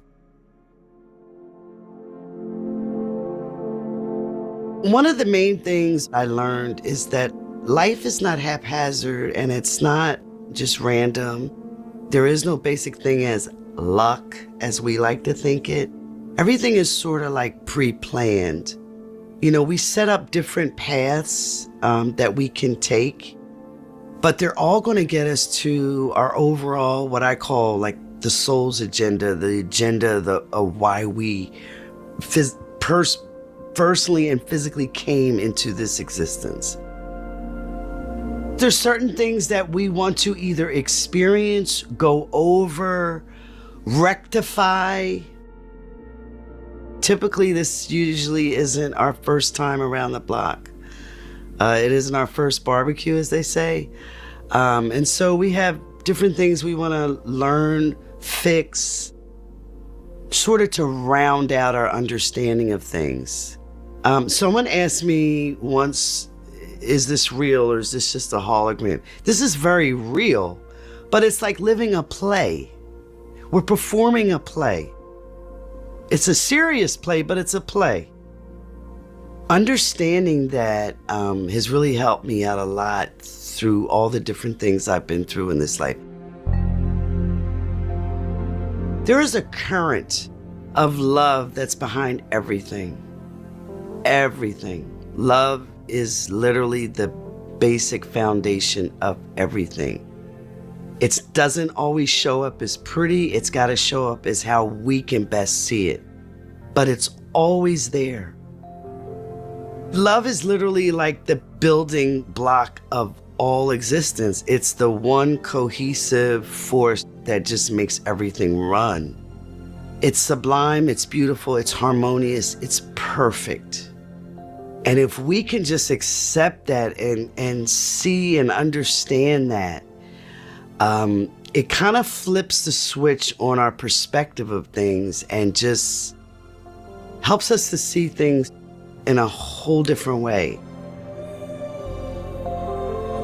If you can realize this Vina or this you is not separate from the spiritual world, it's just a tiny part of it.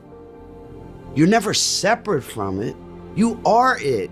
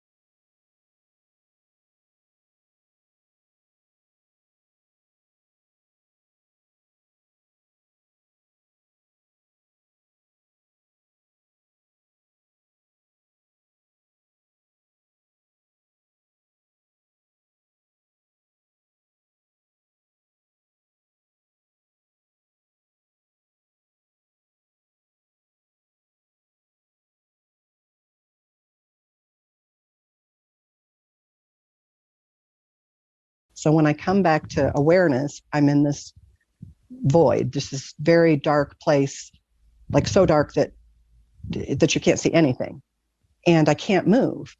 And so I don't know if I'm like in a space the size of a closet or a Walmart. There's no way to know. And I'm really claustrophobic. So this not being able to move was causing me to be very anxious. And I start working up and I get panicky, and then I would go back into the deep sleep. And this would just happen over and over and over again. And I was trying to figure out where I was, and time there is very different than time here. Time here is just very linear, chronological. There, everything happens at once, somehow without it being chaotic. I can't even explain how it works. But I always tell people, if I had to equivocate, time there versus here, that time in the void felt like what 10 years feels like here.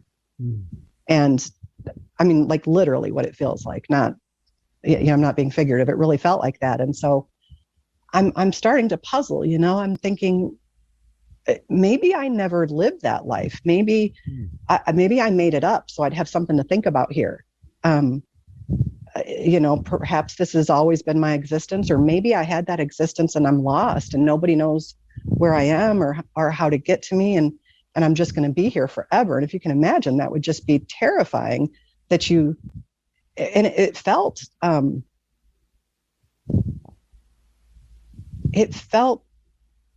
like the ultimate of being alone. Like you're never really alone here. There's always somebody nearby. This was like alone, and I couldn't get to somebody if I wanted to. And it was just desperate. The whole situation felt very desperate. And so I was trying to think, had I done something? Had I made some mistake? Had I been sentenced to this? I just couldn't sort it out. So I go back into the deep sleep. And at one point I wake up and it occurs to me, instead of trying to, like walk or move my whole body, maybe I could just lean a little bit. And so I lean forward, and as I lean forward, there's forward motion. And I'm like, oh my gosh, this is awesome. Holy cow, I could move. It felt like eternity. I began to question, okay, there's a space around me. Where am I? Like, what is this? And I'm in this silent void. There's no sound. There's no light. There's no sensation. I didn't think to look up or down or all around. I just noticed it's black void space everywhere. And I'm like, okay, this is kind of boring. Like there should be light here or something. And all of a sudden there would be a spark of light that would shoot across my vision. And like, that was interesting. And like, I wonder if I can do that again. And I began manifesting these like fireworks show kind of thing, you know, like where I was literally manifesting my own reality. And as I'm going through this garden, I was thinking, oh, this is so beautiful. Everything's alive and for me. And it's indescribable. And I was manifesting things. I was thinking, you know, wouldn't it be great if there were, you know, butterflies or fairies or something beautiful flying around? And suddenly there were these creatures that, again, are not of this earthly world flying around me. And they were just indescribably so beautiful. I got a little apprehensive because I didn't know where I was going. I was just moving and moving and moving rapidly. And, you know, when you go into a forest and go for a walk, you take a wrong turn, you start walking, you think you're kind of lost. And then you get a little thought, you're like, maybe I should turn around and go back before I get really lost. Well, that's kind of what it felt like because I didn't know where I was going. And so I thought in my mind, it's like, I should probably somehow stop and maybe get back to where I was. And as soon as I thought that, within an instant of a second, I was back in those golden clouds again. And so here I am in this very, very, very bright place. I guess some people call it heaven. It was just the place I found myself in. And I'm thinking, how do I get around in this environment? And no sooner I think it, I'm moving. So I literally just said consciously, what is that light? What is that pinpoint? What is that up there? And like zoom, I was like right there. The hospital door was over here. And I was looking out of it, wondering when my son would arrive. Where was Alec? You know, when was he going to come? And that's the last thing I remember. I never said, I'll go back to life or I'll go back with you guys. I never, but somehow they knew where my focus was, where my concern was.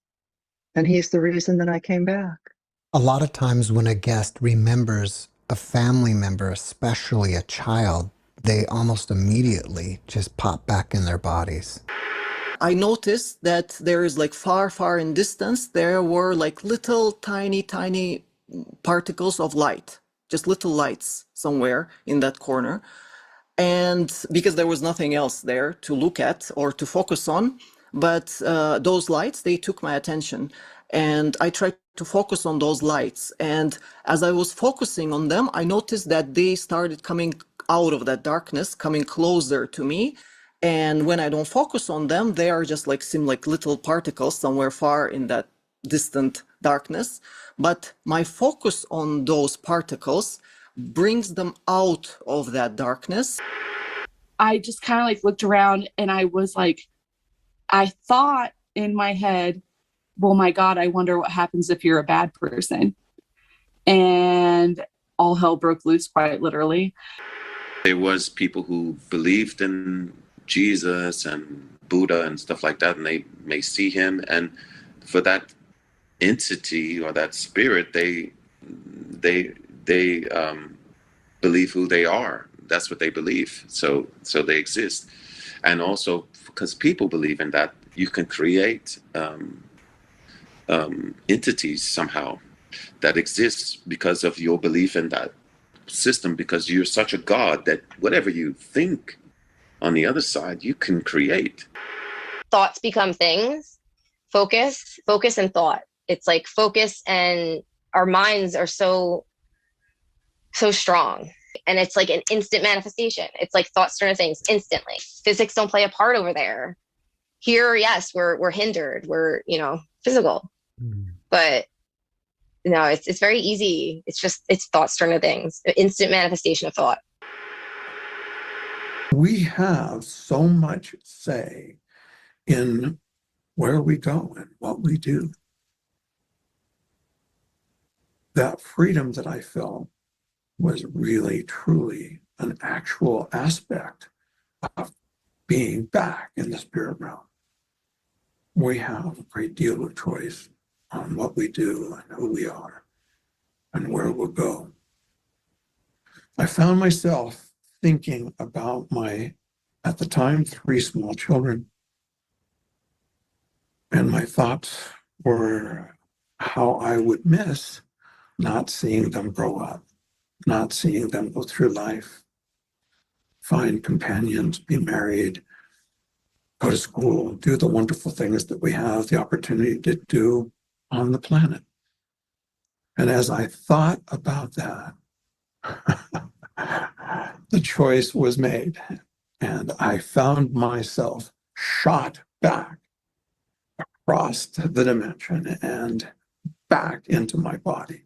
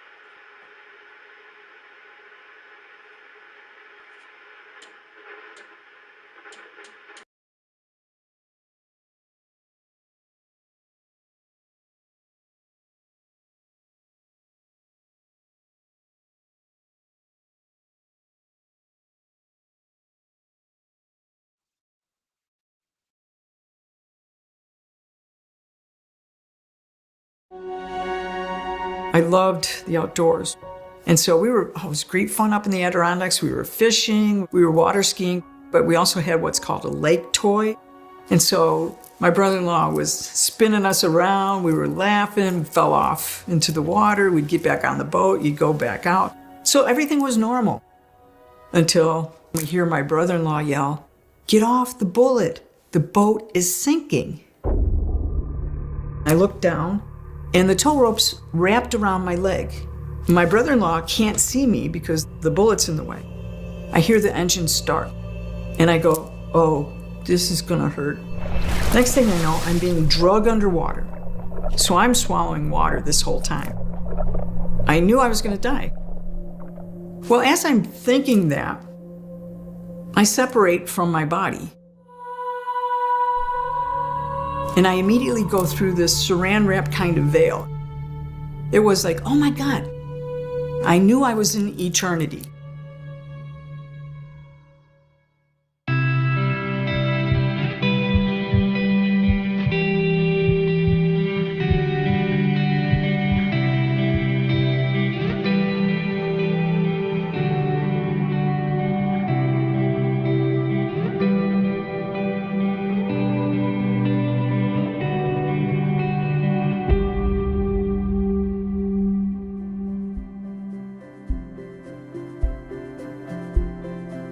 I'm Donna Revido. I grew up in Western New York. I'm one of 7 children and lived a pretty normal suburban life. Didn't have a lot of close friends until I started playing sports in high school and realized, oh, this social thing can be kind of fun. I realized that I could be part of a team. And so I had some athletic abilities and I went down to Texas to play basketball at Wayland Baptist, but I also wanted to make sure that I would be employed because I saw the discrimination against women in lots of different arenas. So I thought, well, I'm going to have a double major in Baptist, but I also wanted to make sure that I would be employed because I saw the discrimination against women in lots of different arenas. Because I saw the discrimination against women, because I saw the discrimination against women in lots of different arenas. So I thought, well, I'm going to have a double major, have maybe 2 masters, I didn't know what I was going to need to be employed. So that's what I started doing after college is I started working and going to school on my master's, and I have a master's degree in physical education and I have a master's degree in Oriental medicine and acupuncture. Ended up down in Phoenix, got hired in the community college system. So I was a professor for the last 30 years. I retired in 2015.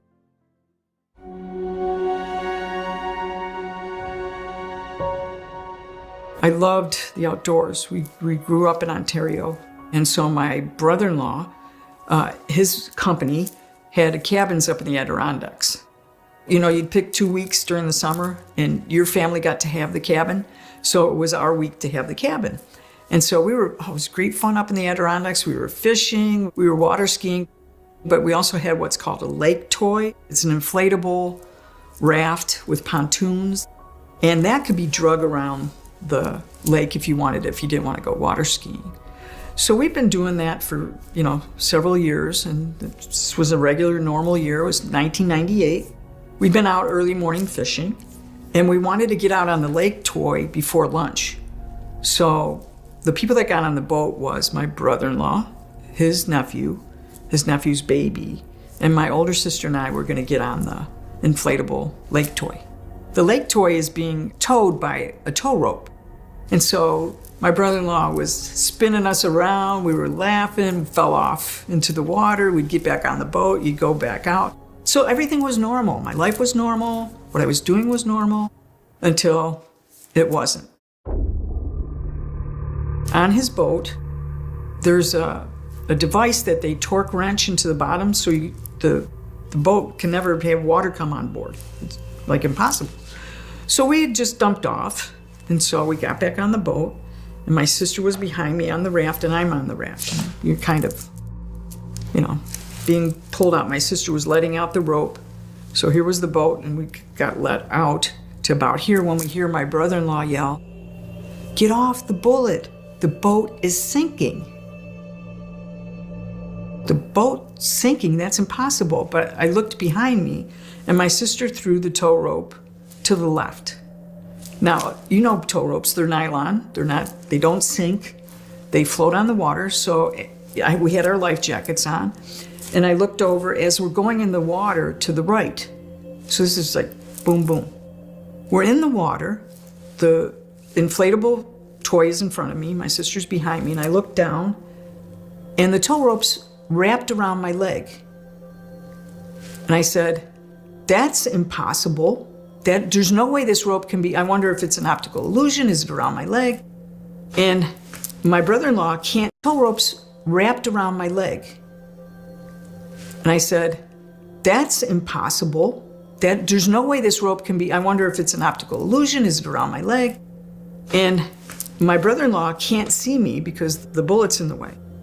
I hear the engine start. Now it's twin-powered engine, a lot of power in that boat. And I go, "Oh, this is gonna hurt." And he takes off. Next thing I know, I know that tow rope is power in that boat. And I go, "Oh, this is gonna hurt." And he takes off. Next thing I know, I know that tow rope is just heading out with the boat, and it strangled my leg to the bone. And when it did that, there was an explosion of pain in my head. It was like, oh my God, this is really hurting. Next thing I know, I'm being drugged underwater. So it's the boat, the bullet, and myself. My sister's back there, and she says, "I was watching my husband kill my sister," because she knew they were turned toward the shore, and that's their focus, to get the boat in before it sinks and there's a baby on board. So I'm being drowned. The power of the force of that, the water was hitting my chest, and my air bubbles were going out. Here's how I was thinking. I really could use that air.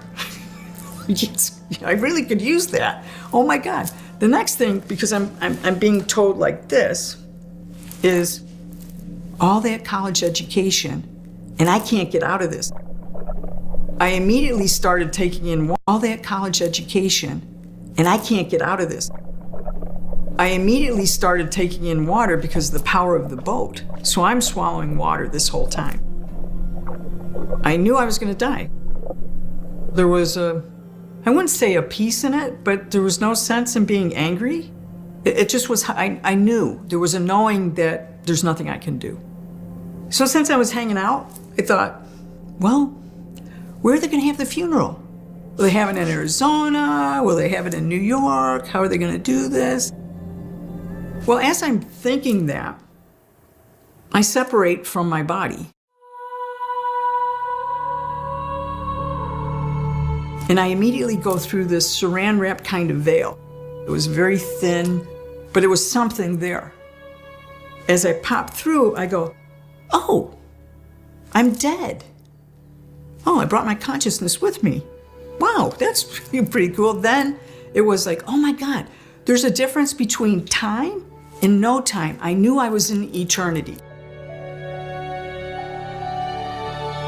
Then the cells in my body started vibrating. And it was like each cell, trillions of cells that looked like a happy face. Like they're like, and they start giggling. They're just, ooh, everything's funny. You know, and I look down and I go, what are you guys doing? And I hear them say, I hear the cells in my body going, he's coming, he's coming, he's coming. And I'm like, who's coming? And as I'm slow motion looking up, if this was the earth, I could feel something coming up. And as it's coming up, I'm going, oh my God, it's the creator of the universe. Oh my God. And I'm going to my cells, now I know why you were excited. This is so exciting. And so, boom. Face to face with the creator of the universe. And he doesn't have a face. He doesn't have a pronoun. It's no pronoun. It's not a he, it's not a she, it's not an it. It is the creator of the universe. And all I can describe what it seemed to be was like the aurora borealis. It was this wavy, different colors, electric being.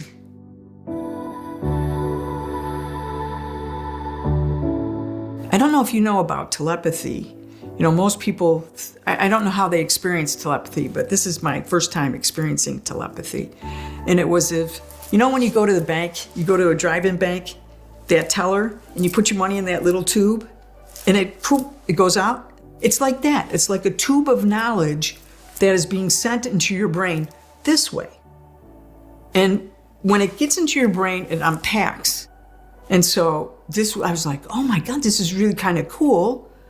And as I'm having a thought, the creator of the universe is having the exact same thought. And it goes like this. Oh my God, the creator of the universe. And I hear back, I am the creator of the universe. And I'm like, oh my God, you know everything. As I hear, I know everything. So it was this beautiful conversation that I knew I was in front of the creator of the universe. And it was like, I started seeing the expanse of what this really means to be eternal. And, you know, when people talk about multidimensional, and it was like, oh my God, this is just so amazing. I started looking back to Earth going, oh, I hope they're going to be okay with me, you know, being dead and drowned. And as I was starting to look back, I hear this telepathic being, not God, say, don't worry. As soon as I heard that and I turned back, everything on Earth disappeared. All 3D, people I know, just its existence no longer occurred to me because I was so focused in the present moment of what was happening here. And I was like, you know everything. You know, I know everything. Then God said to me, I even know the number of grains of sand on a beach in New Zealand. Now, why would God say that? Of all the things he could have picked. But next thing you know, I'm being rocketed down to New Zealand on a beach. And my eye was right up against a grain, and I knew immediately how many grains of sand were on that beach.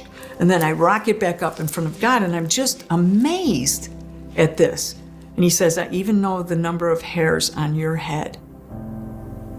And I was getting information through this telepathy through my head. It felt like this way. Then all of a sudden, love, the concept of love became palatable and was shooting through my body this way. So I don't have a body, but it's like I had a body. And I'm sitting there going, oh, now I know bliss, love and bliss. And the creator of the universe, called me by my name. My name is not Donna. It's a name that God knew me as through the millennial, however long that is. And I was like, oh. And I was in this space that I never wanted to leave. I was moving through the universe and I'm getting knowledge about this is how this works, this is how this works. And I'm like, this is so cool. And we kind of came to a stop, it felt like, and I hear God say this. So, Donna, what would you like to do here?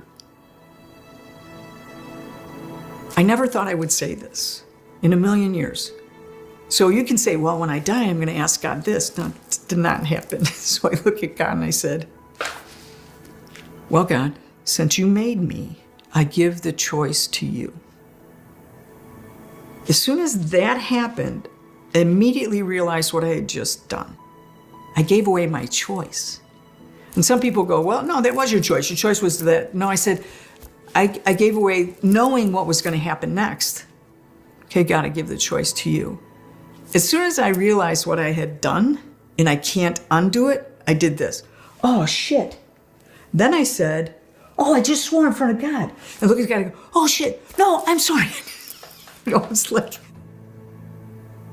as I'm waiting for God to answer me, I heard this, and I don't know what being, so I have no idea. But it was like, when you go back, you will tell people how important choice is in their lives. And here's what choice means. It doesn't mean what am I going to have for dinner. It means every moment of your life, you are making choices in your thinking. How you think about people, how you think about the story. Someone tells you something that goes against your belief system, and you go, I don't really believe that, even if you don't say it. That's a choice. And how precious choice is to human beings. You know, we talk about free will, but this was like more than that. This is like every moment of choice. A lot of times people think if they're sitting in a coffee shop or something and they look over and they see someone and they have thoughts about that. Oh, look at that person, their coat doesn't match their shoes, or whatever it is you're thinking. You think just because you don't say it that it doesn't have an impact, but that's not true. There's an energy associated with that. I don't know how to explain that. Energy looks so different to me now. So I'm getting this lesson in surrender and choice while I'm waiting, and I kind of feel like I'm like this, and all of a sudden I become unhinged. And I feel like I'm falling back to earth, and I hear this. I swear I hear this. He says, good answer. Because I'm falling back and I hear, good answer. And I land inside my body. You know, I snap. And I feel like I'm falling back to earth, and I hear this. I swear I hear this. He says, good answer. Because I'm falling back and I hear, good answer. And I land inside my body. You know, I snap back in my body and I realize my lungs are full of water. What's going to happen here? What just happened? What happened was my brother-in-law is driving the boat and he feels a hand on his shoulder. No one's there. He turns around and he's like, what? But it made him stop the boat. And he saw the bullet kind of acting funny. Well, it was me on the end. So I go, oh, I'm alive. And I start swimming to the surface. So I put my hands like this. I felt human hands under my armpits. I thought it was my sister. And I looked down, I'm looking at the rope going, there's no way they're getting this rope out of my leg. As soon as I said that, the rope comes undone. I get up to the top, no one's there. And I feel like pounding on my back, like I just started gallons of water. And my sister's, she must have looked like Superwoman swimming across the lake to get to me. And I looked down at my leg and I went, oh my God, it's in half. So I'm kind of holding on to my leg as my sister's swimming up and I'm yelling, don't look at my leg, don't look at my leg. What does she do? She looks at my leg and she starts screaming. And I started telling her, first aid, you know, like, okay, Cindy, I'm gonna go into shock. So here's what you do. Make sure my legs are up here, but grab onto my leg and do all this. So my brother-in-law gets another boat, but he was not in a hurry because he doesn't know what happened out on the lake. But when he comes out with the other boat, I do the same thing. Don't look at my leg. And he looks at my leg. And he's going to try to get in the water and get me on the boat. And I said, no, if you get me on the boat, my leg will fall off. So just drag me back in. That's all I want you guys to do. So that's what we did. We got back on the dock. The ambulance came. Even in the ambulance, they started giving me electrolytes and treating it. Now, the lake was full of giardia, so I'd swallowed all of that. So when I got to the hospital, they were concerned about the swelling in my leg, and they were concerned about the amount of water that I took in. So antibiotics and leg antibiotics, and pain pills.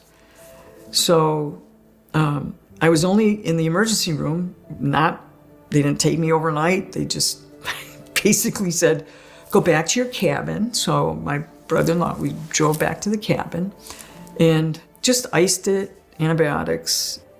That's all they told me. So the whole thing is miraculous. The fact that the boat was sinking when water can't get on it, that the tow rope that can't sink and is supposed to float didn't, and how it wrapped around my leg, how it got out of my leg. That was a series of impossible things. How did that happen? So I spent a lot of time going, how did that happen? How did I get there?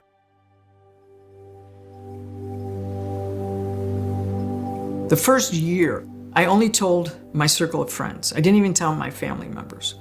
I didn't know what really happened. I didn't know there was such a thing as a near-death experience. I didn't know what NDE meant. I didn't know there were NDE groups. I didn't know there was anybody I could talk to about it. So I just kept talking to the other side. I would have an intention before I went to bed or sleep. I'd say, I have some questions about what's going down here. So the first, 6 months was just dealing with the wound itself. And then I had no feeling in my calf. I'd have no feeling in my toes. I would kind of drag my leg around, which is not really a good thing. A teacher, I'm used to walking around my classroom, and I had to just sit there because I didn't want my students to see me dragging my leg around the classroom. So I have an acupuncture clinic.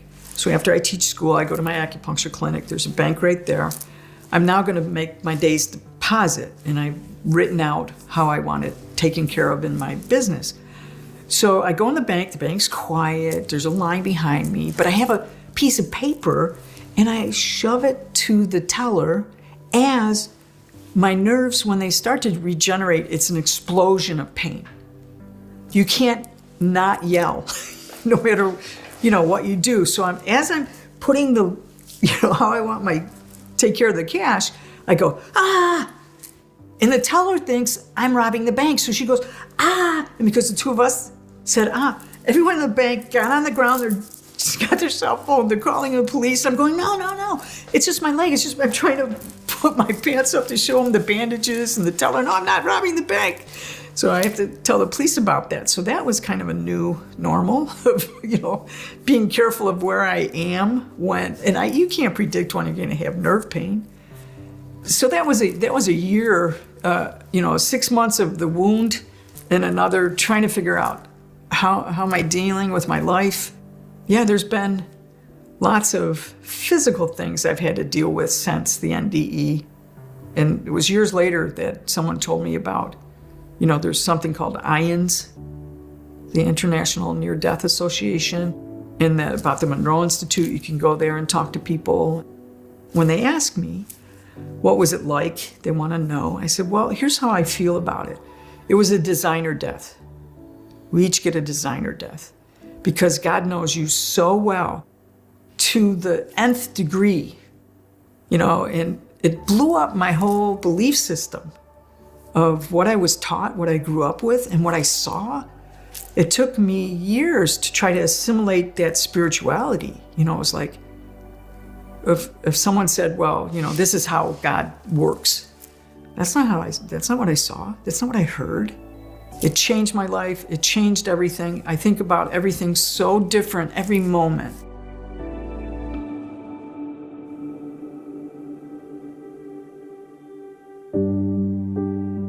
So I've loved deeply here. I know what that love is. and it's the most powerful force on earth. The love over there is a pure love. And it doesn't mean that you can't have pure love here. Like I said, it's very difficult, some of the concepts. The love of a husband or a wife or a child, or seeing the birth of your child, and you think that it's such bliss or it's not going to get better. It's 100 times better. It's, I think, a love that I can't explain, but you would have to experience it. And I didn't expect that. So all you people that are watching that think it's the product of your brain, how do you explain that? How do you explain to me, because I know love here and I know love there. Every cell, every part of you that makes you who you are is bathed in this pure bliss of safety and security and love, and that you never want to leave. This is why when some people are given the choice, they say, I'm not coming back. If you listen to near-death stories, I was given a choice and there's no way I'm going back there. To be here is hard. This isn't heaven. This is a working planet. So you have to come to a belief system of how that fits or assimilates. How do you assimilate suffering in this? Some people call it a school, a hospital, a working planet, whatever you call this. This is not that. And what you bring there is what you're able to work through and work out in your own heart. You bring your heart there. You bring the essence of your heart and love there.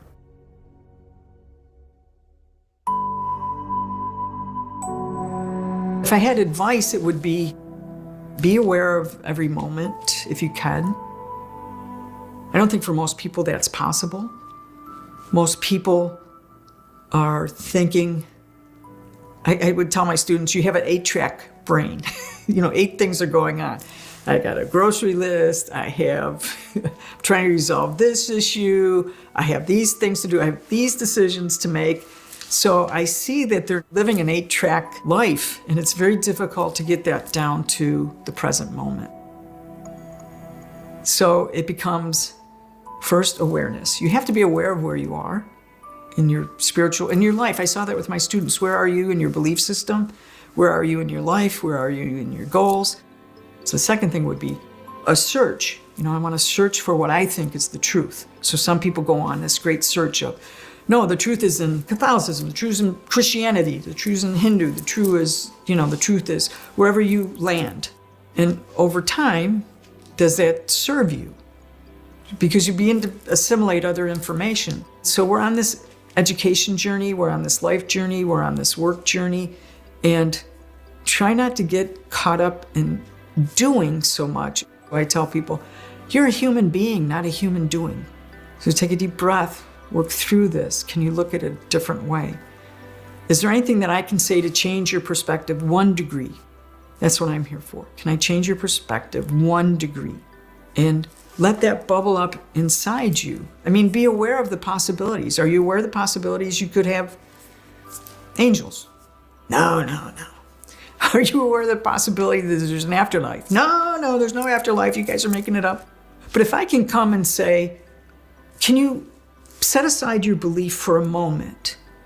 Could you do that? Just set it aside, listen to what I have to say, be open to these possibilities. Then you can pick up your old belief system or begin to assimilate that. There's nothing I'm going to say to you to convince you of an afterlife. This was my experience of the afterlife. This was my designer death. But it wasn't what I thought it was going to be, and it radically changed my entire life.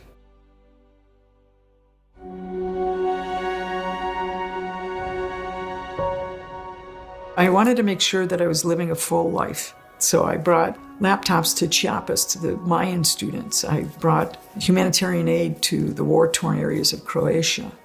So I was in China studying during the 2008 earthquake and was able to do some work there. So I've been a humanitarian, a poet, a writer.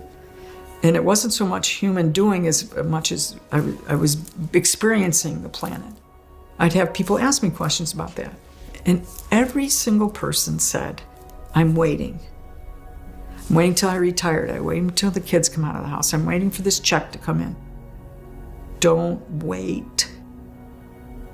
Whatever circumstances you're in, I get that you can't just drop everything and do stuff. I understand that. But you should never say to yourself, I'm going to wait. And I have a podcast. I'm learning how to metalsmith. I'm making jewelry because I want to experience this. None of that's on the other side. None of that. So that's here. So let me, set up my house so that I have rooms so I can go to my podcast room and I can go to my music room and I can, go to these different rooms and just enjoy this.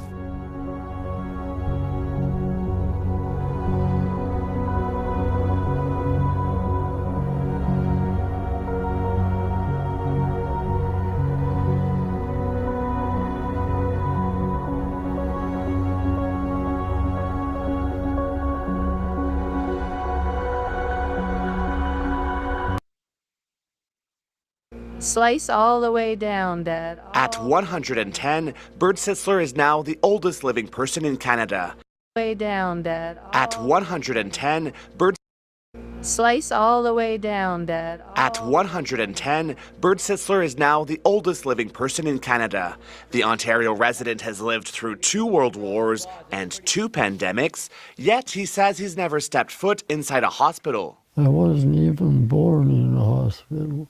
I was born on the kitchen table. Sitzler was born in the U.S. in April 1915, but grew up in Toronto after his father was sent there to launch Goodyear's first Canadian factory. Now this is where we keep the displays. At 28, he joined the Army. We have his discharge papers, his uniform, of course. And served as a sergeant telecommunications mechanic during the Second World War. He does express once in a while about the fellas that never made it back. Right. And he does feel bad about that. His uniform is kept at the Royal Canadian Legion in Fort Erie, where he settled after the war and raised a family that just keeps growing. 5 children, 11 grandchildren, 22 great-grandchildren, and 14 great-great-grandchildren. Goes back a long way.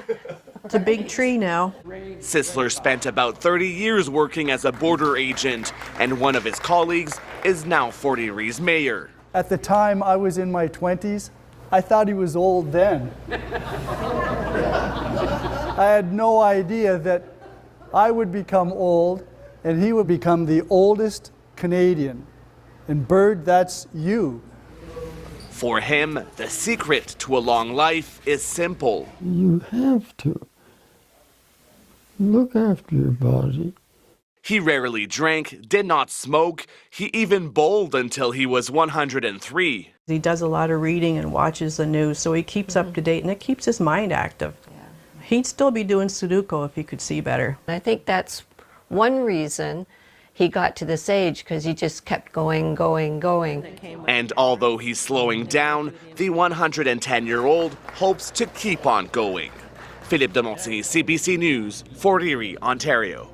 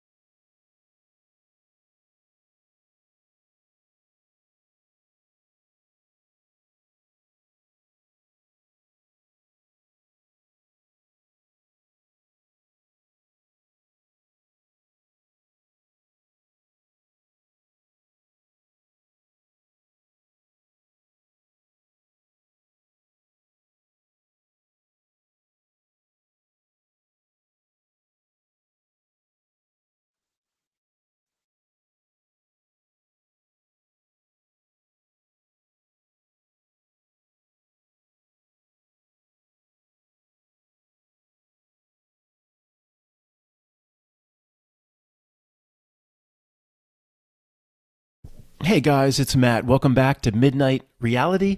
This is an absolute return to the basics, but for the old guard that's ready to walk away from me, stick with me. I think I can even keep you interested and intrigued in what I'm about to say, because you'll see that even the old guard, even myself, we don't practice the absolute basics the way we should. I'll give you an example right off the bat.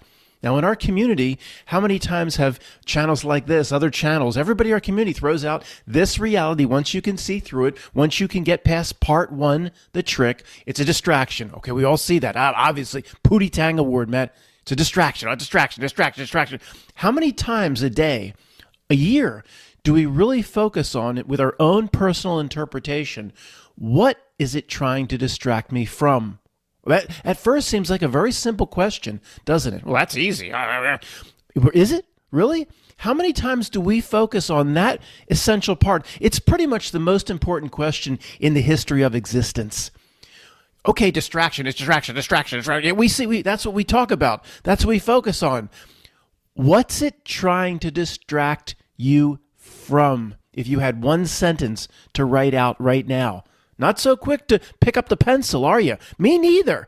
This is an absolute travesty that we don't know exactly what we would write in terms of that one sentence, down to the very word. This is shame on Matt. Shame on all of us, because we focus on the distraction and we almost never focus on the part that's a trillion times more important. What is it trying to distract me from? This, of course, is the essence of part two, the work. Part one is the trick. That is the distraction. But part two, I've been rather vague. I think it is personal, but there are common elements. If we had to write out that one sentence, what is it trying to distract me from? I think there should be maybe a long run-on sentence, but there probably would be common elements amongst and between us. So we all see the first part, of course. We see the trick. We see through it. We see the distractions. Even Norm the Bathtub Rebel has come around. He's seeing the distractions from his bathtub. We all can see.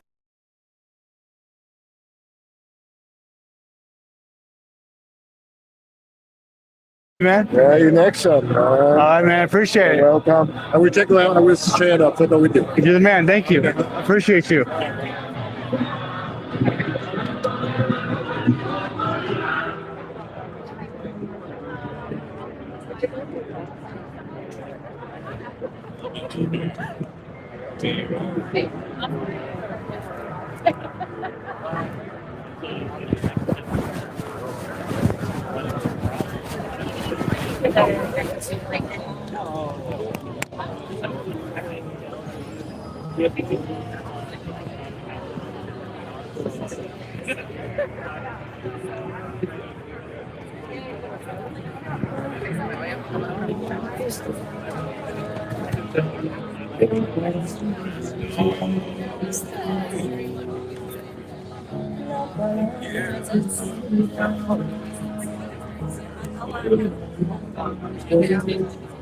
Yes. Espérate, deja que. How's it going? Good, man. How are you? Good.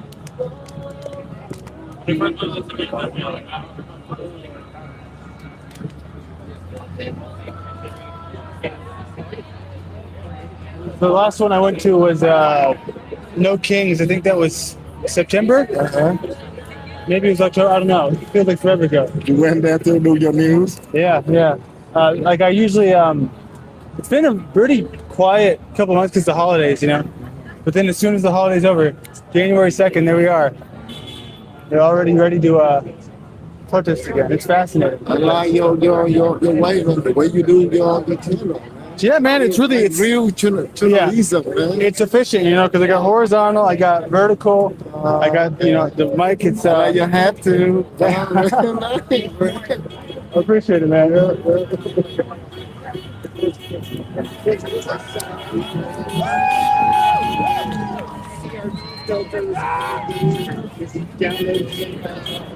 So what they mean when they comment that? They agree or disagree? I don't know. I think it might be disagreeing. I would guess. Okay. If it's like one honk, maybe like beep beep, that's like a agree. But if it's like a bunch of honks, maybe it's a disagree. I don't know. Okay, that's what I want to know. Yeah. Sometimes you get a honk in the finger. All right.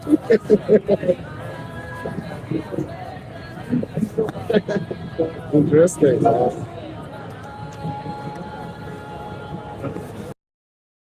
Ching chong, ching chong. You know, Dude, it's fucking crazy. Yeah, man. It's wild. Yeah, not from that far, by the way. What we're fighting for.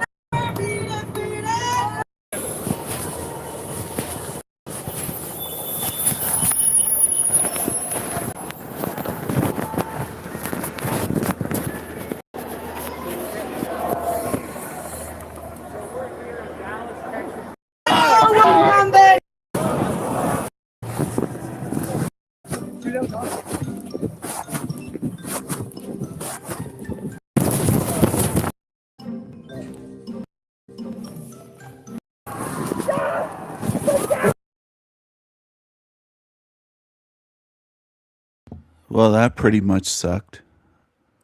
That's absolutely shitty as a live stream.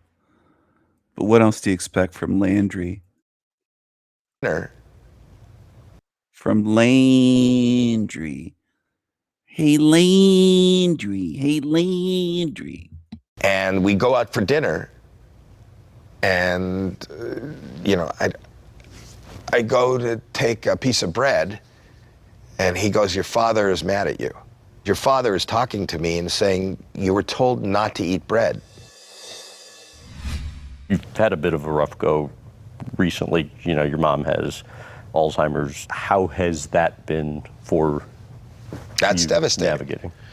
I'm not navigating it. It's devastating. My mother is, I lost my father in 1989. My parents were my support system. They were the biggest fans, always. And my dad would come to every show. And when he passed at 63 years old. I wanted to leave comedy, and I ended up I kept going because he'd be on the side of the wings. I stage, still yeah. look at the side after get a laugh to look for him, and I never missed a day up until 2 years ago of speaking to my mom. In every day of my life, I called my mom. And she's had Alzheimer's for about 15 years? Yeah, but it's been about the last 2 years or 3 years. She doesn't know who I am anymore. It's hard, you know. Your mother, there's this woman sitting there who has no idea who I am. Well, she can't talk anymore, but you know, it's just really hard.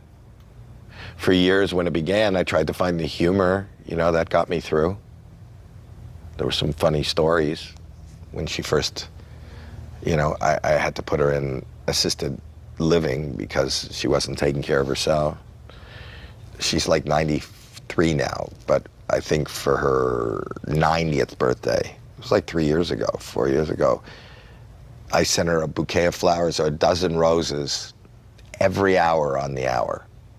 I did it for like 10 hours, so she had 10 dozen roses. And she didn't call, nobody called. Like, she could still call me. She could press a button and it dials. I think, I'm sending her these flowers and she's not even acknowledging me. I called her at the end of the day and I go, "Mom, how are you?" And she said, you can bleep this, but because she never talked like this, she said, "Get me out of this place." And I go, wait, why are you, what's wrong? She goes, "The gardener seems to be storing all his flowers in my apartment."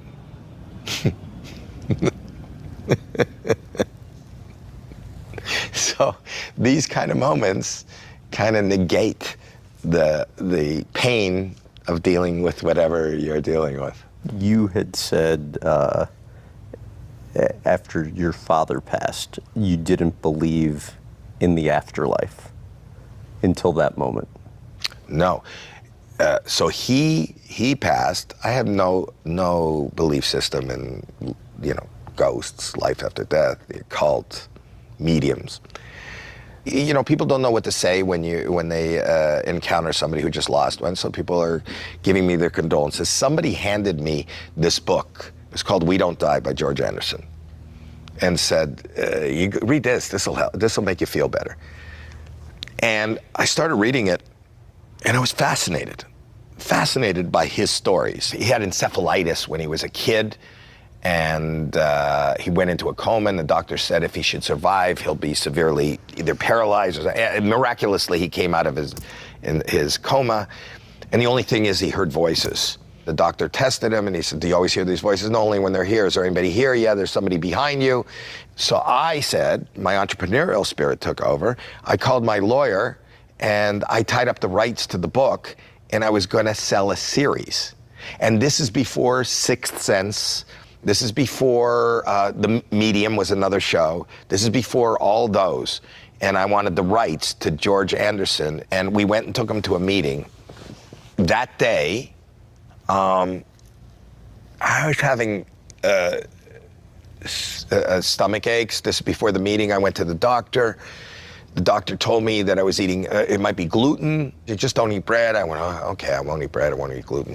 And that's it. Anyway, I went back and I had these meetings, and we go out for dinner. And, you know, I go to take a piece of bread, and he goes, your father is mad at you. Your father is talking to me and saying, you were told not to eat bread. Who told me that? Your father says a doctor told you not to eat bread. And I went, are you kidding? Are you, like, how? I believe in coincidences. I believe I'm a public person. You can maybe find things. There's no way that somebody was in my doctor's office, or my doctor wouldn't know I had a meeting with this guy. It'd be ridiculous information to exchange. That was the first time I realized, are you kidding me? And now I feel him around me all the time, my father. I'm aware of it. And then when I think about things that happened up until that point, which I clocked up to coincidence, hope, weirdness, science, were not that. And I tell the story about, I was in the room and my father passed, and they left me with him for a little bit, and then the nurse came in after maybe 15 minutes after he had passed. Everything went flatline, and they told me he had passed, and the nurse came in and they were removing all the hoses and wires and lines and everything. They're removing that. And for whatever reason, and I thought, up until this George Anderson thing, I thought, like, I've never been around somebody who died, but, you know, and it's just my imagination, but he's here. He's here. He's not dead. He's not dead. He's here. And the nurse went, no, he's gone. He's gone, honey. You just, don't worry. No, I go, he's here. And for whatever reason, I screamed, Dad! And he came back into his body, and he went, oh, like that. And I went, no, you can go. And the last breath, even the nurse who had been taking out the hoses was taken aback. And even after that, I thought, okay, here's my explanation for what that was. Maybe in the hearing, he's gone, but that was the last little bit. They just weren't able to monitor that. It wasn't the occult. It wasn't him floating over his body and coming back in.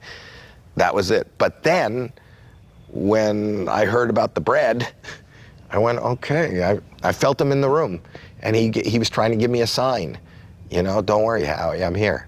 You said about your father, he was the greatest, most optimistic father anybody could have ever had. Yeah. Why do you think you got your entrepreneurial spirit from him? Because he was always trying things. See, I remember we would be in the living room packing envelopes, because he started this company called Zip Grip. And Zip Grip was a clothesline where you didn't have to use clothespins. And then he had invested in a company that had soft water.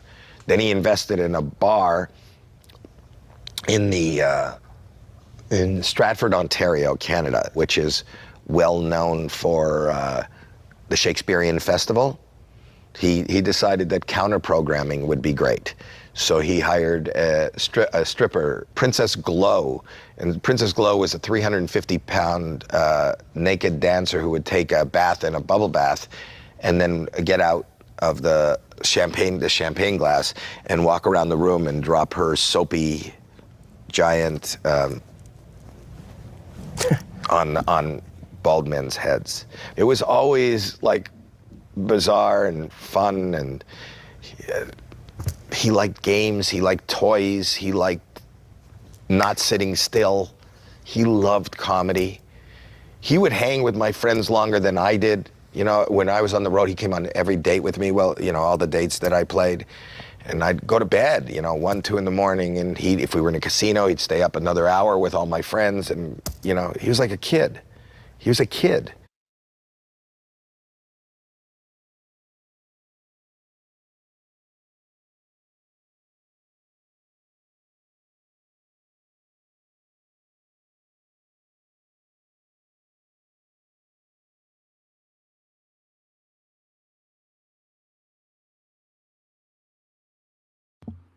Hello, hello everyone. This is El Diablo Radio International, the greatest show in hell. Nobody does it better. Nobody.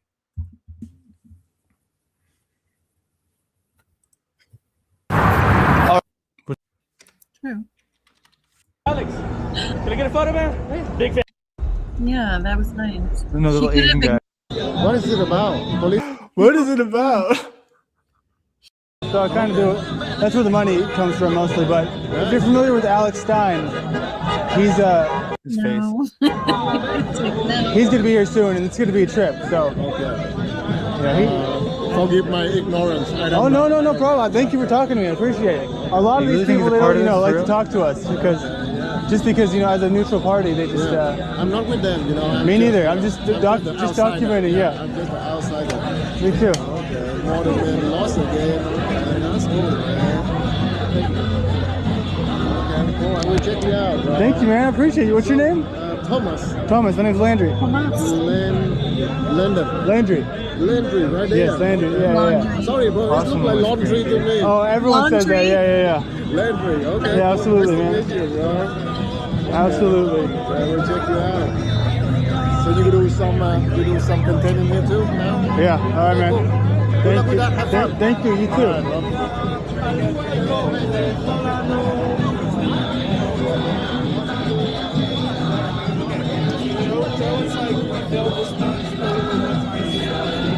The pub.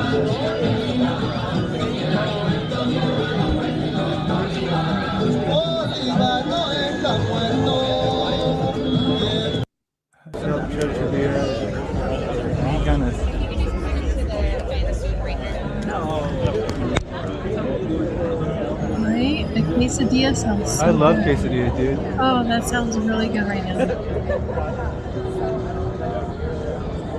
I always forget I'm wearing the body cam, so the footage is never good.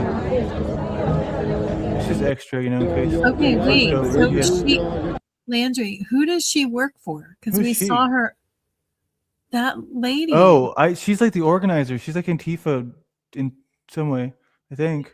She was the one that was blocking your camera last time. Yeah. Man. Yeah, man, it's really real journalism, man. It's efficient, you know, because I got horizontal, I got vertical, I got, you know, the mic. It's your head too. Nice, man. I appreciate it, man. He's trying to take me home. Is he the same guy? Yes. He came back to take. He's on to you. I'm telling you, he works for them. Dude, you're talking about Brown's boy. If he does, it's fine. I don't care. I'm not doing I anything told you wrong. I have a little BB in Yeah, me. and it's fucking annoying. You know what? I'll tell you that. Because I'm sick of these people because they get in your head, DJM. And you know what the funniest thing is? They're the ones who you should be worried about. They sit in the Landry. back Discord. Hold on. No. Do you realize that though? He Those has are a the two people. $7,000 camera on his chest. Regardless of that, can you at least see what I'm saying? That the only people who have ever threatened to, you know, fuck with my life in any way are Brown's boy and Snafu. The ones warning us about these people. I like, okay.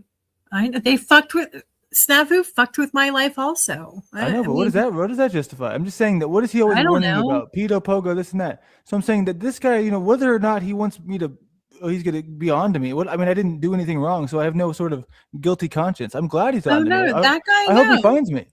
No, he's just he's trying to figure out who you are. I hope so, and I hope he So finds what me. they I hope he mean when they subscribes. comment that, they agree or disagree? I don't know.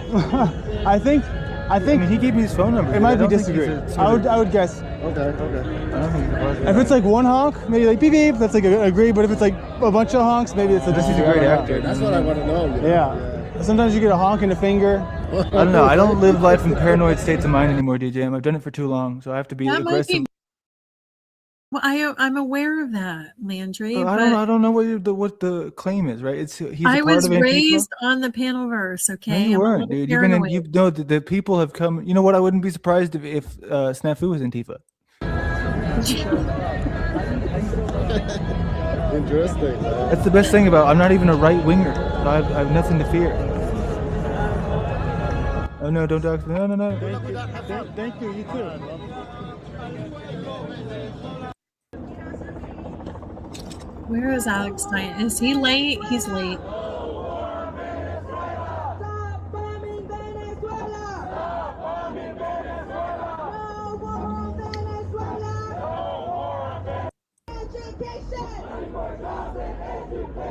Subscribe, y'all.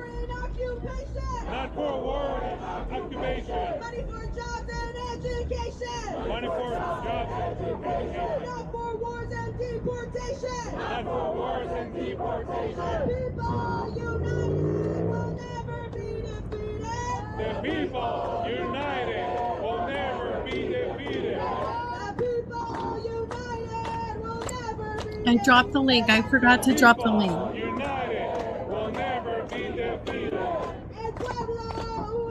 Very fitting of you.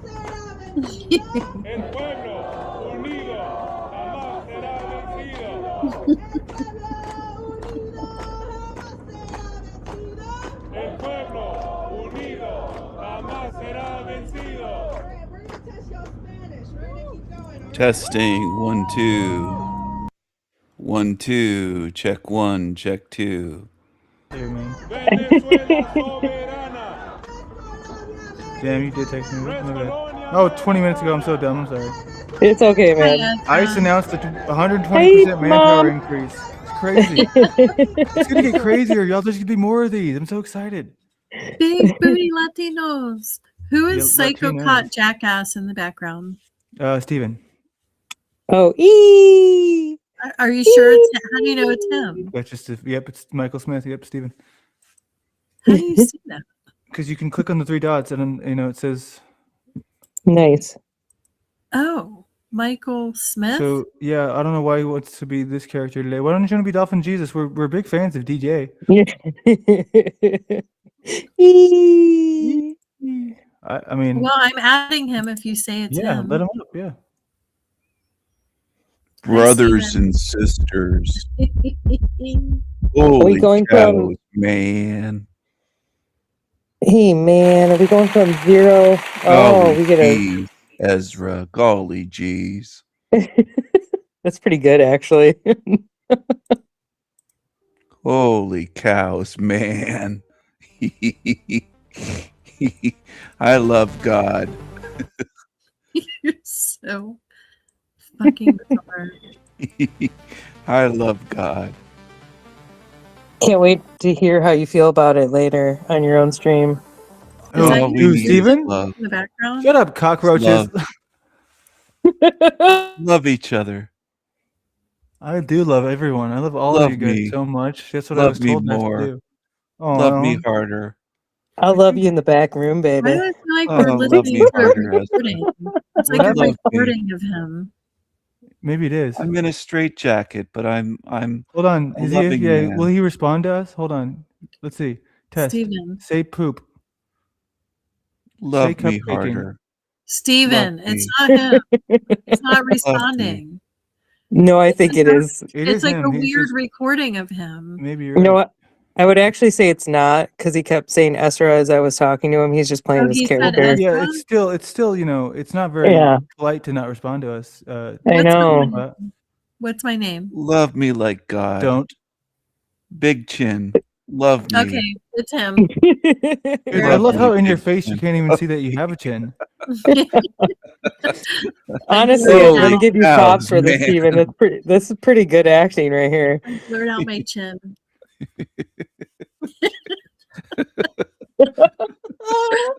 DJ Chin. That's a good DJ name. If I was a DJ, I would do DJ Chin. DJ Chin. Brothers My and fr- sisters. My friend's cat's name is Dr. Mr. Chin. Mr. Chin. Does the cat have a big name? Wait, did you say a cat? Yeah, my friend's cat. That's his name, Mr. Chin. Did you see this? Is he Because I didn't catch it when Chinese? it happened live, but when I heard it, the Yeah. replay when he said it's getting big. Did you hear that, DJM? No. What? I think I was sitting there, I was like, it's getting, and I couldn't figure out the words, and he was like, it's getting big. Ching chong. I don't Ching think I chong. don't know. I might have seen it. Ching My chong. favorite part.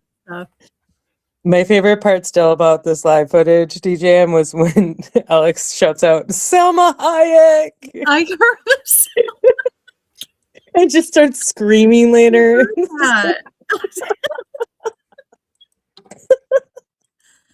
Oh, good shit.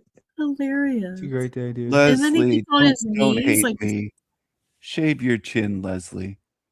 Leave Leslie alone, Leslie. psychopath jackass. Leslie's So Leslie's a little wacky. I'll give him that. Love me. That's Can you pretty stop good. I'm not repeating gonna lie. yourself like a weirdo? Yeah, dude, come on. Wax That's like my He's like- biggest Love pet peeve. He me. probably knows it too. He's like a coin machine. You just keep putting the coin in and Yeah. it keeps repeating itself like a tarot jack or something. Yeah, Wax like the your one. chin and love yeah. me. Brothers and Like that movie sisters. Big. Okay, dude, this is getting so repetitive. I know it's I know it's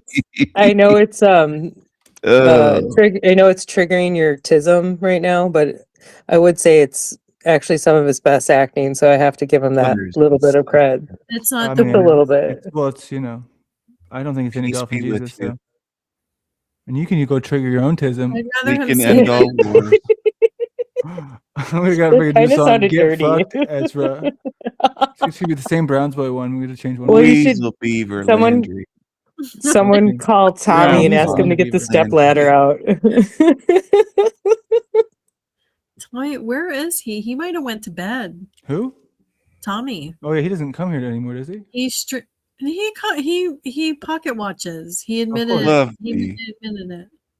Rub your titties in my face and love me. Tommy, get your step ladder out. It's midnight.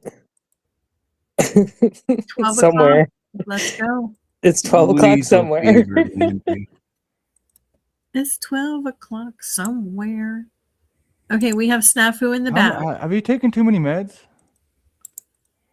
Brothers and Psychopath? sisters. Well, how does he stay so happy? Is he happy? We're good with a lot of meds. At least he's really medicated. Until he goes back on his own stream, he's elated. Okay, But you know Snafu. that there's like an opportunity here that I always have, and I'm willing to risk it all for it. Uh I'm oh. gonna let Snafu up, but Snafu, don't. See, hey, I want to point something out, right? For what it's worth, a lot of people say we got to bring the chaos on to bring the people. That's with, right. you know? And we're I about to need get. Don't Sorry, go ahead. listen to other people, to brothers and authenticate. sisters. All right, we only. I did okay, not know that they authenticated. What's up? I learned it. Snafu. Where'd the king go? She there's keeps King. backstaging me. I know she's doing it. She's learning bad habits from I Lando. know she is. Nincompoop. Who taught you this? Yes, way? that Nick Nincompoop. DJ, So I reached out to Mr. Stein, Mr. King. Because you're a little I'm bitch. curious. I'll share his info. Obviously, it's public records. Wait, hold on. So I want to hear Landry. No, he's my bitch, dude. He's trying to fuck with my work. He can suck my fucking dick because he ain't gonna No, do it. I want to hear how he's fucking with your work. All right, how you I doing? I'm wanna not hear fucking it. with you. Let I him have put it all on right. record. I have all right to Of all the No, but workers. I have all right to Put it you making on my Can you bitch imagine? too. Can you I have imagine? all right. Hey, guess Also what? my I've other talked to Stein before. My bitch too. Yep, sorry, bitch. What's that? I've talked to Stein before I even knew you, dude. And yeah, I am reaching out because I'm curious if he knows. Because you're fucking jealous. Because you're my bitch. I'm curious about if he knows. You're my bitch. Your daddy optics. Yep, my bitch. I figured. Yeah, you're my fucking bitch, Snafu. I own you. I eat you for breakfast. Does it hurt your feelings? Yeah, does it hurt your feeling, bitch? Oh my How about you God. try again next time and we don't talk about family? 'Cause we're not little Copycat loser failures like Landry. you. Let's try it Okay, again. no talking about family on DJM. Yeah, that's weird. It's what they do I because just want they're to my hear bitch. how he's trying to fuck up your jobs and put it on record, Snafu. Why are you trying to fuck up his jobs? Which That's all I want to know. I just think it's He funny that he doesn't thinks he work. could succeed, dude. I mean, he's all right, Steven, what do you got? Something good?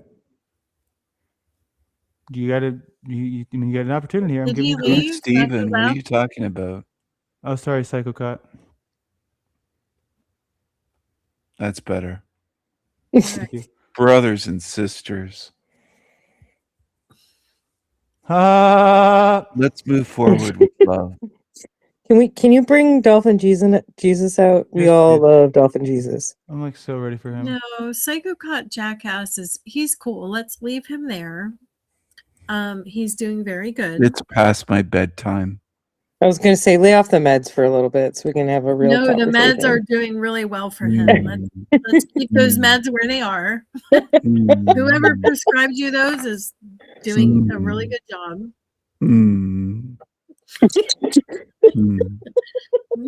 That's disturbing.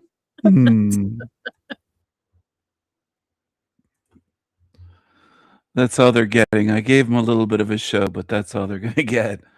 That's all they're going to get. Landry has the keys over there. He plays stupid. The guy never grew up. He's a loser. Yeah, That's he didn't cool. I have much didn't in the have to kick him. arsenal. Wow, fuck No, yeah. I know. All right. I think let's keep those meds where they are. Whoever prescribed you those is doing a really good job.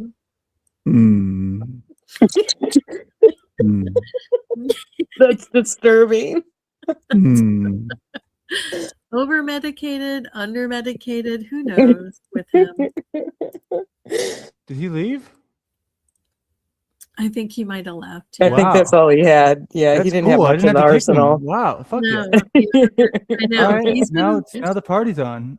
he's been doing really well lately. That's what I'm saying. The meds. I'm not someone that advocates for meds at all. But yeah, he's doing good. Really good. I want to say that is one of his best actors or acting characters right there. For the Actors Wait, Guild. so maybe Stein. Okay, I want to know, Snafu. This is what I'm saying. Like, No, I'm why- getting hired before you, Snafu. Suck it.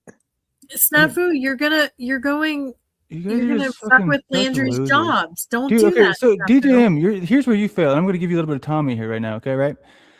Just don't acknowledge, because here's the thing where you have to realize this, you're probably one of the only people that he has left besides OTW that will give him any sort of power, so to speak, right? Because there's no power in the people when you just Power? ignore them. No. Yeah, well, even inquiring about it sort of gives him a feeling of, ooh, somebody wants to know, which here in, my vacation that. home, he can suck my dick, dude. He's gone so far and I can make him my bitch every day if he wants to. But he's not going to steal my thunder because I got it riding in my veins. Primetime Big Booty Stein. I just need to know this for my own knowledge. Snafu actually will call your boss, someone paying you, and try to fuck that up. Why wouldn't he? I mean, he's already done it before. He did it with Rob Noor, who, I didn't even have him as a person who was. I mean, these people, they're insane, dude. They're like, there's a mismatch here, right? To a DJM, I don't want to lie to you, but you might be the next big thing. Oh my God. Well, Yep. you heard the Kennedys. Logical Spark has sent a cousin of the Kennedys to my channel. Random fan was at the protest. Clearly, he's in one of those yellow things. Oh, that might be a P-bomb. That's No, a P-bomb wait, for who sure. do we have? No, because it's like a looping thing. No, do not. This is Random Fan. We Are you know sure? that he's on a wait. Are you All right, sure? let's Porn go. bomber. He's Yeah. a porn bomber. Yeah. No, that's Random You Fan. don't know that. It's a loop. Landry, He's a I'm going to DJM. punch you in your face. I will punch you in your fucking face. How do you know it's him? He's He's not responding. Hold on, I'll call him. Let me That's call him. normal. That's normal for Sean. But let me call him. Let me call him. He's a porn bomber. Landry, Sean, show us I'm your gonna face. take away your fucking keys, There Landry. he is. That's Sean. There he is. Okay, That's hi. our buddy. He's What out kind of there- job you got at night here? What are you doing for sale? He's What out are you there- selling? Joe said I could find. Are you in the city right now? Marco. Should I come find you right now? Wait, Margot's here? Yeah. Let her off. Oh, hold on, guys. Margot's here. Okay, Tim. No, that's you. I was trying to call him. Hey, bitches. Andy! Andy, how are you? Good? I'm good. I missed you, Noel. You I haven't miss been you around. too. I've been staying that off job. of here. Like I've been taking a break from here. Oh Yeah. shit, Margot, you didn't get Margot in here. Where I can't she was I here. can't let everybody in, and then I get blamed for not. There's letting only what's his name. Margot, come back. Well, I'll leave. I'll leave for that. For Margot to come in. I mean, I'll leave for Margot. I can Oh my leave. god. No, I want to leave though. You know. Yeah, this boy wants to leave because he's annoying. I can Yes. tell. Yeah. Noel, I miss Hi, you how so are you? much. I miss you. I miss you too.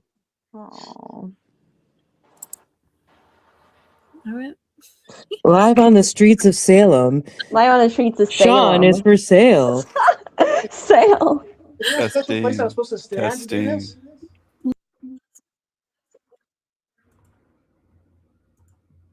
Panels now. I don't go to the main stage anymore. And I am staying out of trouble. Good. That's Very good. good, Nicole. We're proud of you. Thank you. No more flashing, right? No. Good. Very good. Ezra, That's good. no more flashing, right, Ezra? No. Yeah, exactly. What does that mean? I'm in Vegas and there was some flashing done here today. Are you Margot, serious? we all know You're in Margot's Vegas? somewhere. Shit. I think I I'm had to gonna go to I had I'm to gonna go go to a find funeral Sean today. on the streets and go protest. I'll be right back. I got a thumbs up. Thumbs up. I'm not in Vegas I don't for fun. I had a care, funeral. and Snafu. DJM, you know that Lando is not really allowed on most channels now. Flo Do you still have my phone Yeah, cool. number? He's allowed here, and he has my keys,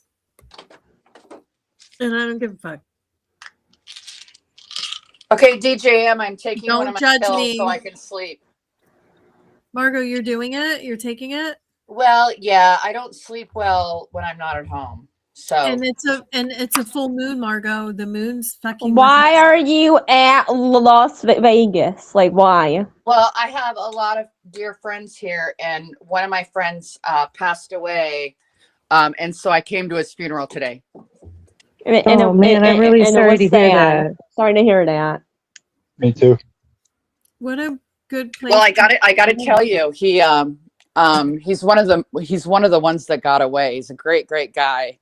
I've known him for probably 40 years. He lived life to the fullest. Okay. And he had a heart attack like 5 years ago and survived. He had another one and died, but he hated long goodbyes. So it was like everyone was cool. You know, I mean, we all laughed and had a good time today. So Love it. yeah, Wait, how old was he? 72. 72. Very good. Oh, fuck yeah. He was a party boy. He liked the cocktails a lot. So I think that kind of, he Maybe lived. a cocktail with a little coconut. What part of Las Vegas are you in? Well, the mass today was at Our Lady of Las Vegas Catholic Church, and I'm not downtown. I'm staying with friends. We call it Pinto. It's my friend has a ranch, and so I'm at Pinto, and I'm going home in the morning. And you were at a casino? You were at a Vegas casino or no? I know we did not go to the casinos.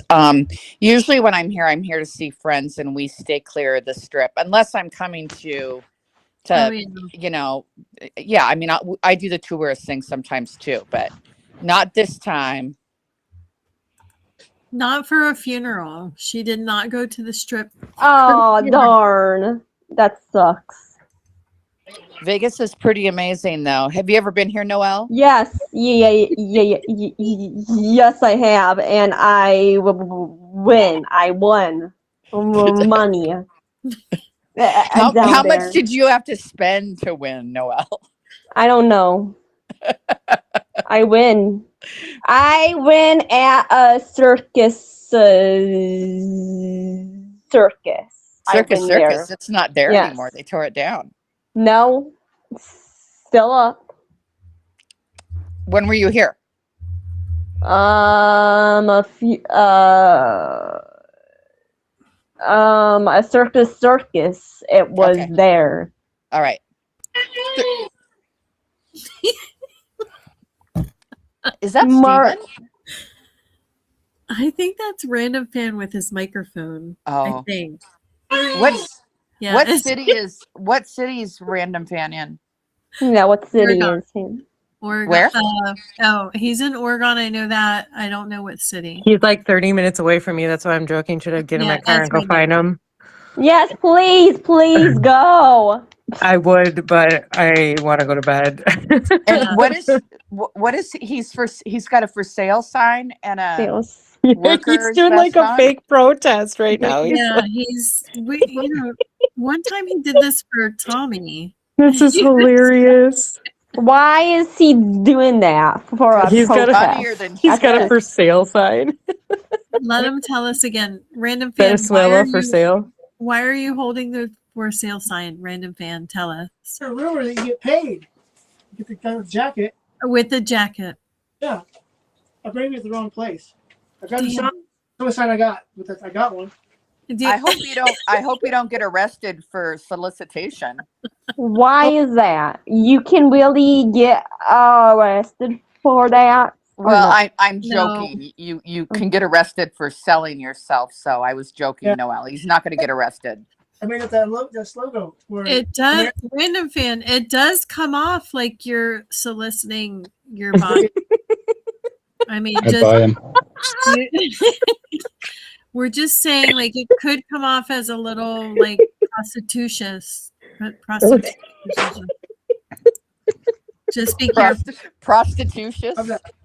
I just made that word up. I know. I like it. Now it's blank. Now it's a white blank. This is gold content, Sean. Thank It you. really is. I mean, he might pick up the wrong people. Support public transit Sunday. Obviously, right? Obviously, What is for sale means? What is he trying to do? Like, is trying Like if you're to going to sell your sell- car, you put a for sale sign on it. Yes. He's selling his penis. Random Fan, don't do that. Well, that's a common scene in Oregon. But DJM, there's no wrong people in Oregon. Everyone's cool in Oregon. Tommy spent time in there. No, except for that girl I really do hate. Which one? PDX, except for her. Oh, she's in. Okay, you hate her. Yeah. Well, there's always a few exceptions. You know, you can't avoid the people you hate. There's always going to be someone. Okay, maybe you're right. Maybe I shouldn't do this. I know you're attracting the wrong people, Random Fan. Well, it's most people I know. Probably. Margot, do you have my phone number still? Yes. Like, I haven't been to text me in a long time. You haven't texted me either. Can you please text me? Yes, I will text you tomorrow. How does that sound?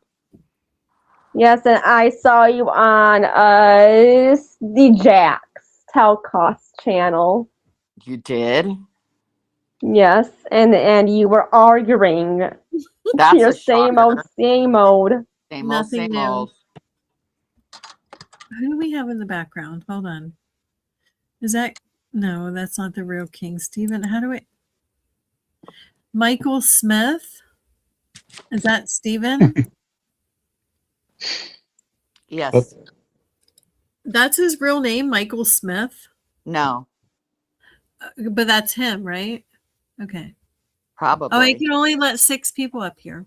I already told him I that. have to wait. Dun, dun, Steven, you dun. gotta wait. You gotta wait, Steven. I'm gonna dip out for at least just a little bit because I got to do something anyway in the ladies' room. Thinking about Sean. No, I'm just kidding. That was gross. Not because you I are knew it. Sean. Just inappropriate. I'm not Axis rat blood. Anyway, Yes, Oh man. I'll be Dirty back little girl. Okay. because actually, actually Andy's my future husband. So I just want you all to know Andy's that. mine. Oh, Margot, I'm gonna fight you. We're gonna mud Everyone fight wants for this. Andy. You guys I'm have gonna to, slap you with my Hell yeah. dick. you guys Winner have to takes come all. through me to get through Andy. You have to come through. Oh, this is me. fucking awesome. Noelle, yeah. you want in on this? No, she's Sean not. does. Sean does. And we can have a threesome. So far, it's Okay, Liz, shit. whoa, Marco, whoa, and whoa, Ezra. whoa, whoa. I thought I'm a Christmas one already man passed. kind of woman. No, Yeah. well, it would be a harem. It would be Andy and his harem. I just want to remind you guys all that I'm an Amazonian. Okay? Oh. Okay. Well, Yeah, you can Well, I am suck it. too. Andy's I am mine. too, but not everyone not can as deal tall with as that. you. Yeah, And that's right, so Margot. did you know I went off of Grace Thorpe? Yes, I did on Jack's channel. I called Fuck her yeah, Noelle. out for that. Fuck yeah, Noelle. You get Grace I Thorpe. called I want to see her that. out. I called her out on Jack's channel, and she just rage acquitted that fast. Yeah. Oh, that just made my night. All right, I'm going to go out on that, but I'll be around. I'll see you guys soon. Noelle, I Okay, love you come so back. much. I love you too, Okay, Margot. will do. Margot, do you know her? The Grace Thorpe. Do you know her? You know, every Or- once in a while when I am in between appointments and driving around Arizona, I'll listen to Jack, and I've heard this Grace individual. She got really beat up. She got really attacked She's gross. by Ruby. Yeah, she Rose is. Thorpe. She is. Rose Thorpe. King Steven, No. how are you? Oh, I'm fantastic. But you know what? DJM, you doxed me. You gave my real name, Michael Smith, out on here. That's not his real Now name. everybody knows who I am. That's not your real name. Michael Smith. That's my real name. Did you come up here, King Stephen, because you heard that Andy had a harem? Hey, you're He trying to can't fuck have it a up, aren't harem. you? He's too ugly to have a harem. No, No, I'm not. he's not ugly. He's a cutie patootie. He No. is so cute. He That's wants to have a why- Margot, threesome. would you smack That's him why in the face girls are with your after tit? him. Smack him with your tit. Story of my life. Wait, Noelle, is this keep the your real shirt on. Nolan? How do I know? No, it's Yes, I will. Noelle's never going to do that again. Okay, so when I see Never that it say says never. authenticated, it says Don't- authenticated by YouTube. That means he's good, That right? means he's fake. Noelle, That don't means show the- you are fake. You fake, King Noelle. Steve. I'm Okay, real. and you guys, Don't show your Shut tard titties up! anymore. Steven and Nolan. Who's Noelle. this? Who's Nolan? They're Who's gonna talk at the Nolan? same Hi, time. Nolan. Noelle, don't How show are your you, tard Nolan? titties again. Is it good? No more Yes, tard I think it's titties. better for King Stephen. Ladies love El Diablo. This guy follows me around all over the internet. I know. Who cares? You pay King him. Stephen. Don't show your tard titties again, Noelle. And Andy, Hey, you are a godless hey. faggot. Is Nolan King your Stephen. parole officer? can I say something, No. please? Can I No. say something, please? No. On this public accord, we should congratulate King Stephen on his marriage with Jennifer Lawrence. Congratulate King Stephen. How's your Good honeymoon? job. Steven, did you say something? Did you tell Nolan one time that you were married to Jennifer Lawrence? No. No. Yes, just you made that by did. himself. He just No, I made that didn't. up. He just made that up. All right, Nolan, you didn't He just make chews that on up. straws just like Noelle does. That's what I think. I don't know. I think maybe you Because said it's it. my I think you're all retards. special Honestly, do. needs. I think you're all tards, and I'm a genius. And you're just here tard. hanging out with us, Stephen. Yeah, I'm just I here think to you're right. on you. I think Steven's right. So Nolan, I think you I'm just right. heard it. Nolan, you're getting an exclusive. King Stephen Yeah, is yeah, we get not it. married. He's not married to Jennifer Lawrence. He's not married He at is, all. man. King Stephen I would does watch. never trust a binge woman with my money. Never. That's how I feel about King men. Stephen, That's why I'm can not you married. move? Oh, come DGM, on, can I be next to her? You're just trying to be a feminist. I will figure. Let me just Me? press a No. bunch of buttons. I'm not a feminist. Kick figure that Noelle out. off. She's gross. No. I don't know how to. You She guys, eats I don't know how straws to. off the floor. No, I in forgot. public You got to bathrooms. drag. I forgot. Drag. Okay, Noelle, where do you want to go?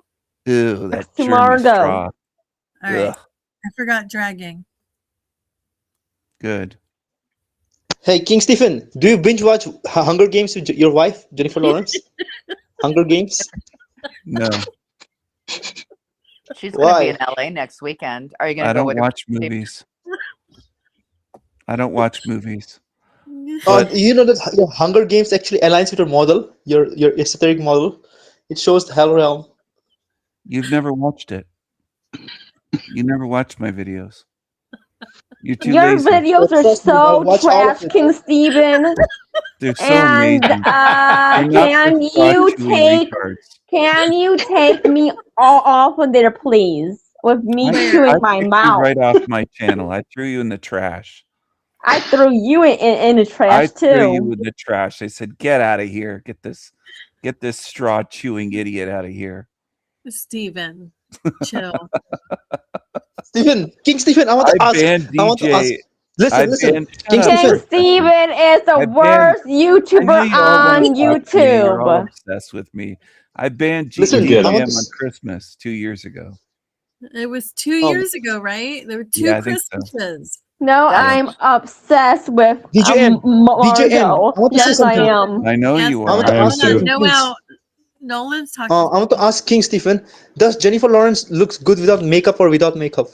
King Stephen.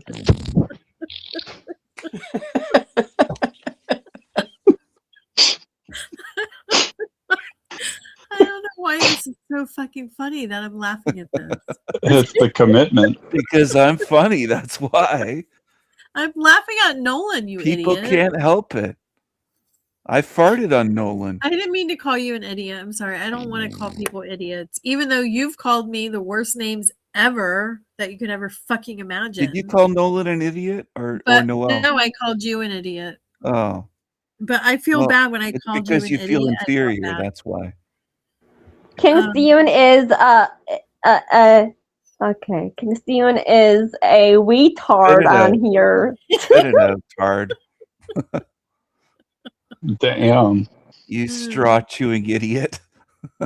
Stop! Don't no. How do we you do eat not those use dirty idiot on this straws channel. off the floor? Like it's We're just not using the gross. word idiot. It's really Okay. demeaning. Okay, moron. That's better. You like King that? Stephen, I want to ask in regards to model. I mean, do you have any plans to actually make the video about revenge? You once mentioned few streams ago, few months ago, on your August a month. I don't ago. make revenge videos. No, you said about esoteric video. You make my video and you need to take it off. Retard. Dumbass. True. Are you riled up, straw chewer? Yes, I am. Oh, Did I get under your King skin? Don't fuck with her. King Stephen, I want to ask another question. According to our esoteric channel model, esoteric series model, I want to ask: Esoteric would you channel? rather? What are you talking Would you about? rather go back in the past and What are you retrieve all talking your about? loved ones Let to Nolan save them talk. from death, What are you or in talking the about? afterlife you want to Let meet their Nolan spirits? talk. What is he talking Oh, about? listen. Let him ask No, I the want to He's ask. asking you a question, King Stephen. I'm He asking can't you this. speak properly. Can No. you talk? Can you like listen, retard? Like like what the fuck? Are you retarded? No. Listen. I want to ask King Stephen. Would you rather go back in the past and bring back your loved ones, or would you go back in the future and escape from this matrix and meet them in the afterlife? Your spirits. Good question, Nolan. I would rather seal you in here. Oh, jeez. That's what I'd rather do. Immature answer. I would rather one King Stephen off of this planet forever. Oh, come on, Noel. Noel, That's we're mean. stuck with him. He Say got you're sorry. you Take guys- it back. Say you're sorry. He got sealed into this freaking community. I told you this, guys, a long You got to time show ago. We're some freaking kindness stuck and with him. manners. Deal with I'm it. good. He's Shut sealed in up. here. I'm good to people that are good No, to you me. shut up, Steven. I'm You're good to sealed in people here. that are good to me. You're nasty, Noel. That should be your name. Nasty. N is for nasty. King Stephen, there was one time when you weren't good to me and I had not been not good to you. Yeah, like why? Well, why would you You do were that? not good to me, Margot. Only because I said you had a cheap couch. Oh yeah, That that is little false. itchy, scratchy couch he has, that cheap little itchy, That scratchy polyester couch. one. I know. It's not polyester, Yeah, he and that said he is has false. little tiny hands. He gets mad That about is that. false. Oh, King Stephen, what have you had for lunch today? King Stephen. I had demons for lunch. Oh, you need to be. You need to be out of here. Noel, Noel, calm your who would you tits. pick on if Calm King your Stephen tits. King wasn't Stephen, here? doesn't consuming demons actually contaminate your Don't show spiritual your body, your tits. pure spirit? Your pure spirit? Don't show your tits. good question, Nolan. I didn't hear it. His audio is so terrible. You have a $2 No, mic. I want to ask. Consuming- Okay, Listen, go ahead. listen. If you consume demons, wouldn't You it listen. contaminate your pure body, your pure spirit? Mhm. No. No. When They you don't poop affect- them out, they don't- is He it makes they up don't fire? his own affect my rules. spirit. No. Are they fire I- when you poop them out? No. King Stephen, what happened to Vancouver penthouse? $3.3 million. You're not invited. You should invite DJM. She's not And invited Noel. either. Hell no. She's not even allowed on my Nolan, I channel. would need 7,000 bodyguards to even I don't go even near let you. her on my channel. Yeah, I don't he want her blocked near me me. 2 years ago. I don't want her near me. 'Cause she hates you. Yeah, I let you on here. She doesn't Steven. hate me. She's fascinated by me. She's got a big chin and big butt cheeks. What about Jennifer Lawrence? She also got that same Married the to a wife. nugget. Jennifer Lawrence, I don't even know who that is. Okay, Nolan, do you know now? You're getting the. What about Hold on, Nicki Noel. Minaj? Shut up, Noel DJ. ha- Let me You talk. shut Noel up, has Noel. pancake titties.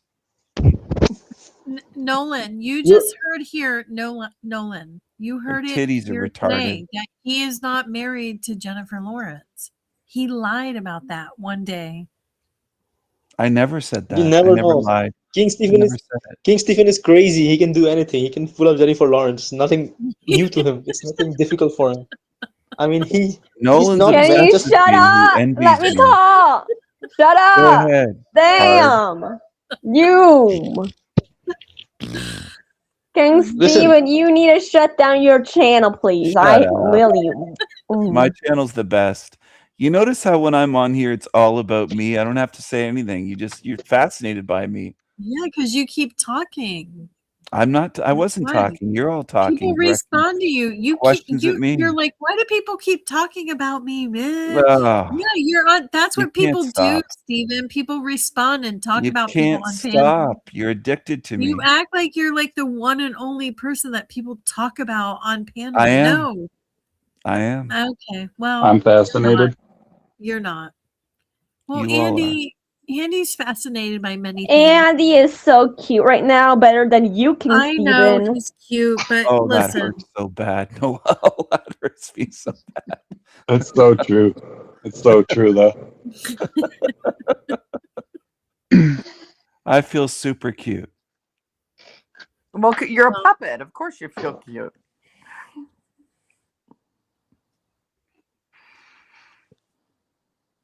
I'm not a puppet. Hey, King Stephen is not a puppet. He's a puppet master.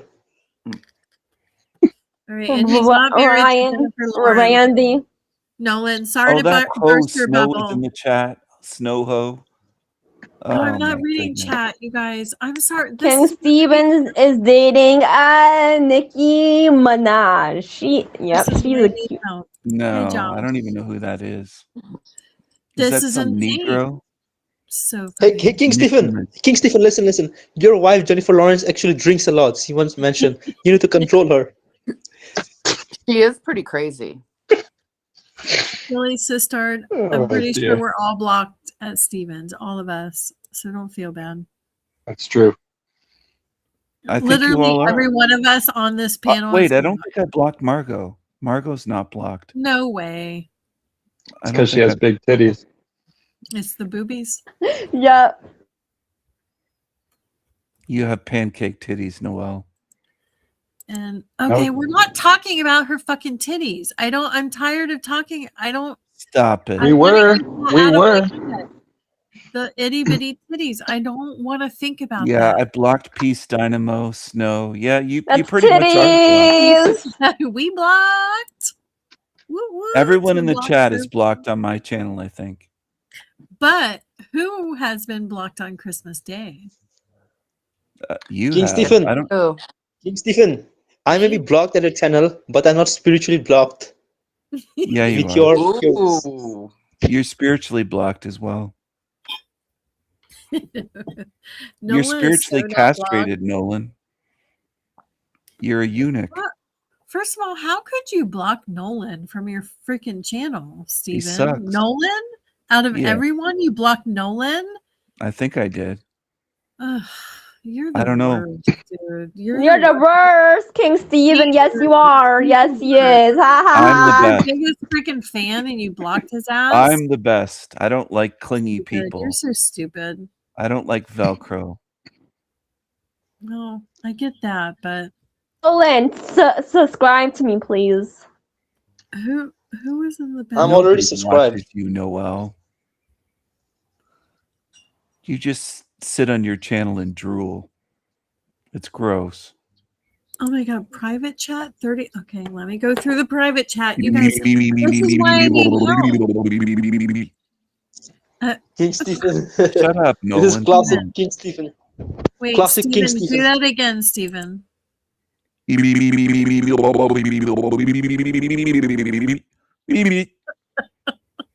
Ching chong.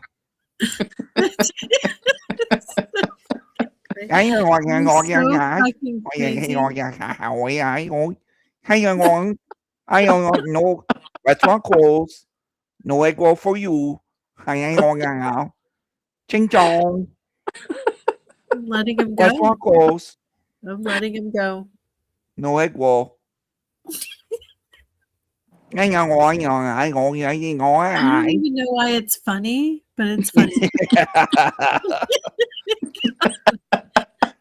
I don't know if I'm delusionally laughing because it's late. Oh my god. You know, Snow is better when she's not talking, when she's just going.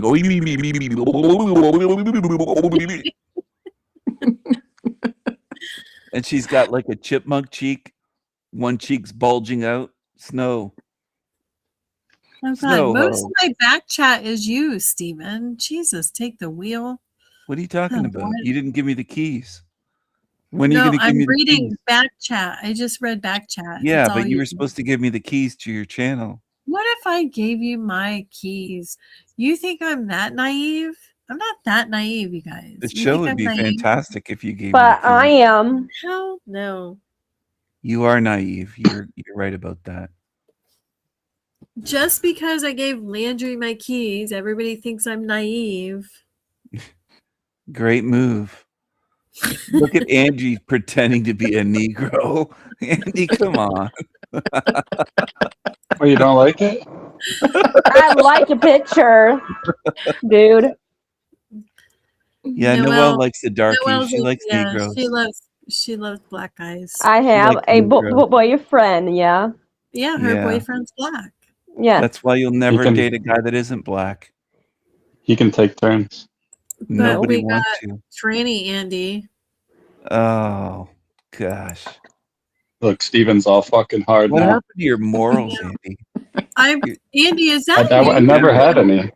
You're Yeah, that Andy, was me. that's- That's my girlfriend and me posing for a Halloween picture. Let me No. see you, Andy.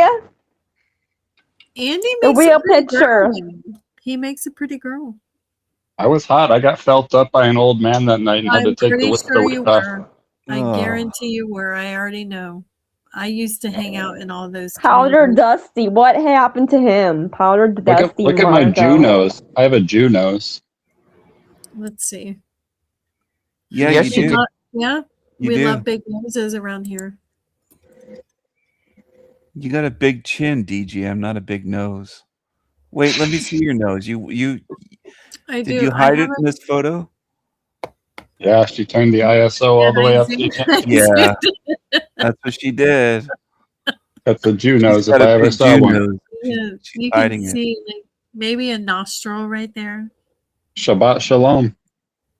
I don't know why I did. Let me All check right, I my- got to fly early in the morning. I'm out. All right, Oh, fine. bye, Margo. Bye. He's Love you all. Love you, Mom. Love you, Love Margo. you. Love me the most. Bye, Margot. Fly safe. She's like off to the Amalfi Coast with one of her. See, I told you I just found her, King Stephen. Where's Margot? Where's Margot? There she is. And she told me I missed her. She told me she missed me and not you. That's So, great, dummy. Look at your frizzy hair. Thank you. Stop. You look pretty. Steven. Thank you. No, Shove it up your ass, Steven. she Your looks puppet. Jewish. Your little. She does look Jewish. I've said that to Noelle before. I literally did say that.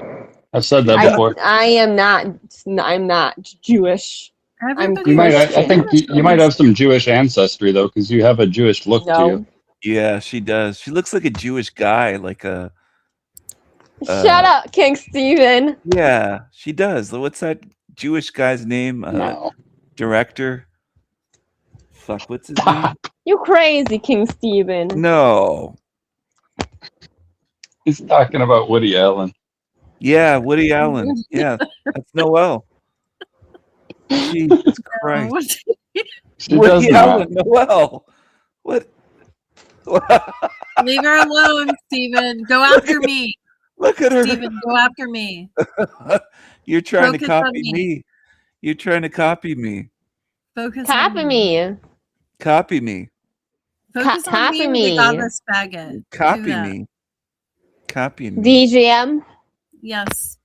No, She's well. dressed like why- I grew. She's trying to copy me. DGM, I like, why create the is King best Stevens characters on here? YouTube. Shut Okay, up. No, You're this just not is making all, sense. It's an all, we accept everyone here. She's Noelle. just not making sense. Listen, I create the best characters on YouTube. Your Stop mic muting is. me. I create the best characters on YouTube. Like who? Like all of them that are good. All the Like bangers. me. Ghostbusters. I'm gonna create Ghostbusters. I'm gonna create a Muppet that eats straws. Yes, you do. Do that, please. I I would will. love. I would love that. It's Jewish. No, with I'm glasses not. And frizzy hair. I'm and not. Velcro. I'm not talking about you, dummy. Talking about the new character I'm Wait, gonna create. does. Mute you. Creating a I'm new not talking character. about Mute you. Are you a Jew, DJM? She is. I'm not I am. Jewish. No, I'm Jewish. I'm not Jewish.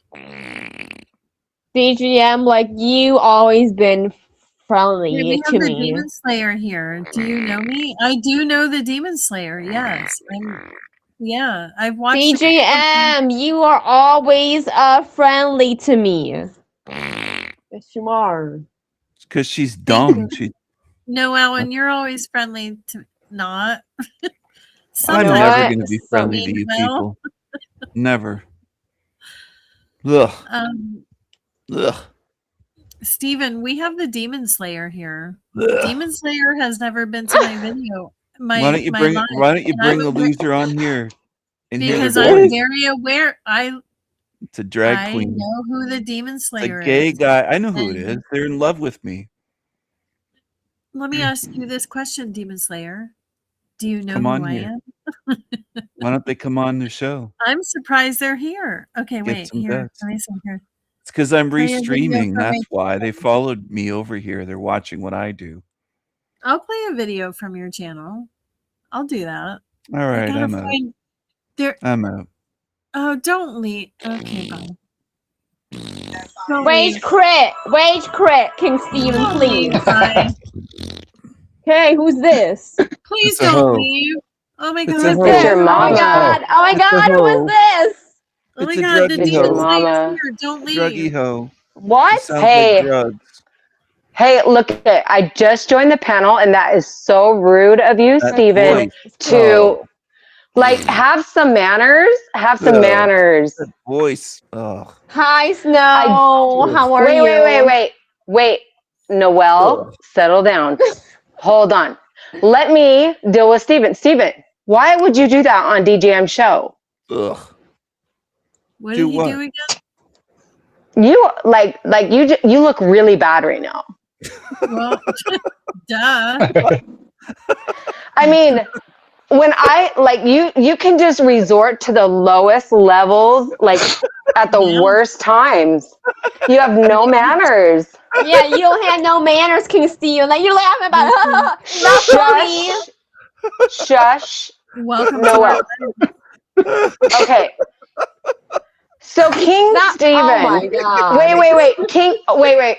No Now, manners. okay, you guys got me going already. Okay, so now I want to do something. I want to, if it's okay with DJM, of course. Do it. Okay. I need you to be quiet, okay, Noelle, because you're going to be involved, and I need you to Quiet. listen. He's the psycho ward guy. Are you ready? Go ahead. King Steven, are you ready for this? Are you going to be able to listen? You're so funny. I already know that joke. It's not funny. Do it. Go. Shut up. Okay, King Steven, are you ready? Get it I have a out. question. Where's oh, what's his face? He left already? Spit it out or swallow. The Demon One or the Slayer? other. Oh my god, Snow, spit out. Hold on. Okay, so King Steven, you play all these videos, right? I just want to make sure I have your damn attention, Noelle. What Okay, videos? you play all the King Steven, I am not done speaking, am I? That's the whole thing. This whole process goes with listening, right? I know it's really hard for dummies, but listen. Okay, so please, you know, it's so rude. Okay. So there was a guy that was just on here, Nolan. He asked you a couple very good questions, and you could not answer them. So I have just one question. You know all those videos you play on your channel? Like daily? Just Yes or assume no? Just assume he answered. Go ahead. Okay. So those videos, you show a lot of handicapped children, right? You show a lot of disformed, you know, beings, like to where almost they're like, they not don't even look disformed. like humans. Deformed. I didn't even watch it. I don't know. Yeah. Do you know the reason for that? No, we don't. No, know. I'm not done. Wait, I'm no, not done. he's not done, King Steven. You retard. Spit it out, Let her retard. talk. Come on. Let her talk. Okay, so now you want to sit there and you want to talk crap about Noelle and make farting noises, but sit there and go, oh, the children, like God must hate everybody and this is a hell realm. But you never are said God hates proactively, You're misrepresenting. Like- Let her talk. Let her finish. Well, it's you're taking forever. proactively, God. because you don't know how to listen. And I would have been done already. That's the crabby part, but I know how to make people like you listen, because if Spit they it don't listen, then out. I'm just going to keep going like this. And then you guys are You just, it's sound just like going a to get dumb harder and hoe. harder. Spit it out. And that's what pisses narcissists off, is You because I sound can like a do dumb this. hoe. I'm like a professional. Okay. So my question, for immaturity. Noelle, chew that straw as hard as you can, girlfriend. Thank you. So do you think that just because Noelle chews on a straw and she's autistic a little bit, like here or there, A little you know, bit. like a little bit, right? That it's okay for you to sit there and judge her on panel and treat her like this? That's not why I'm judging her. You don't know the concept. Yes, you are, King Context Steven, of and what she's you, doing. King Steven, Yeah. King Steven, you put a clip about me chewing my food. Like, what the heck? That's weird to do that. That was gross. That was not gross. Eating with your mouth open. It was is so gross. gross. Get some manners. Don't eat on panel. Don't. Don't eat like Don't. that. It's gross. Noelle, please don't ever do that again. Really because gross. people like Steven are going to make fun of you. No, she Live probably your does learn. that. She has no Don't manners. eat on panel. It's gross. You live, you learn. Let's Allegedly. Gross. Gross. No. Okay. Shout out, Sarah. So, bam, I'm done. All right, DJ, I'm sorry. I didn't want to come in here like this. I kind of wanted to have fun a little bit. I'm so sorry. It's Saturday night. Come on. Yeah, And I was hoping Nolan was going to be here. Slow. Is I know, Nolan but here? you know what? Who's here is You Steven. gross, King Steven. You Whoa, gross. No, you're Yo. gross. I said- You're gross. You gross. But he sits there and sticks up for all these kids that have like some serious crazy You got a ass problem with handicaps, and that? he'll What's play the your whole problem damn with that, video. bitch? Yeah, you're an asshole. What's your Hey, problem with that, bitch?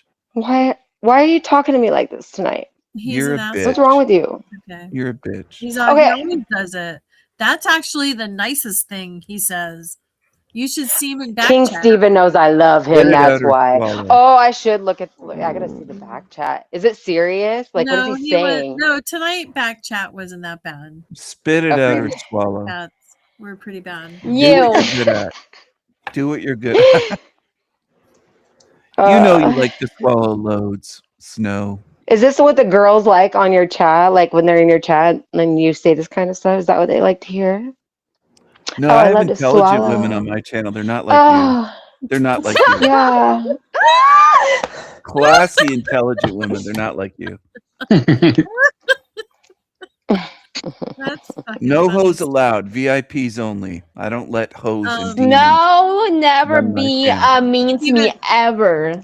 No Let me- chicks that no, eat Yeah, I with their have. mouth Hold on. open. I don't like Let me that. ask you a serious question, Steven. Gross. No, well, I will Steven Slayer's spank you if here. I was your mother. Steven Slayer's never been to my channel, but he or she is asking me, should I play one of their videos? How would you feel, Steven, if I played a Demon Slayer video? How would you feel?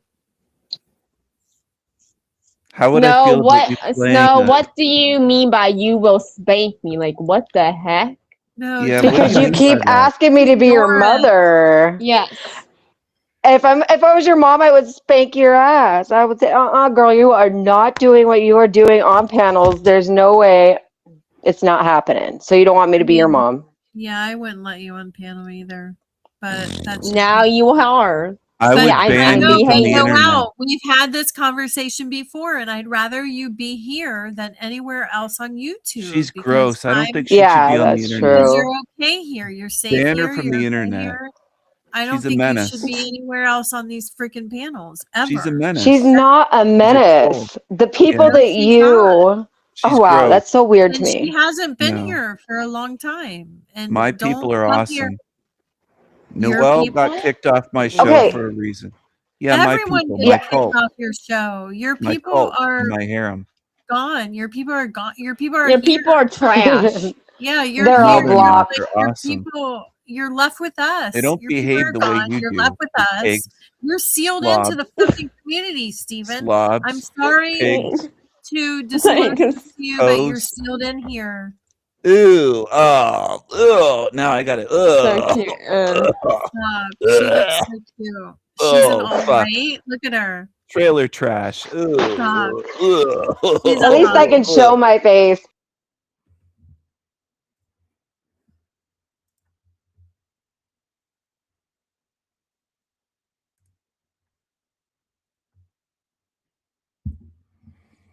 All right, everyone. I think I'm going to end the show soon. I'm going to end it soon. I hope that you enjoyed watching. People like watching trash. Whatever. Look at her. Trailer trash. Ooh, Stop. ooh. She's At least I can show my face. Exactly. You can't even show your face. I Did don't he even leave? want to show my face. Yeah, he left. The power on my face. Damn. make people disappear. Wait, is he restreaming this? Oh God. Probably. Whatever. Well, He's rage quit. He rage quit. So yeah, there you You go. beat him. He's like, cold Demon a Slayer. woman. What if Demon Slayer gave me an exclusive and came up on panel?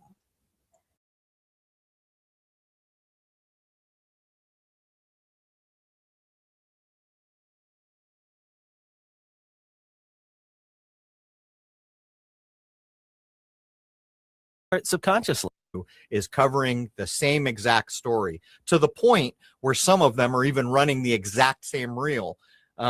This is not an intent to inform you of anything. This is an intent to program you. And any person who logically looks at any major event that goes down and then watches how television responds or pushes the event should inform you of a lot. But unfortunately, so many of us, so damn many of us are stuck in a daze, transfixed, completely psyched out by our television, just sitting there with our mouth open, acting like there is value to what we're being shown. And in fact, all you're being shown is agenda and programming. There is no real news in this world anymore, as far as I know. Not coming from your television anyhow, not coming from a newspaper. And not only that, most of it is tied into music and entertainment and all over the place. How often have you watched a movie where Bill O'Reilly from Fox News does a cameo? Really? Or some other famous news head does a cameo. This is being done on the Marvel movies recently. Anyhow, let's jump into episode 63 with Jason Lindgren and take a look at the false news cycle that owns and operates our world. Cheers. All right, man. Welcome to Crow 777 Radio. This is episode 63. I have Jason Lindgren with me. We're going to be talking about news, but in the modern age, whenever you say news, you're basically talking about fake news. There really are no mainstream news sources anymore that are not pushing agenda, nonsense, propaganda, or any number of things we could label to identify the fact that they are not designed to inform us of anything in the way that we would expect to get news. After all, and this has been covered by so many people so many times, the word news does break down to north, east, west, south. So which direction would you like your mind pulled in? Anyhow, welcome, Jason. Hello, Crow. We got quite a list here. This is pretty topical. You know, there's the whole idea that people are going to be passing fake news laws. And I did some looking into this, and from most of the places I see in the United States, they're flat out stating that's just making a mockery of free speech. Where are you at with the whole idea of, I think Germany was one of the places pushing it. Where are you at with this whole idea?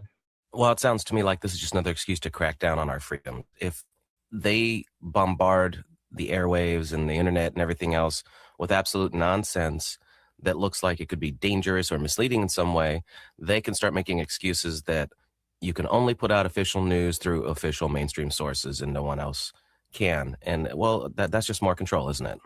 Well, on the face of it, it's ludicrous. If there was truly a law passed that said you can't publish fake news, every news outlet in this country would be under the gun. Whether it's CNN or Fox or some of these cable newses, which seem to actually fabricate at the, maybe be the starting point for the fabrication of a lot of this nonsense. All the local stations echo it. And it's funny because I was looking up, when I was a kid, they talked a lot about journalism and, how it was the third estate and they'd be watchdogs over and just all this stuff. There really is no journalism anymore in news organizations. If you want to find any semblance of journalism, you got to look for people like you and I.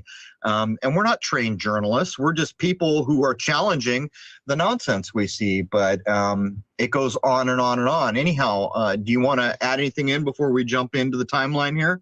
Well, this is a dangerous path that could lead to the creation of a Politburo and that only news can come from the government sources and then distributed amongst the mainstream official sources that they allow. So it's a dangerous path. Right. And to some degree, that's already what's going on. You and I have broken down the couple of major corporations that own something like 89% of all media, music, movies, all these types of information systems. And not only that, you know, there's this thing going on that I noticed the other night on TV where they were talking, do we need to start policing Facebook? So what we actually see them doing is, in the United States anyway, is try to figure out ways they can censor content and not violate the idea of free speech so openly. YouTube is doing this by putting on advertisers. So they're not really removing your content. They're just saying this content is different than that content, and therefore no ads will run here, which on the face of it is ludicrous. Over on Facebook, it's much, much worse. And, you know, we've had people on recently that have demonstrated that there are algorithms running where they find hundreds of people in other places are not seeing the content. I'm actually hearing rumors now that when you get video flagged, and by the way, the last video or the last show you and I put up was flagged by YouTube and the ads were pulled. Update. I challenged it, and believe it or not, they reinstated ads. But what I'm hearing is once they flag your video on YouTube and say it's not advertiser friendly, that video is actually not being served up in a lot of places. I don't know how much truth there is, but there it is, man. Well, the algorithm probably also prevents it from showing up in searches. You know, and you know, a lot of times on the side, it'll come up and say recommended for you and all that kind of thing. It probably just removes it from any of that. Well, truth be told, they could be completely choking the content right now, and we'd never have a way to know what someone in Africa or India is seeing or not seeing. And this is what in our chemtrail episode Matt Landman was talking about with his Facebook, where he was flat out proving that many people were seeing partial posts or no posts at all. And it shows the underhanded nature of information here on the internet. But anyhow, what do you say, man? You ready to jump in and do this thing? Absolutely. Let's talk about fake news. It's all you, man. So what do we mean by fake news? I think is the first thing we should talk about. It could be called yellow journalism, which is a deliberate attempt to misrepresent at best or blatantly spread false information. Now, in the past, this would have been in newspaper, print, or radio or television later, but in today's internet, everything interconnectedness world, most folks get their news from online sources. So the problem is, who knows what the true source of news being reported on, whether it's coming from legitimate and accurate sources? Well, I mean, let's cut to the chase here. For my part, there's no such thing in the mainstream world. And I would point out, you know, let's look at something like the movie Citizen Kane, which is regularly voted the best movie of all time. Anyone who's ever taken the time to watch that movie, I mean, they're flat out way back then showing what was done with newspapers, how rich people bought them up to control the narrative. And then in the case of Citizen Kane, they made up wars that didn't exist. They made fun of the countries where they were making up these wars as having taken place, and the countries were contacting them saying there's no war there. And in Citizen Kane, the guy who owns the paper says, what do you mean there's no war? The paper said there's a war, so there is in fact a war. I would submit, Jason, for my part, the mainstream sources are nothing but propaganda.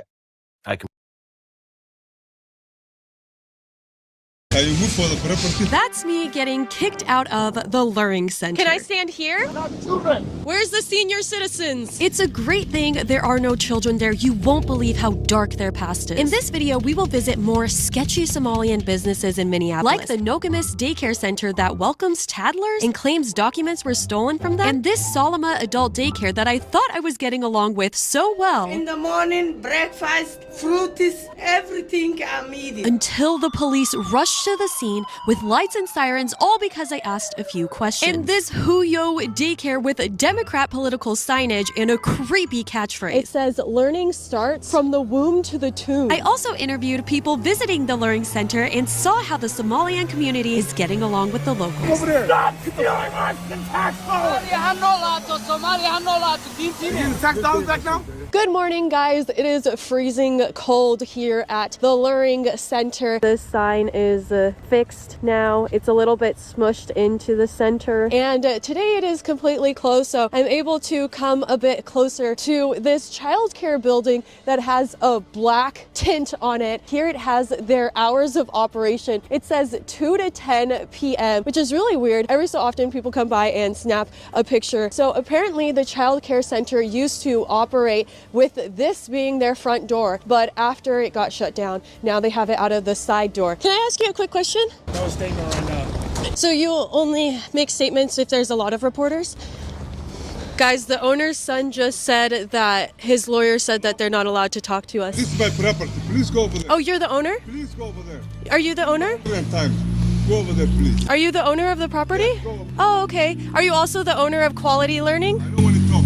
Go. The amount of layers that these businesses use is insane. The real owner of the building is Walden Properties located in the UK. Strange how nobody proudly claims ownership of this business, and probably because it's always getting in trouble for not being clean, it's cold, unqualified, untrained staff, kids don't have access to hygiene products, staff doesn't wash their hands. Continuously, the kids are put in the wrong age category and don't have access to the areas they are supposed to. The staff doesn't supervise the children at all times, and they change their diapers outside of the diaper changing areas. And at one point, they didn't report a death, serious injury, fire, or emergency. Obviously, today is New Year, so I'm not expecting them to be open. Make sure you are subscribed. We are now at one of the most legitimate looking daycares here. They have a playground and lots of decorations, and they actually do have a sign that says Huyo, which means mother. And I found this sign really funny. It says, learning starts from the womb to the tomb. Kind of an odd thing to put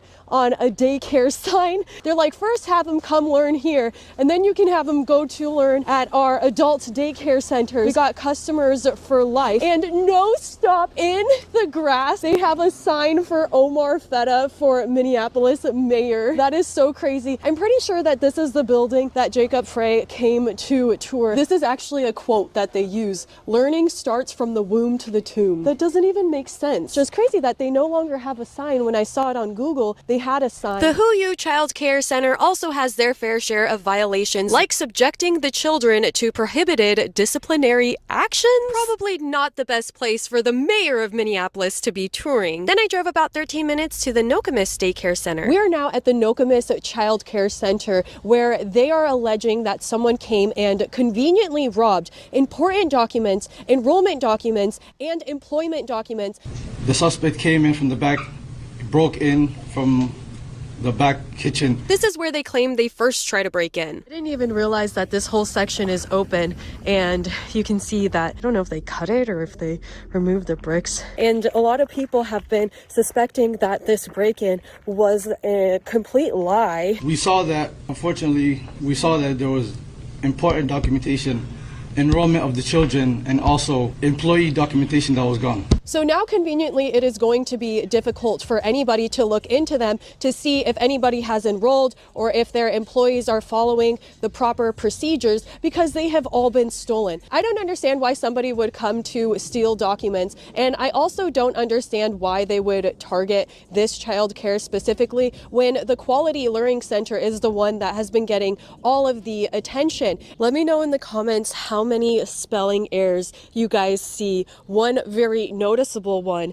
is that they spelt toddlers instead of toddlers. Another weird thing is they lack a lot of signage. I mean, they really couldn't even bother to do the spacing right or spell things correctly. All are welcome to visit our center. Look at that, guys. Their operation hours are Sunday. They only operate at 6 and at 10, but no other time. Fun learning. They are so responsible that they can't even spell things correctly. The reason why they don't have any customers is because nobody has a toddler. They're like, wait, I have a toddler. I can't enroll here. Just some blanket business advice. I don't know if putting ads on a side door near an alley is really beneficial. Is this really the best marketing that they can do? It's almost like they don't want people to know that they are here. You guys can see how coming from the street, this place would be hard to find. There's a Family Dollar that is obviously here. It's not obvious that there's a adult daycare center there, but that building, that business, Galls, was very obvious. And in fact, that is how I knew that it was located here, was because I was like, oh, I guess it's just next to the Galls that is actually doing proper business marketing. Meanwhile, these people are trying to hide. This is the adult daycare center. Their operation hours are Monday through Friday, 6 a.m. to 3 p.m. At least this adult daycare does have a ramp outside and some really bad furniture, like a futon with a bunch of holes in it. Okay, guys, it is day 2 here at the adult daycare. Uh-huh. 220 is finished. Damn. Why you take it? I'm sorry? Why you take it picture? What? So it seems like they're up and operating today. Huh? 230. Klein all. Right now is gone. That's good. Only me 3. Still I'm waiting. Driver. Oh, for the driver? Yes. Oh, that's awesome. Yes, I'm waiting driver. What kind of things do you guys do with the seniors? Yeah. Because, like, I have grandparents as well, and I want to know how I can keep them happy and occupied. Yes, so, everything. Yeah. So what kind of... In the morning, breakfast, fruits, everything I'm eating. Really? All people. Uh-huh. Second is lunch. Wow. Everybody lunch. If you want it, you take it home. Wow. Yeah. And what kind of games do you guys play? Or a lot of game. Really? Is their game. Just a lot of name, Yeah. but I don't speak good English. Oh, and Yeah. so your clients probably speak Somalian. What? Oh, hold on. Yeah. Yeah. It doesn't really seem like anybody in there speaks English. She was not happy at me for recording, but now she seems happy that she got to clarify that they give them breakfast and lunch.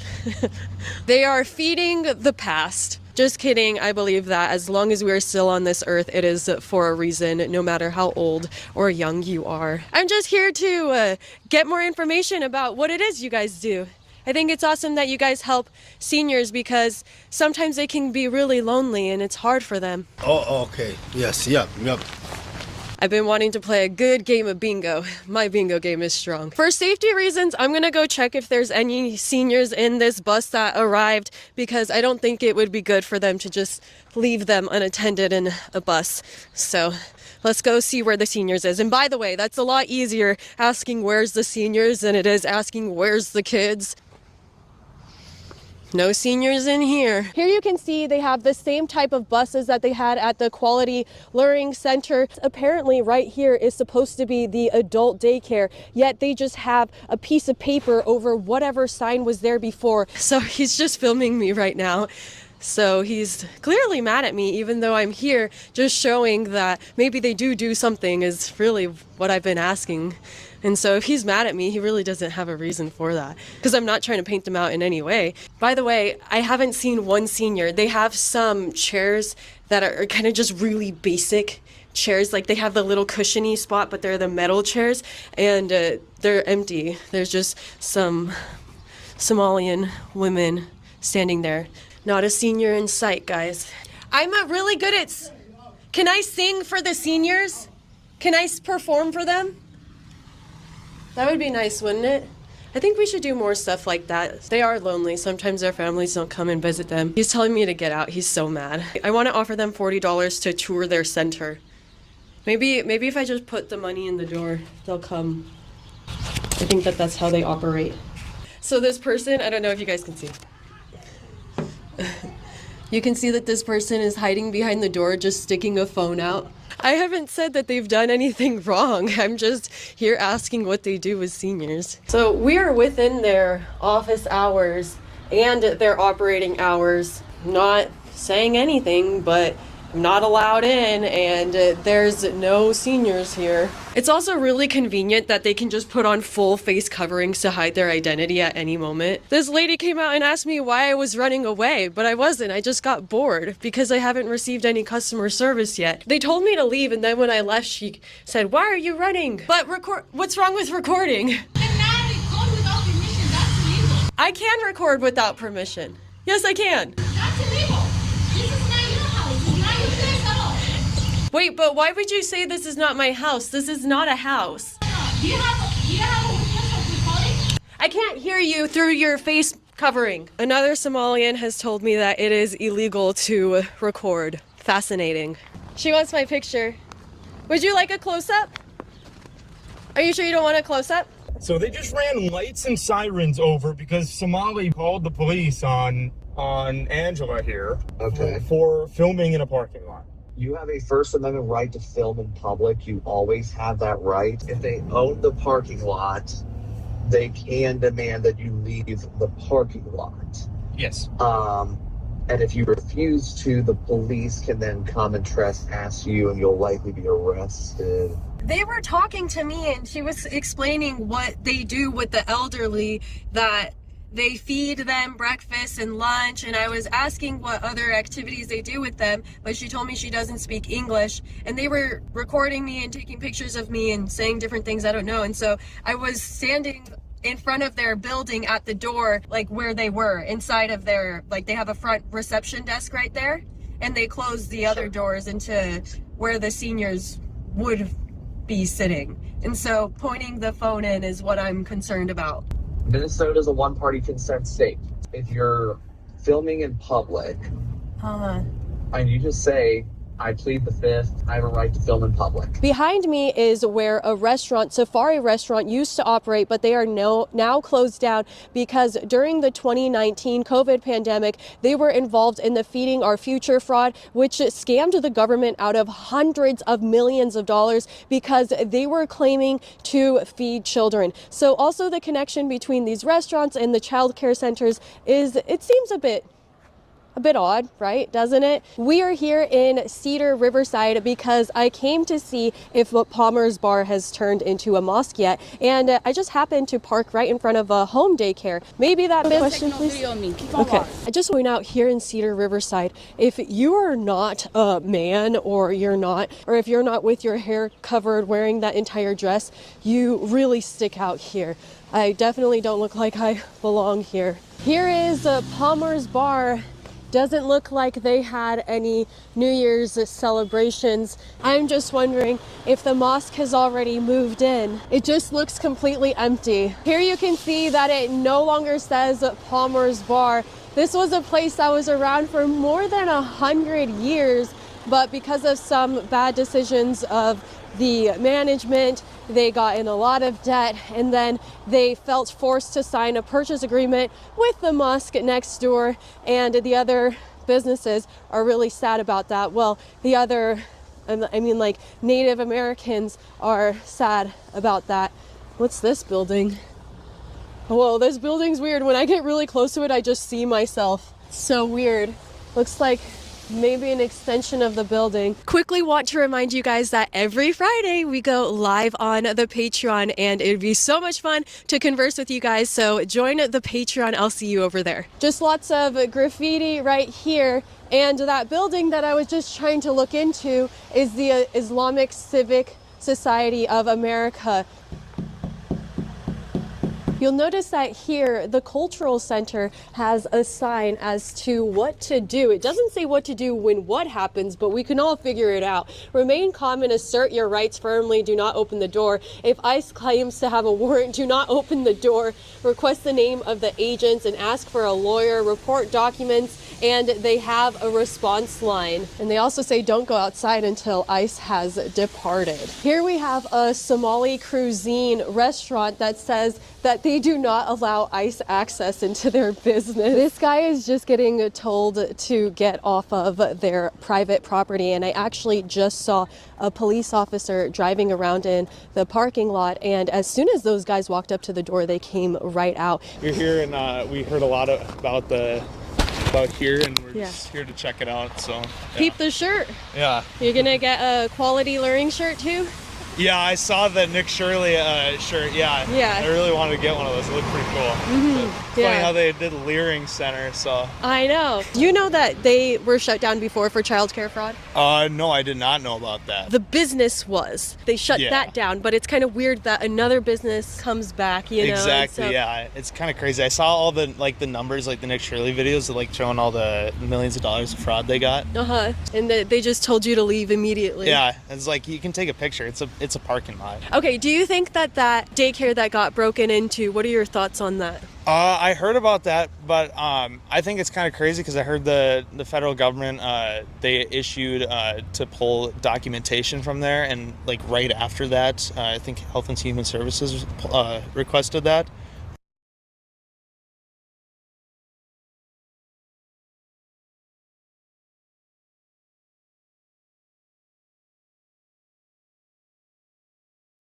Came home from work, just a normal day, sat down, started eating a sandwich, and took a bite of a sandwich, and then I coughed up bright red blood. It covered my sandwich. And the next thing I know, I'm waking up in the ICU. I looked off to the left and there was somebody standing there. Now I couldn't see him, but I could feel it. But I cried out to God for the first time since I was a little boy.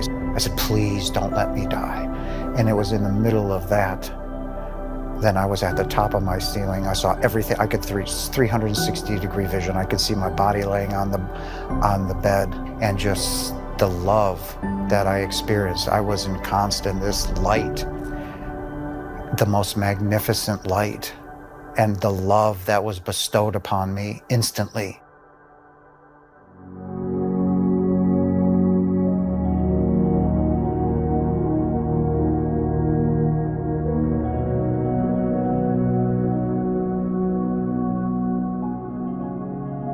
My name is Jason Janis. I had a profound near-death experience on April 2nd of 2020, which profoundly changed my life. I was born in 1970. I grew up Catholic from my grandparents, Catholic upbringing in a Catholic school for 2 years, so the Bible was really forced into me, and I believed what I was being taught. I believed what I was told, that good, bad, right, and wrong, heaven and hell, demons and angels and all of this. And went to Catholic school for 2 years, quintessential altar boy, acting out plays and stuff like that. I grew up in a very abusive household, and then early on, I quit the religion. I just quit going to church. The abuse was too much.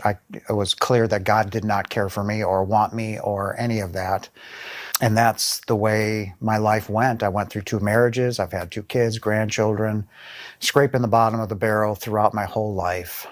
I was at work one day and they said, we're talking about this COVID thing. And I'm like, I've been through so much. I said, I'm not worried about this. And then on April 2nd, I came home from work, just a normal day, sat down, started eating a sandwich, and breathing became very labor intensive. Took a bite of a sandwich and then I coughed up bright red blood. It covered my sandwich. And I'm not, when you cut your finger, it's dark red. This was pink. Bright red blood, and then it just never stopped. And I just kept coughing up blood. Now I have filled my plate full of blood. As I got up to start going into the kitchen, wheezing, I could not breathe. It was very difficult to breathe. Now I'm starting to panic because there's no air. My feet are strapped to the bed, an IV in the side of my neck and the carotid, tube down my throat, stuff up my nose. I can't talk, and the pain is beyond anything I've ever experienced in my life. It was just brutal. It was mind-altering pain. It just felt like there was 5 billion tons on my chest. And I got these doctors and nurses, and when I awoke, instantly, I looked off to the left, and there was a TV there, and there was somebody standing there. Now, I couldn't see him, but I could feel it. I could feel somebody standing there. And they're trying to talk to me, and I was just a wreck. I was just in so much pain. I just wanted to sleep. Next day rolls around, this presence is still there, and I'm staring for, I think I was in the ICU room for a month. I just kept looking at the TV, and the nurse would say, Jason, do you want me to turn the TV on? Well, I can't respond. How do you tell somebody there's somebody standing there? I could feel them. Right? I can feel it as clear as I see you across from me. I woke up one day and there was nobody in the room, and I'm staring at this TV, just staring. They had taken the breathing tube out, and I had lost 75 pounds in that month that I was in the ICU room. I'm staring at this TV, and I'm on my elbows and I'm shaking uncontrollably. I cannot speak, but I cried out to God for the first time since I was a little boy, since I was 7. I said, please don't let me die. Please, please don't let me die. I said, I want to see my children. Please don't take my daughters from me, please. I know I abandoned you and Jesus. I said, I'm sorry. I said, I never stopped believing in you, but I quit having a relationship with you. And for that, I am truly sorry. But I said, there was somebody that I love very much. And I said, please don't take her from me. And it was in the middle of that. Then I was at the top of my ceiling. I saw everything. I could reach 360-degree vision. I could see my body laying on the bed. I could see the nurses, I could see everything. I could see everybody living and dying. I was now seeing through the wall, and I could see in this massive field out in the back every single blade of grass. I could see the serrations in each one of them, the veins, the colors were liquid and they were flowing. And then the grass, their blades turned towards me, and just the love that I experienced. I was in constant, this light, the most magnificent light, and the love that was bestowed upon me instantly. In a trillionth of a second, I knew who was holding me. I knew where I was, and I was loved. There was no more pain. I was at peace for the first time in over 40 years, 50 years. There was absolute knowledge. I knew everything there was to ever know or ever possibly know. And I was everything that had ever existed and or will ever exist in that moment. I'm seeing the tree souls, the grass souls. I'm feeling this love that just does not exist in this world. And as I'm in this moment, I'm realizing as I merged with the light, became the light, that God, my Father, was holding me. I began to think, and I said, I'm home. All of this was just instantaneous. And then as I'm just being held and adored by my Father, again, a thought came into my consciousness. What a beautiful day to die. Like it had been nothing, and it was nothing that this has happened to me before. And how long this took, I don't know. It could have been 10 seconds, 5 hours, 20 hours. I don't know. And then another presence showed up, and it was a phenomenal amount of love bestowed on me. And I know that I recognized that energy instantly. Instantly. It was Jesus. It was Yeshua. And everything was just beautiful. It was perfection. It's just indescribable. Next thing I know, I felt two hands, which would be on my soul because my body wasn't there, and I was being gently guided down. My soul was pushed back in by Yeshua or Jesus. And then I felt actual physical hands on my body, and then my body was pushed back down onto the bed, and then I was out like a light, gone. And I woke up again at some point later, I don't know, nurses frantically trying, doctors now in there frantically trying to wake me up. I immediately looked back up to where the TV was, and that presence was gone. We're here, I want no meds, I want nothing. I need everybody to leave the room right now. Like, are you okay? And I'm like, I need you all to leave. In that moment, I was terrified. Like, they're really gonna think I'm nuts, right? And I'm like, I cannot tell anybody. So I was in the hospital a little while longer. Then I got discharged. Then I went home. And I had no business going home, but I couldn't take care of myself. I figured if I'm gonna die, I would much rather die in my own bed. They said, you're not well enough to go home. I said, I don't care. I said, I need to go home. And I wasn't, because I had to have surgery. They found tumors in my lungs that had ruptured, and they pumped out 12 cups of blood. So when I was in there in the ICU, they pumped out 2.8 liters of blood from my lungs. And I basically, they said your cause of death was acute respiratory failure, hypoxia. I basically suffocated, drowned. And it was very painful, beyond painful.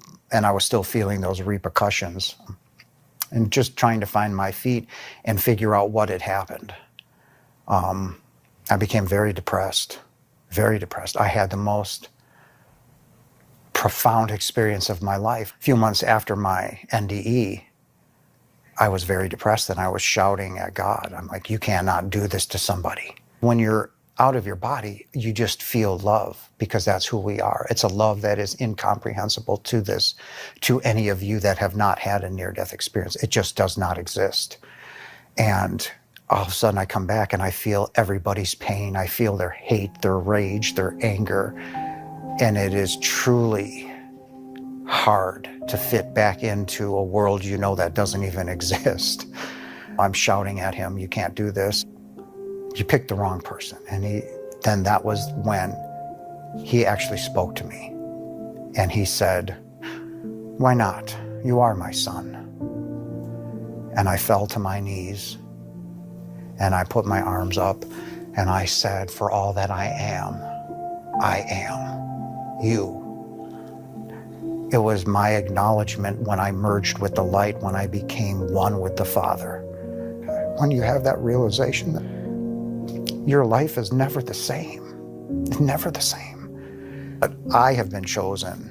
That's been my journey so far, so I know more is coming, more is headed my way. It's just a matter of what you call divine timing. And I was told that I am simply here to rest, but I'm being provided for. I believe, I trust, without question, hesitation, or doubt. And that is why people say, what are you doing in California? It's where I'm supposed to be.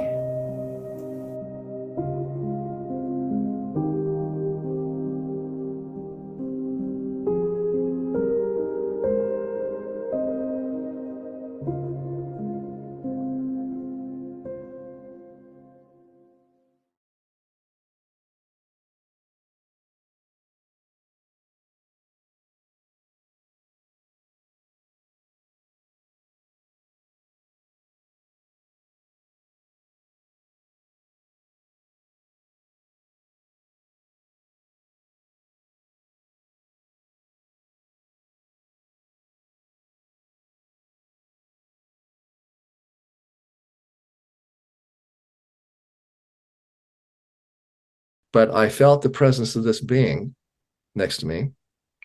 I only had the sense that it was a being that I knew quite well.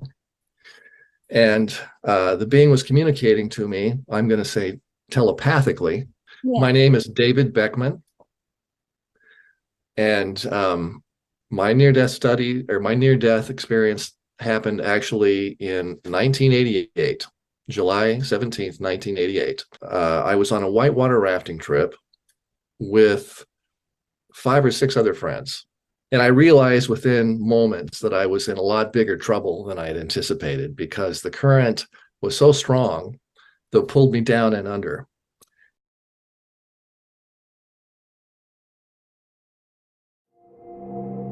It was one night I couldn't sleep because I couldn't breathe. And I knew in that moment, like, this is it.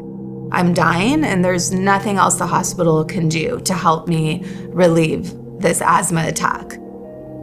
I prayed and I just said, please help me. Like, I don't want to die. I started to feel on my left side this loving, energetic presence who I just knew it was Mother Mary. As I'm lying there, there's another presence. This presence was Archangel Michael. They started to literally breathe their essence into my chest. I was starting to feel relief. And as I was feeling relief, I just started leaving my body. My thoughts and my consciousness were completely intact. So I just said, what's happening? And Archangel Michael said, this is a divine intervention. We are here to tell you that you are not your body. You are not your mind. You are part of a whole with Source.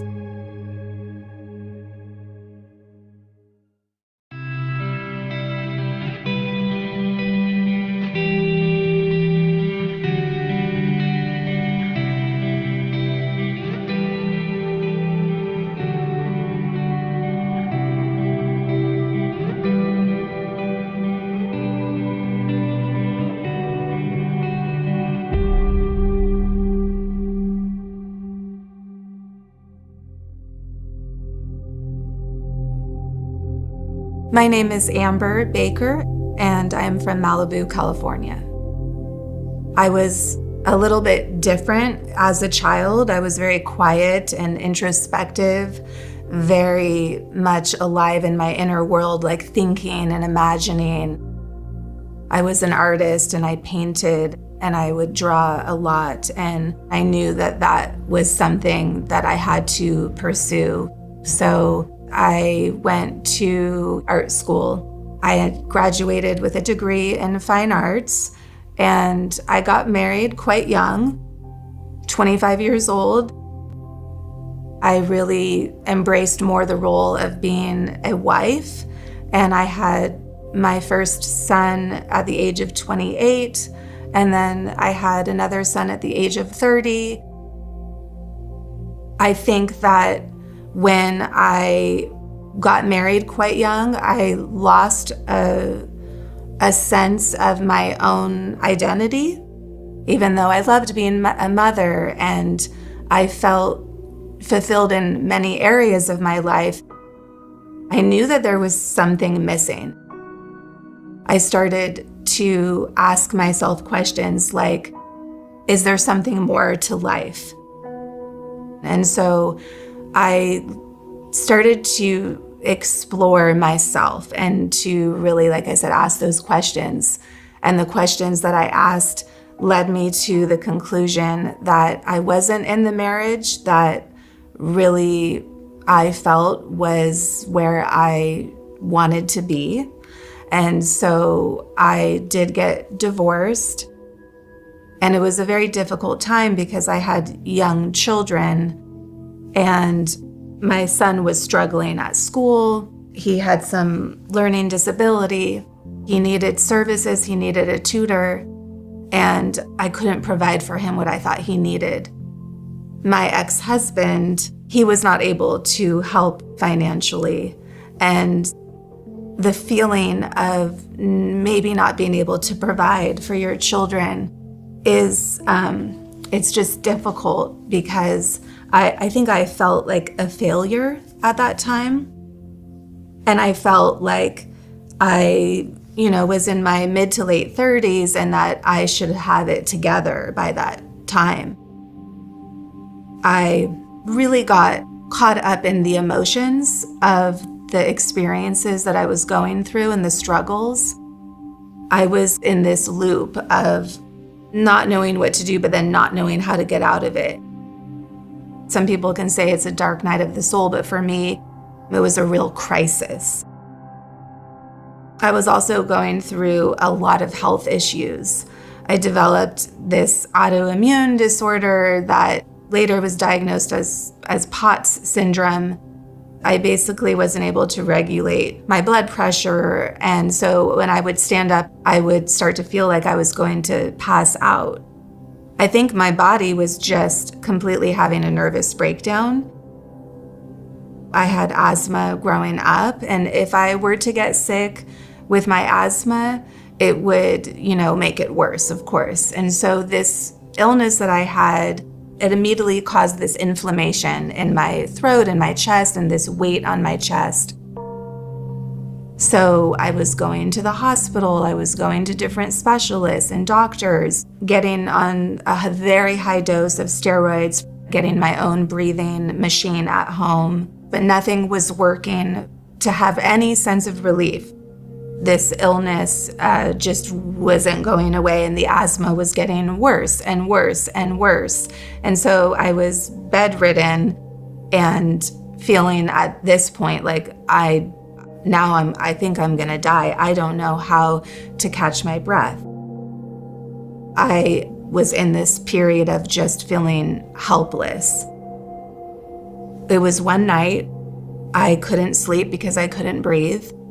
It was the middle of the night and it went from bad to worse. And I just knew in that moment, like, this is it. Like I'm dying and there's nothing else the hospital can do to help me relieve this asthma attack. I prayed to my grandmother who had already passed. She was in spirit. We were very, very close, growing up my whole life with her. And so I prayed to her because I really didn't know what else to do. And I prayed to her from a place of surrender and a deep need. And I just said, Grandma, please help me. Like, I don't want to die. A white, misty form came from across my room. Her presence was all around me. It felt like she laid her hands on my forehead. When she laid her hands over my forehead, I just started to calm down and feel a huge sense of relief and peace. And my whole body was able to just relax. And I really felt like I was kind of like sinking into the bed. And then my chest was starting to open. And I started to be able to feel like I could breathe just a little bit. I started to feel on my left side this loving, energetic presence who I just knew it was Mother Mary. It was just like 1,000% knowing. And Mother Mary felt like she was anchoring me in this loving presence. She really felt like she was the anchor of love. She is unconditional love.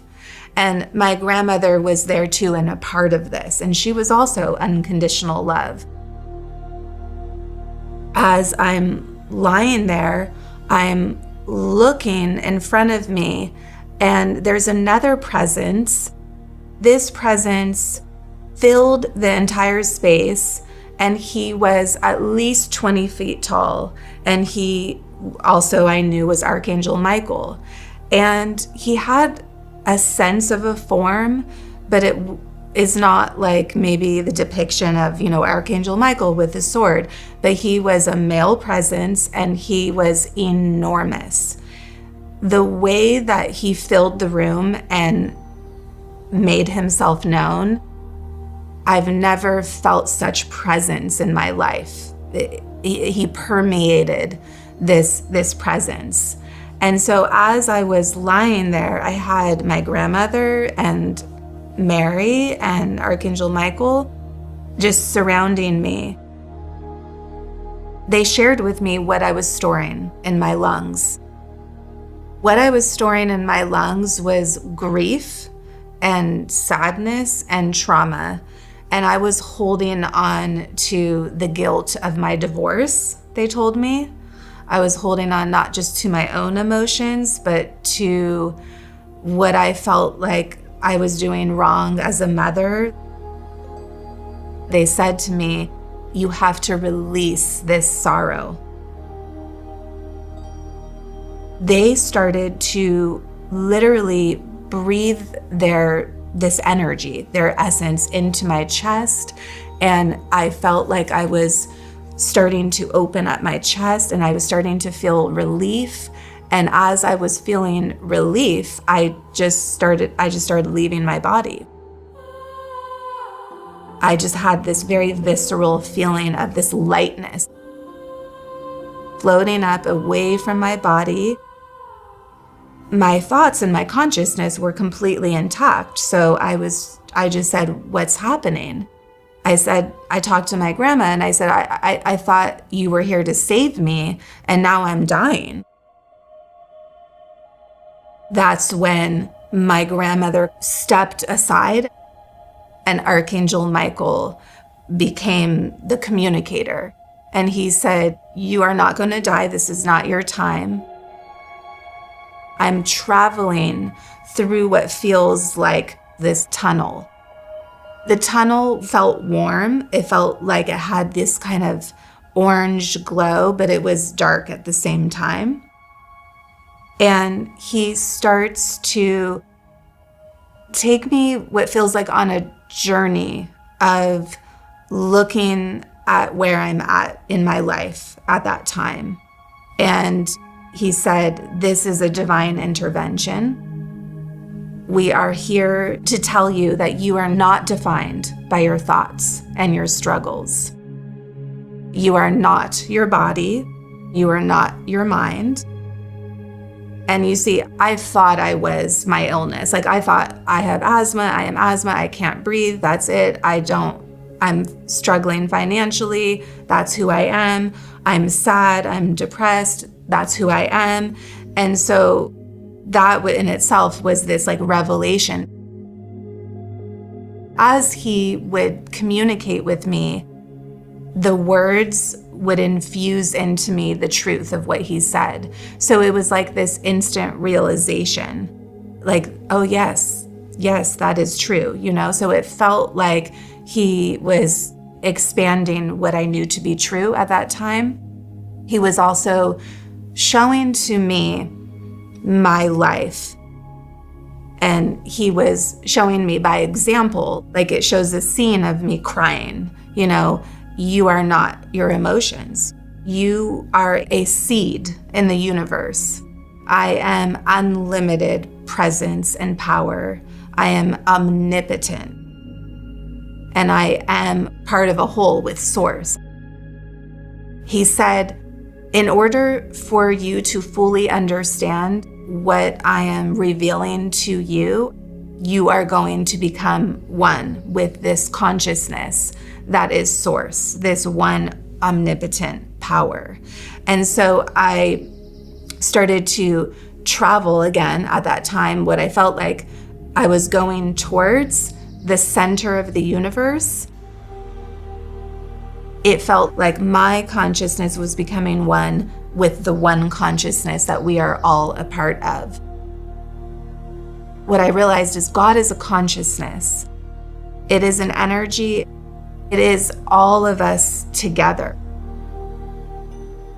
And so I was able to experience the merging of me with Source, the experience of being able to feel the euphoria and the eternity of that, and the complete oneness, really absence of thought and feeling, and just in this permanent state of kind of like rapture, just this state of bliss.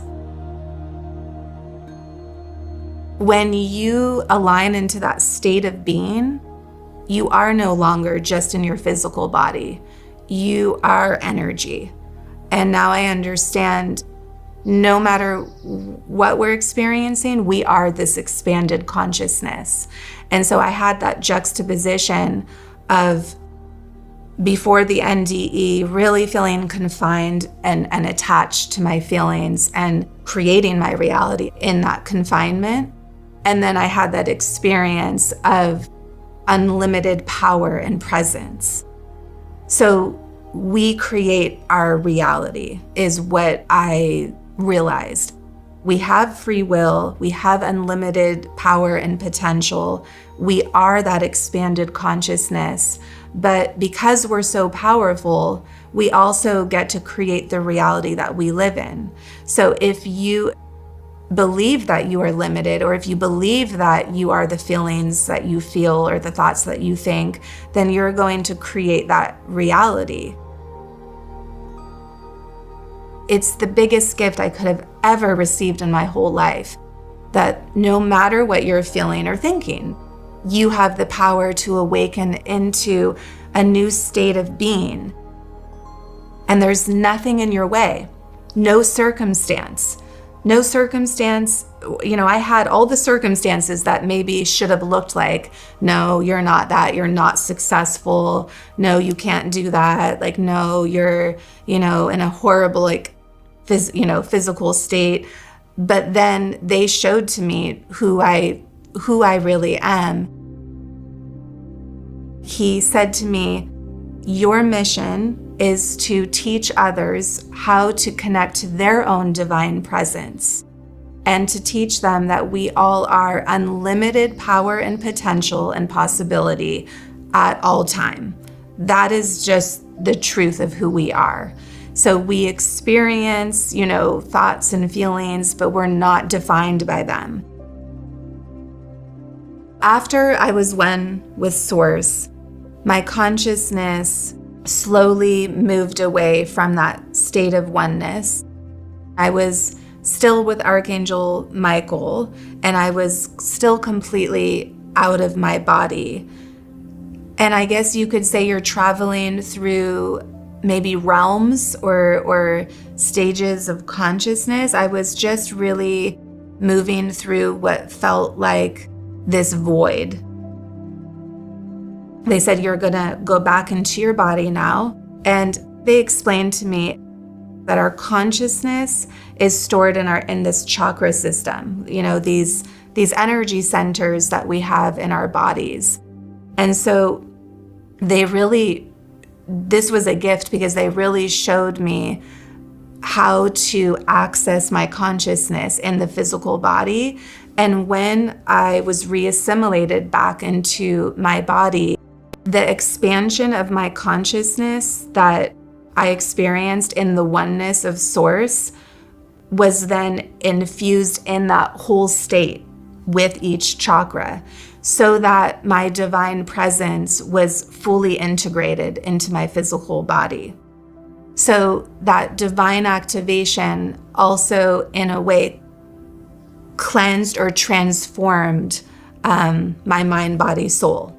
I had a release of like the feelings and that struggle that I was in, and I really felt the awareness of, yes, this is who I am. I am a divine being. Once I was fully dropped back into my body, the guides, Archangel Michael, they really spoke to me as one, it felt like, and they said, meditate on the silence, you are one. And there was a gentle swirl of wind, a little bit of like a breeze next to me. And then all of a sudden, they were gone. I came back into my body. I remember looking around and crying and just knowing that my life would never be the same. I was able to go down this like empowering path of really tuning into my body, this mind, body, soul connection, knowing that my emotions can be stored in my body, knowing how to release my emotions and feel them and not attach myself to them, really actually helped me heal, not just from my asthma, but to be able to move on in my life in this empowering way. After the NDE, it wasn't like my circumstances changed, it was that I changed. I had this sense of freedom because I knew that I was able to now transform. I knew I was not my circumstances. And because I wasn't allowing myself to be defined by them, I was able to make that choice to move forward in a new path. My life completely took a 360. Every second of the day, I was reading and watching and looking for spiritual information. I was hungry for it. It was like I couldn't get enough of wanting to know more and experience more of what I just experienced. I started to study energy healing, and then I started teaching other people how to tap into that expanded state of consciousness, how to tap into who they really are at that soul level, who they really are as a divine being.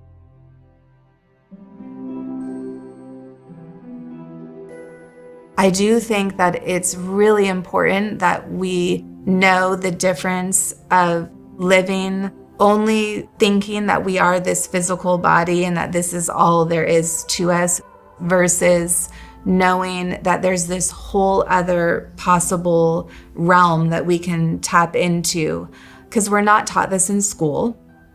And because of that, it can lend itself to leading our life in a very disempowered way. And so I think that's why I love to share my message, because it's changed my life so much. We are unlimited possibilities and potentials at all times. And really the only limitations that we have are the ones we accept or what we place on ourselves.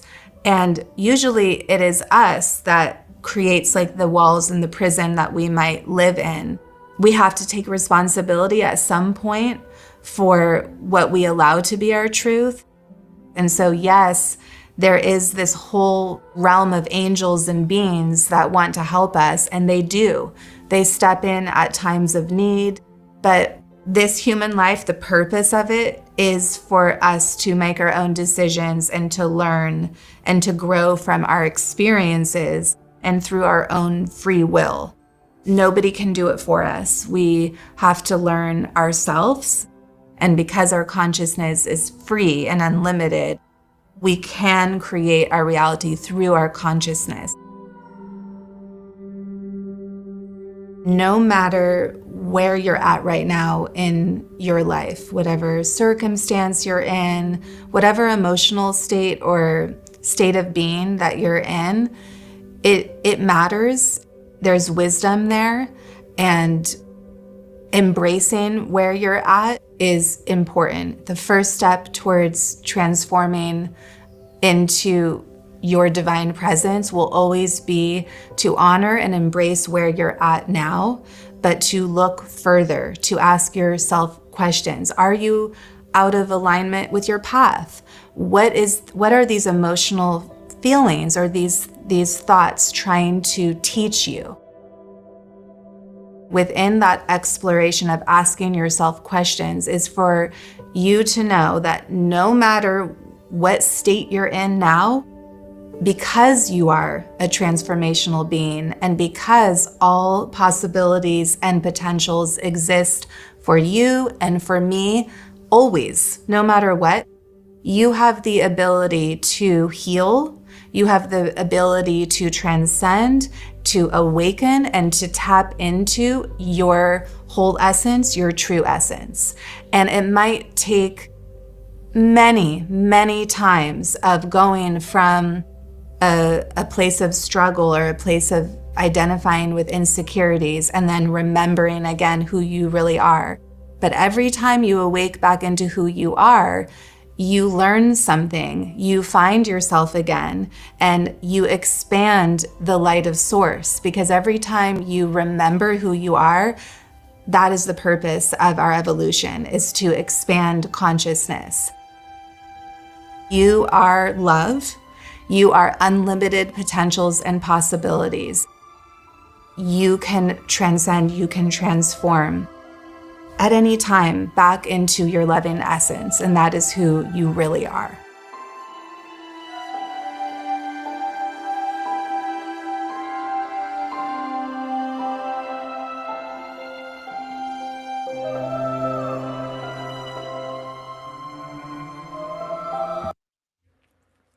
Good night, everyone. Mad love and strength to all good, true spirits.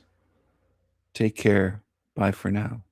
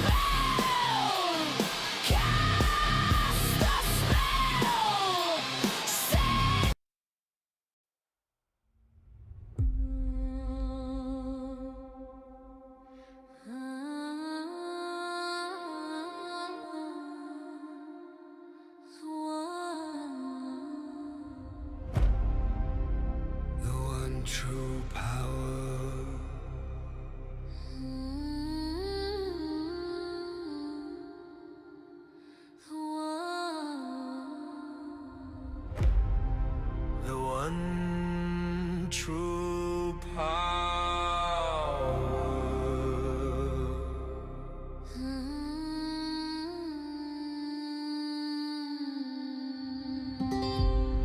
The one true power.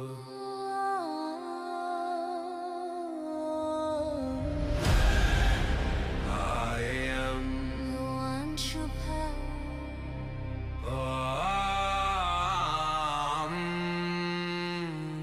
true power.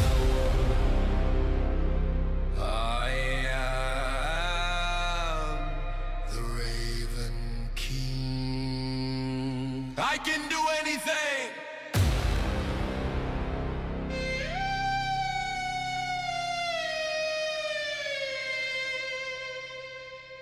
The one